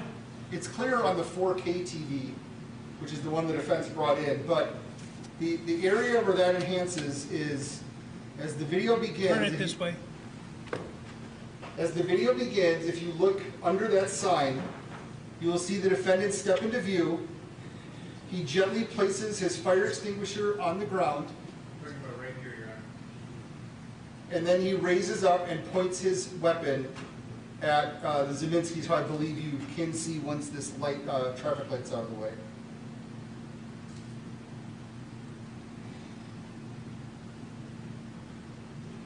You play it, Brian?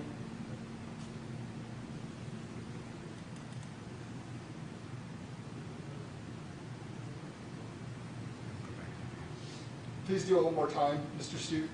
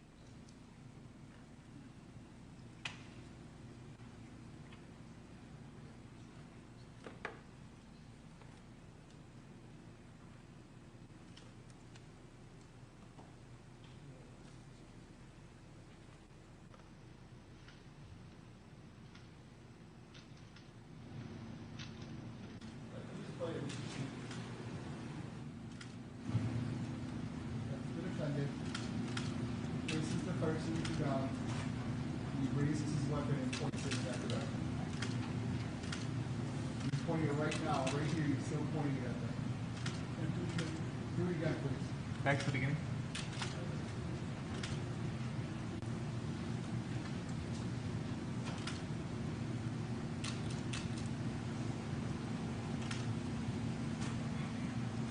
He hasn't pointed at them until Mr. Rosenbaum intervened. Do it again.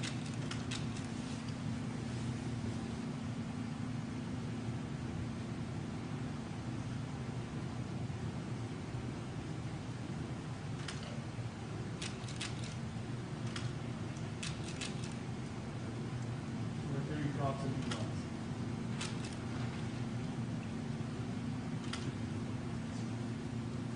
Run it again, please.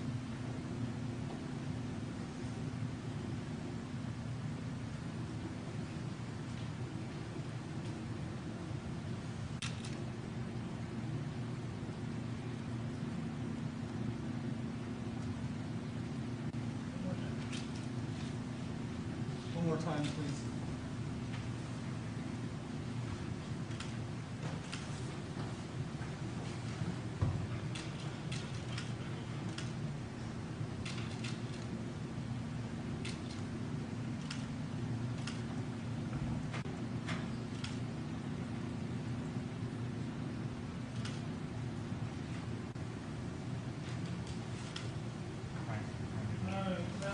Well, I think what I'm going to do is allow it, and that is subject to the witness is going to be cross-examined in front of the jury, and they'll have to make up their own decision.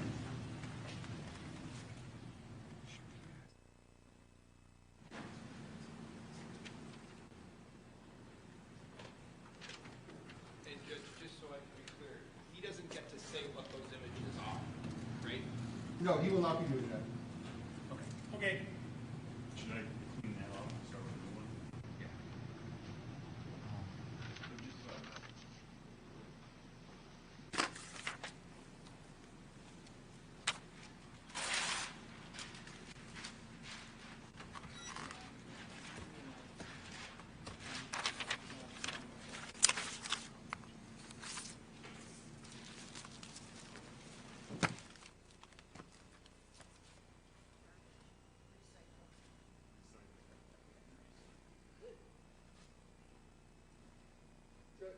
Judge, I know the defense is going to rest, and then we will call a rebuttal witness.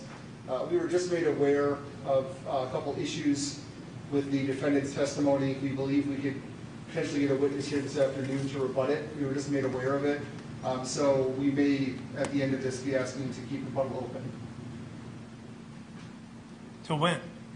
Well, we're working to see if we can get a witness. It'd be a person from the Grays Lake Police Department to rebut the fact that Mr. Rittenhouse was issued a bulletproof vest by them. They indicate they did not issue him one. Also, I can't imagine we find someone, but the Arizona State or whatever university that the defendant claims to be attending says he is not enrolled there and is not going to college there. I don't imagine we can get a witness for that, but we, of course, will work on that. You can open his webpage, his student webpage. So, Well, I'm not going to cut off their right to yeah. rebuttal. All right, are we ready for the jury? Yes. Okay.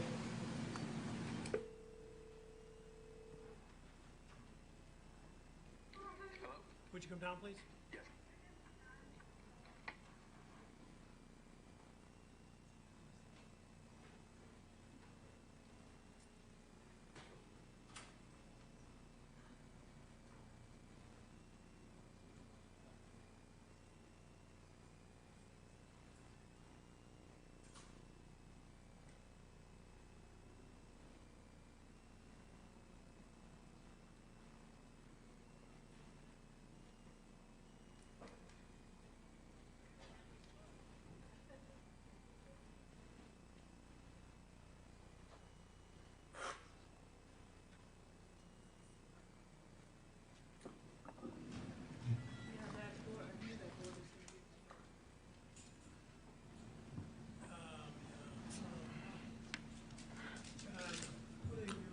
Move it, please.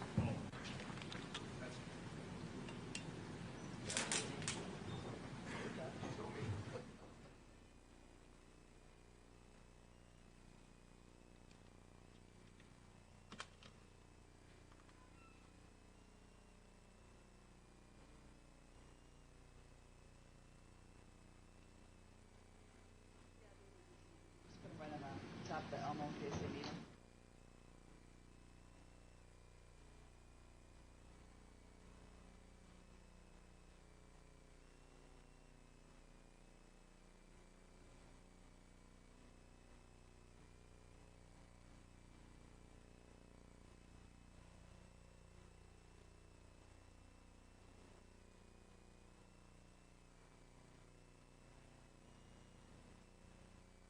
Continue. At this time, the defense would move into Exhibit 142 and 140, and we would rest.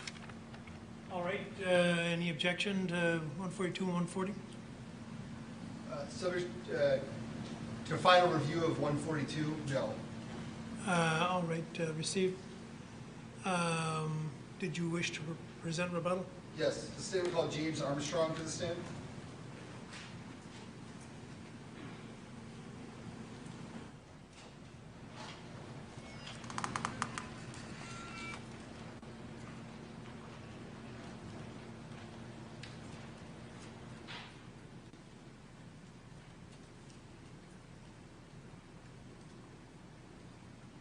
You're still under oath.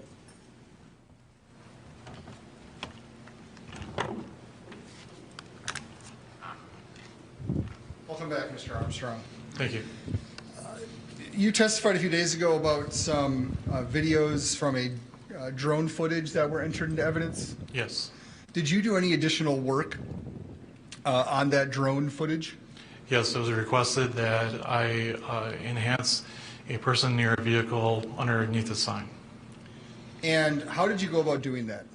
I took two different approaches. The first one, I frame averaged, which means that I selected a group of frames. From there, frame averaged. From there, I frame averaged those, stabilized first, then frame average. From there, went through and clarified it, which just means that with using levels, we just brightened it up, and then enlarged it. And these practices you talked about, are these standards in the forensic imaging world? They are, yes. And so are these accepted practices in forensic imaging? They are. The software you used, is it accepted software program in forensic imaging? Yes. And was your work on these images did it go through the peer review process? I went through a peer review process by another qualified analyst. And did you write this software? I did not write this software. And this enlargement, does it use any kind of computer programs or systems to make the enlargement? Yes, it uses an algorithm to enlarge that image. And what kind of process or algorithm was used for the image with the individual under the sign? For the image underneath the sign, the image that is on towards the left, a smart resize, and then the image on the right was bicubic. And are these accepted procedures in forensic imaging? Yes. Yes, that's correct. And did you write the algorithms that do these procedures? I did not, no. So do you know the actual specifics of how the algorithms work? I do not, no. But they're part of a software program that is accepted in use in forensic imaging. Yes, that is correct.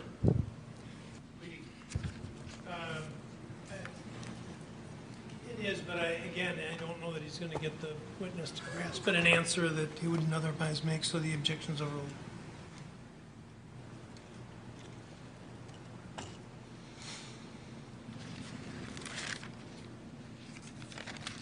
What is the software that you used? It is called AMPed 5.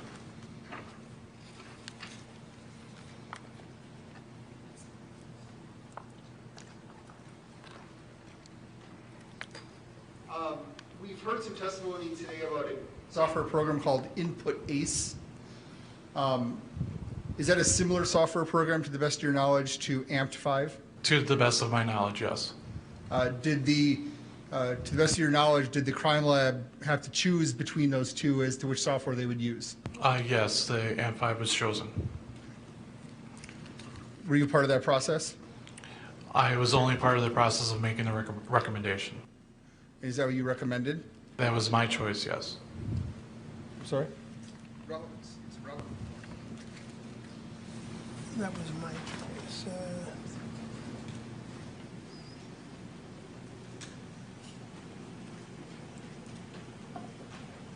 Overruled. I think you said it was your choice. It was my recommendation to our technical unit leader It was my recommendation to our technical unit leader for my preference of software between the two. I'll let you know what's in marked as States Exhibit 155. Do you recognize this? Yes, that appears to be the report print that I created. A report print. And this report print has two images on it? That is correct. And is it a true and accurate representation of the report you created? It appears to be so, yes. And you said there were some differences between the algorithms used on the images? Yes, that is correct. And what is the difference? The difference being is that with regards to the clarification techniques on the image on the left, that was frame averaging. The image on the right, the difference being is that just a single frame was used. And I put a piece of paper down in front of you. Do you mind flipping that over? What's the number on top of that one? Exhibit S156. Do you recognize that? Yes, that is report print number 2. And what is report print number 2? Report print number 2 is clarified and enlarged files or images that I produced. And where were where were you looking to enhance these images from? We were looking to enhance the the area where 2 individuals are observed. And so this is a different part of the drone video than the first exhibit. That is correct. What did you do to produce these images? To produce these images, I just, again, clarified. So I use levels to brighten it up, and then also to enlarge as well. And all the procedures you used standard and accepted in forensic imaging? Yes, that is correct. Well, you actually created 6 more reports as well? Correct, yes. And just to not go through every one, were they all created with standards of forensic imaging? Yes, that is correct. You reviewed them and you know that the ones that the state's submitting are the ones that you submitted to us? That is correct. At this point, I would like to move all 8 into evidence and publish 155 and 156 to the jury. All right. Well, they're admitted, subject to the cross-examination. So can I publish them? Not yet. Okay. I have no further questions.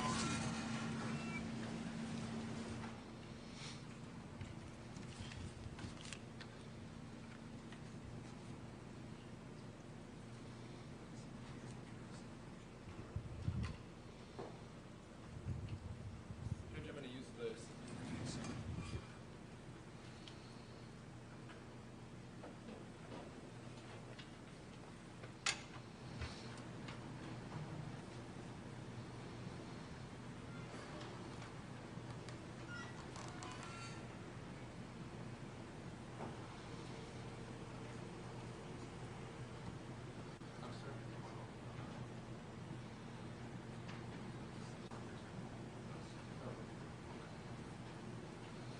You can't see this, can you?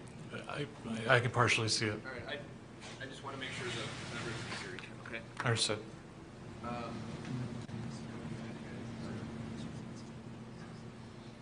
So,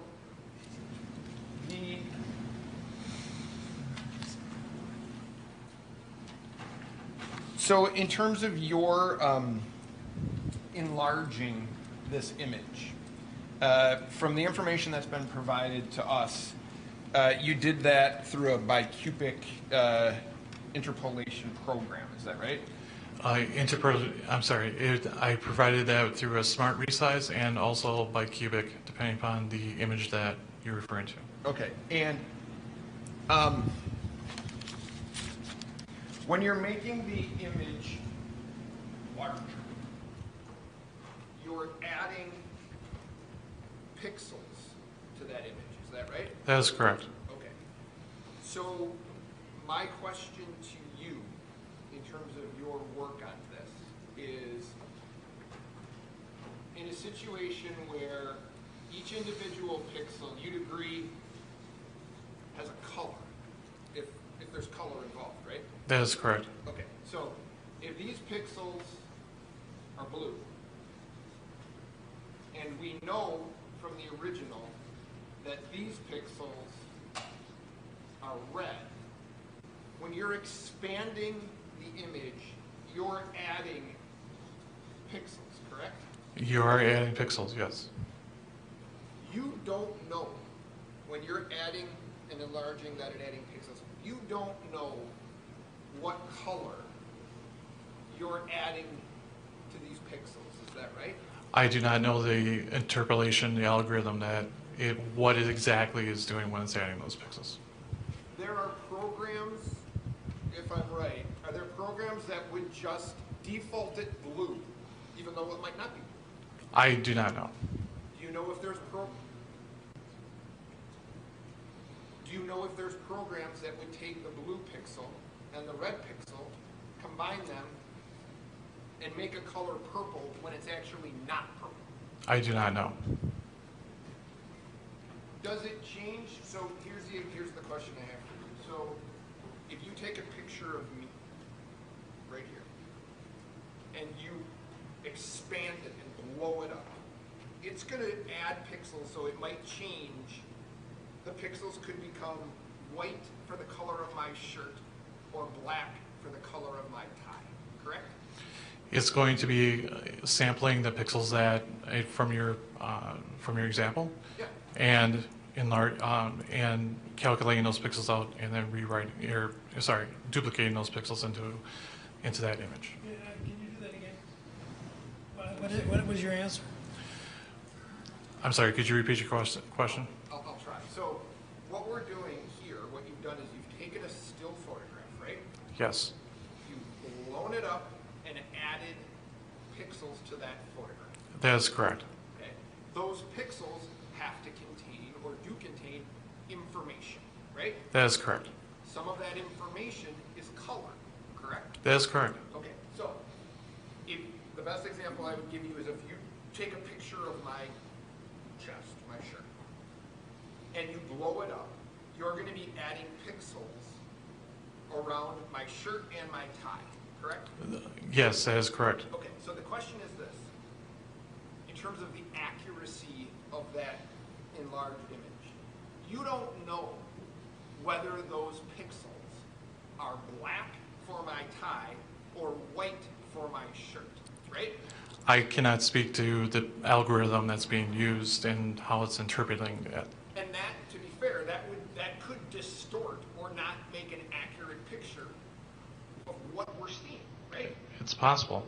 Right. So the images, and when we're looking at smaller images that are blown up, adding color that's not actually there can make the photograph not accurate, right? But all the steps that were taken are repeatable. So what does that have to do with the fact that you don't know what the colors are added? You don't know the colors that are added, so that's accurate. The algorithm and how it's using it. So when we're doing that on small images, like a marker in my hand or something like that, and you want to see what this is from a far distance away, it might be adding color that's not actually there, right? It may be.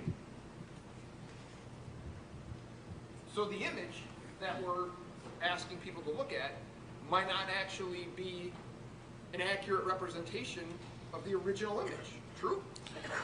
It's possible.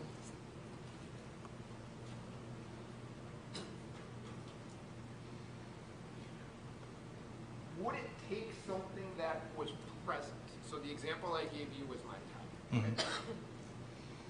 If you expand that, is it going to add more black pixels? It will add, no, it will not add any more detail than what is originally there. But it's going to add pixels, you just don't know what color they're going to be. Correct.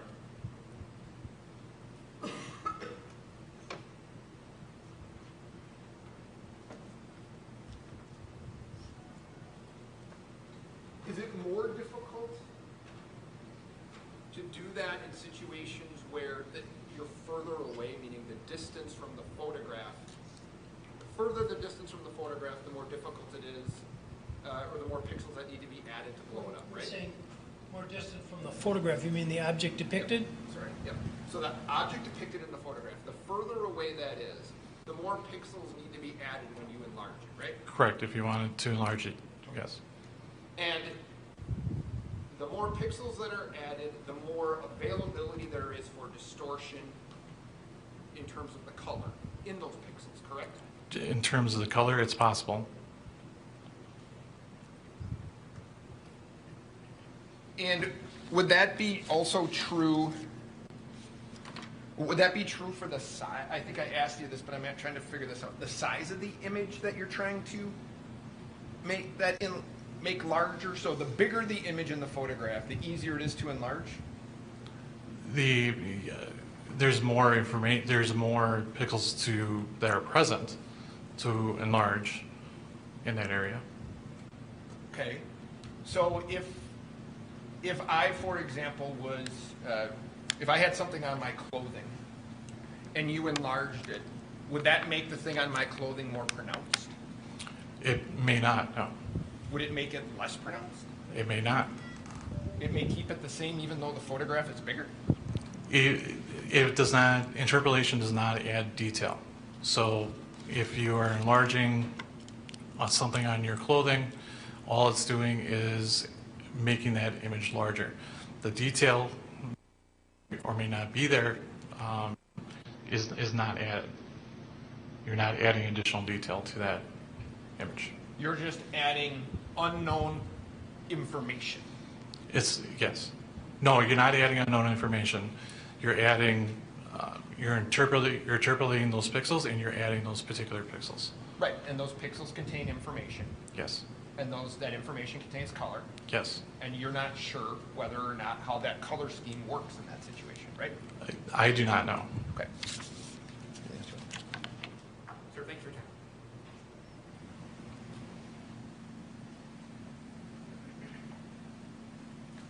time. Mr. Kraus?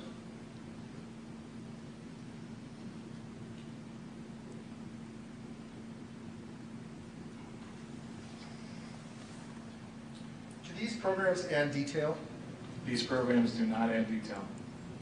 And how long did you work with this drone video, all told?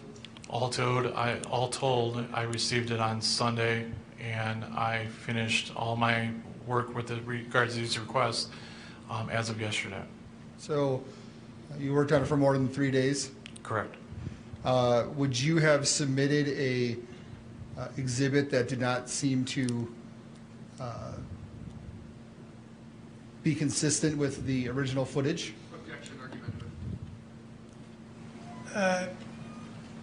And foundational. It is argumentative. Did you make sure that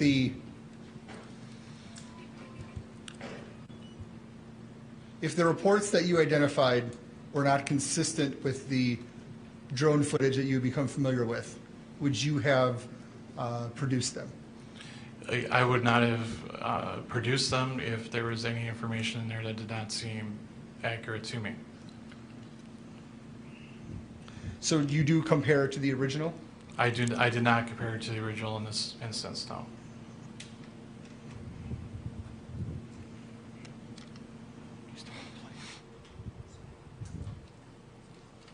And what is this sampling that you talk about? The bicubic and smart resize. Yes. Those are two different algorithms that use to interpolate that information. So do these algorithms look at, so let me ask this way. On a digital photograph, to make it bigger, do you have to add pixels? You do have to add pixels, yes. So if I take a photo from my phone and I want it on a 5x7, I'd be adding pixels to it. You would be. So this is something that's commonly done to photographs. It is, yes. Now, these algorithms, how do they know, to the best of your knowledge, how to add the pixels? To my best of my knowledge, it depends on the algorithm, and that's the extent of my expertise on that. So what is the sampling process? The sampling process is looking at the pixels and providing more data to that file.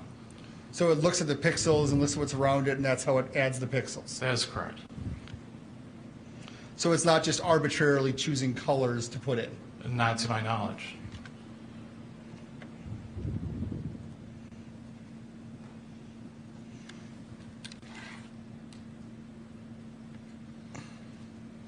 Nothing further. Thank you.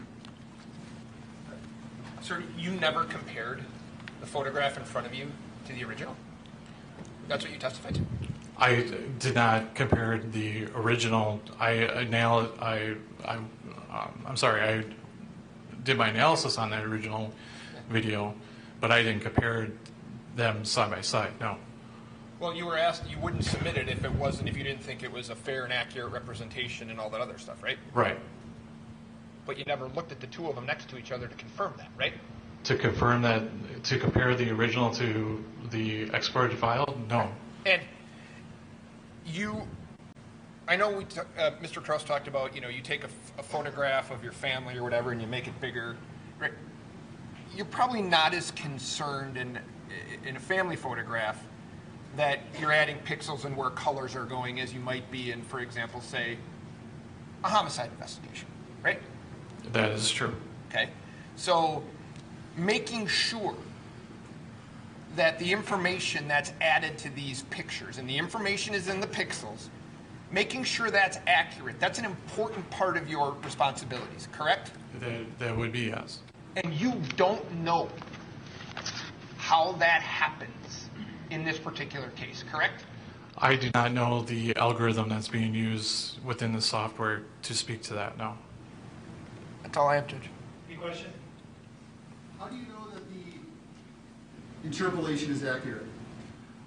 Just based off the fact that it's a bicubic algorithm is a common algorithm that is used, and it's a sound forensic tool within AND5.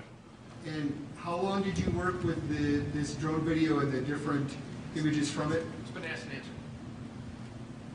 It's sustained. Do you know how many hours you worked on it? I would say it was approximately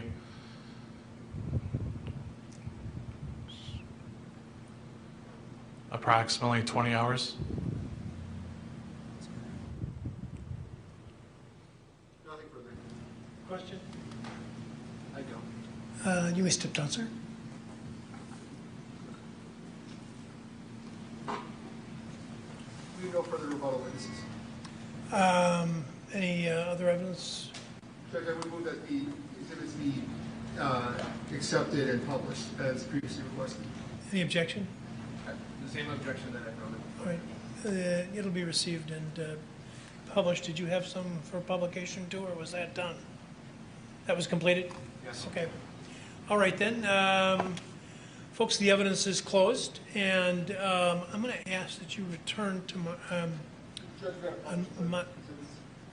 Yes, you do. Go ahead. Can we get the screens on? Did you...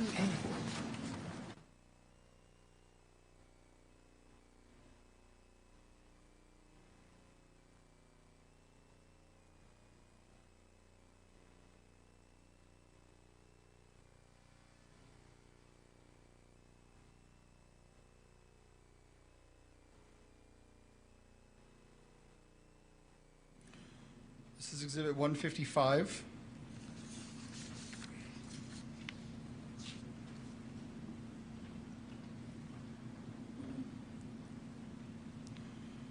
And now please exhibit 156.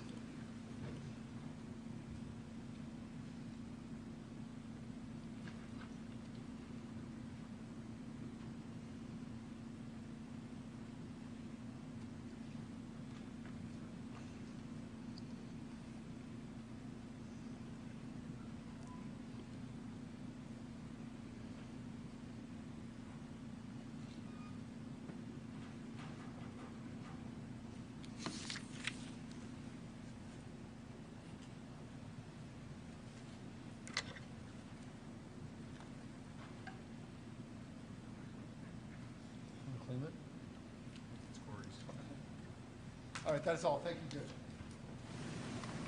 Judge. All right. All right, folks, the evidence is closed, and you know what? I want to talk to you lawyers for a moment. I guess I'll ask you to step into the library for just a second. And please don't talk about the case.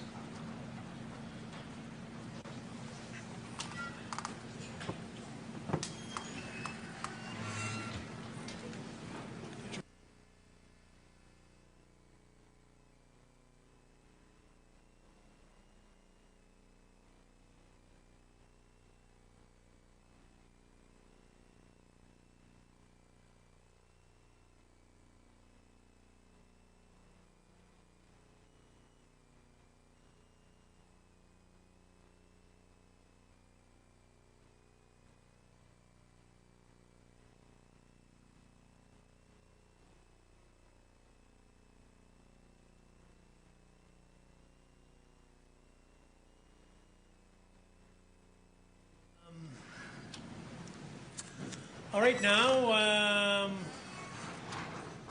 you have driven me into submission with your request to argue on Monday, but I'm going to extract something in exchange, which is a cap on the length of your arguments. I figure, well, first of all, just we're going to do a more involved discussion on instructions and verdicts. Are there going to be any charges submitted to the jury other than what is in the information? Yes? The state will ask for that, yes. How many additional charges are you going to submit? Or request to submit? I'm not sure if we finalized our request. Certainly on count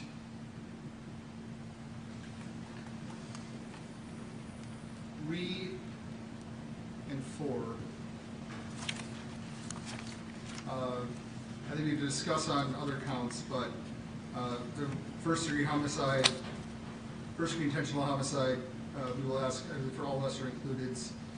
The attempted homicide to engage gross credits, we would ask for I believe there's only one lesser included. We are not inclined to ask for lesser includeds on the reckless endangering safety charges. At this moment, we're not inclined to ask for lesser includeds on count 1 to Mr. Rosenbaum, but I think we need to discuss that more fully. Okay. Are there going to be any special instructions other than what you've already submitted and the 6th count affirmative defense instruction from either side? I believe the state will be asking, we've got to discuss this more, but I believe we'll be asking for the provocation instruction. 805, I believe. Okay, yeah, okay. Well, the reason I'm asking right now, I'm not going to hold you to this, is that I figure that the instruction probably will take 45 minutes, I would think. To read them to the jury? Yeah. Yes, I would say. I would say easily. And so that leaves how much of the day, since you scared me off from tomorrow because you said, well, the jury will be worn out by the time we get there. So I think, well, I don't want to wear them out on Monday either. So if I'm going to be instructing them for 45 minutes or an hour, that takes us to 10, 10:30, 10:15 anyway, 10:30. So maybe if you were going to confine your arguments to maybe an hour and a half apiece, is that reasonable? Very. I'd request Total time. including rebuttal? Yeah. Total time. The state is going to need 2 hours for our primary and I'd say half an hour for rebuttal, Your Honor. You know, I had the good fortune to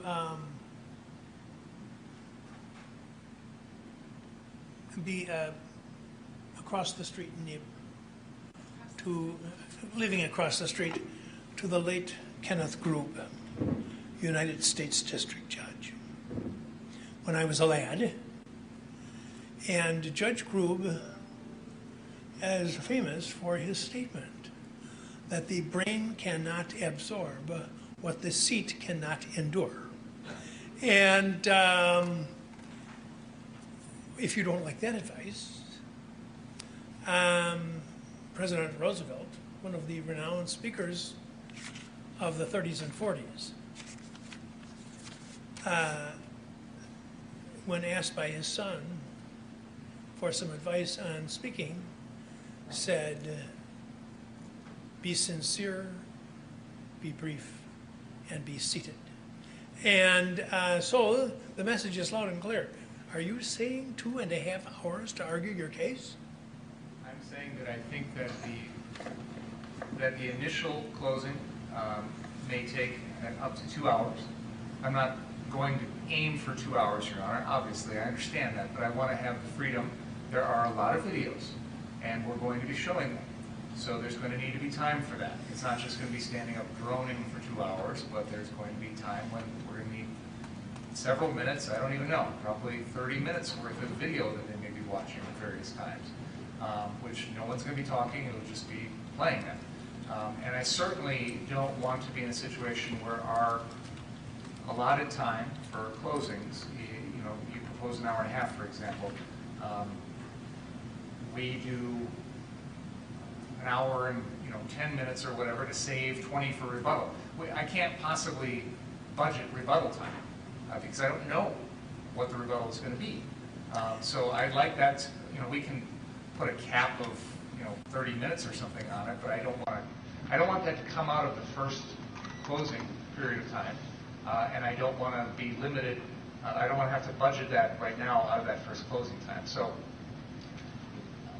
if the court is disinclined to go along with that, then I would propose an hour and a half for our primary closing, an hour and a half for the defense, and then a maximum of 30 minutes for rebuttal. They should get no more time than us. Well, they won't. Okay. They won't. Whatever the time No. the court says, Yeah. I'll deal with it. I think an hour and a half is adequate.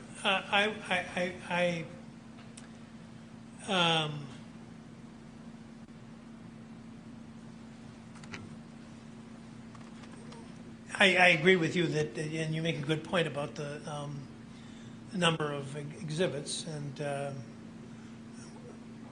so I'm going to indulge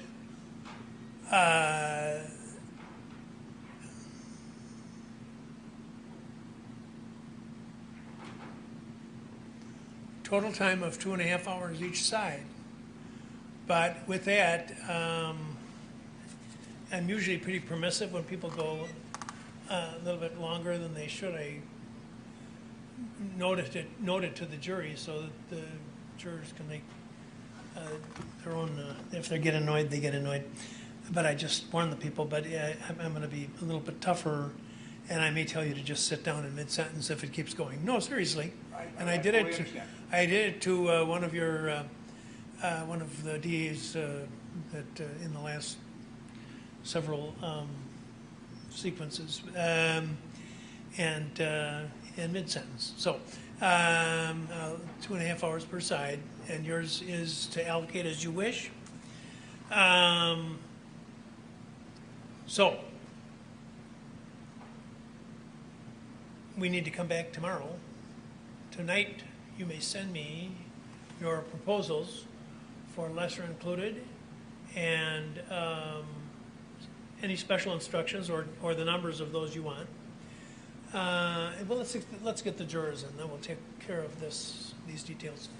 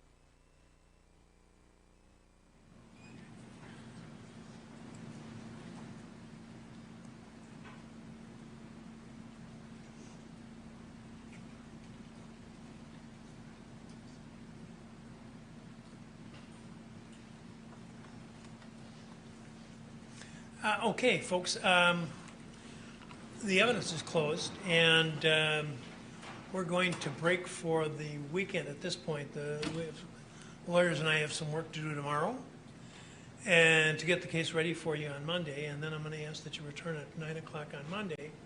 Even though the evidence is closed, it's still not appropriate for you to discuss anything about the case with anybody, not even with members of your household, not even with other jurors. even if all 12 of you, all 18 of you are in the same place at the same time, you still can't talk about the case. And when you get back on Monday, you can't talk about the case until you've heard my final instructions regarding our law, which will take, I hope, less than an hour. I think that will be true. I think that probably closer to 45 minutes or even a little less maybe. And then we will hear the arguments of the attorneys, and they have graciously agreed that they will not exceed 2.5 hours in duration each, and may be less than that. And so it'll take a good share of Monday, and then the case will be put, well, then the procedure will be that we'll use that tumbler over there, and we'll draw out names of as many jurors as are necessary to get down to 12. And then that'll be our jury that will go into deliberation. And then what happens after that is up to you folks. Any questions about this at all? We're in the final stretch. Please follow the instructions. And don't read, watch, or listen to any account of the trial. And enjoy the weekend, and have a wonderful evening. Somebody will meet with them upstairs.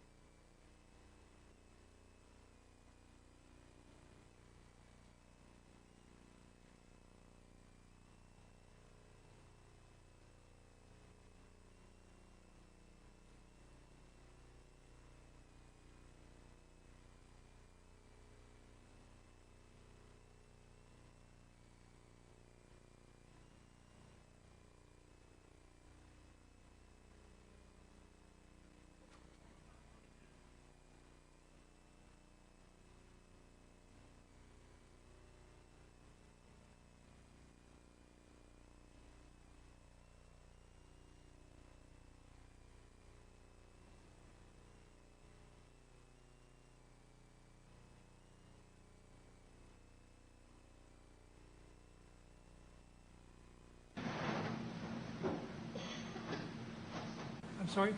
When you said you wanted any sort of lesser included or anything like that, do you want us to give you the full draft or just the number? If it's just if it's standard, just give the number. Okay, thank you. Is there anything else you need from us, Judge? No. What time do you want us back? How about we have anything else tomorrow? No, I took everything else off. Okay, 10 a.m. Okay. Thank you. Great.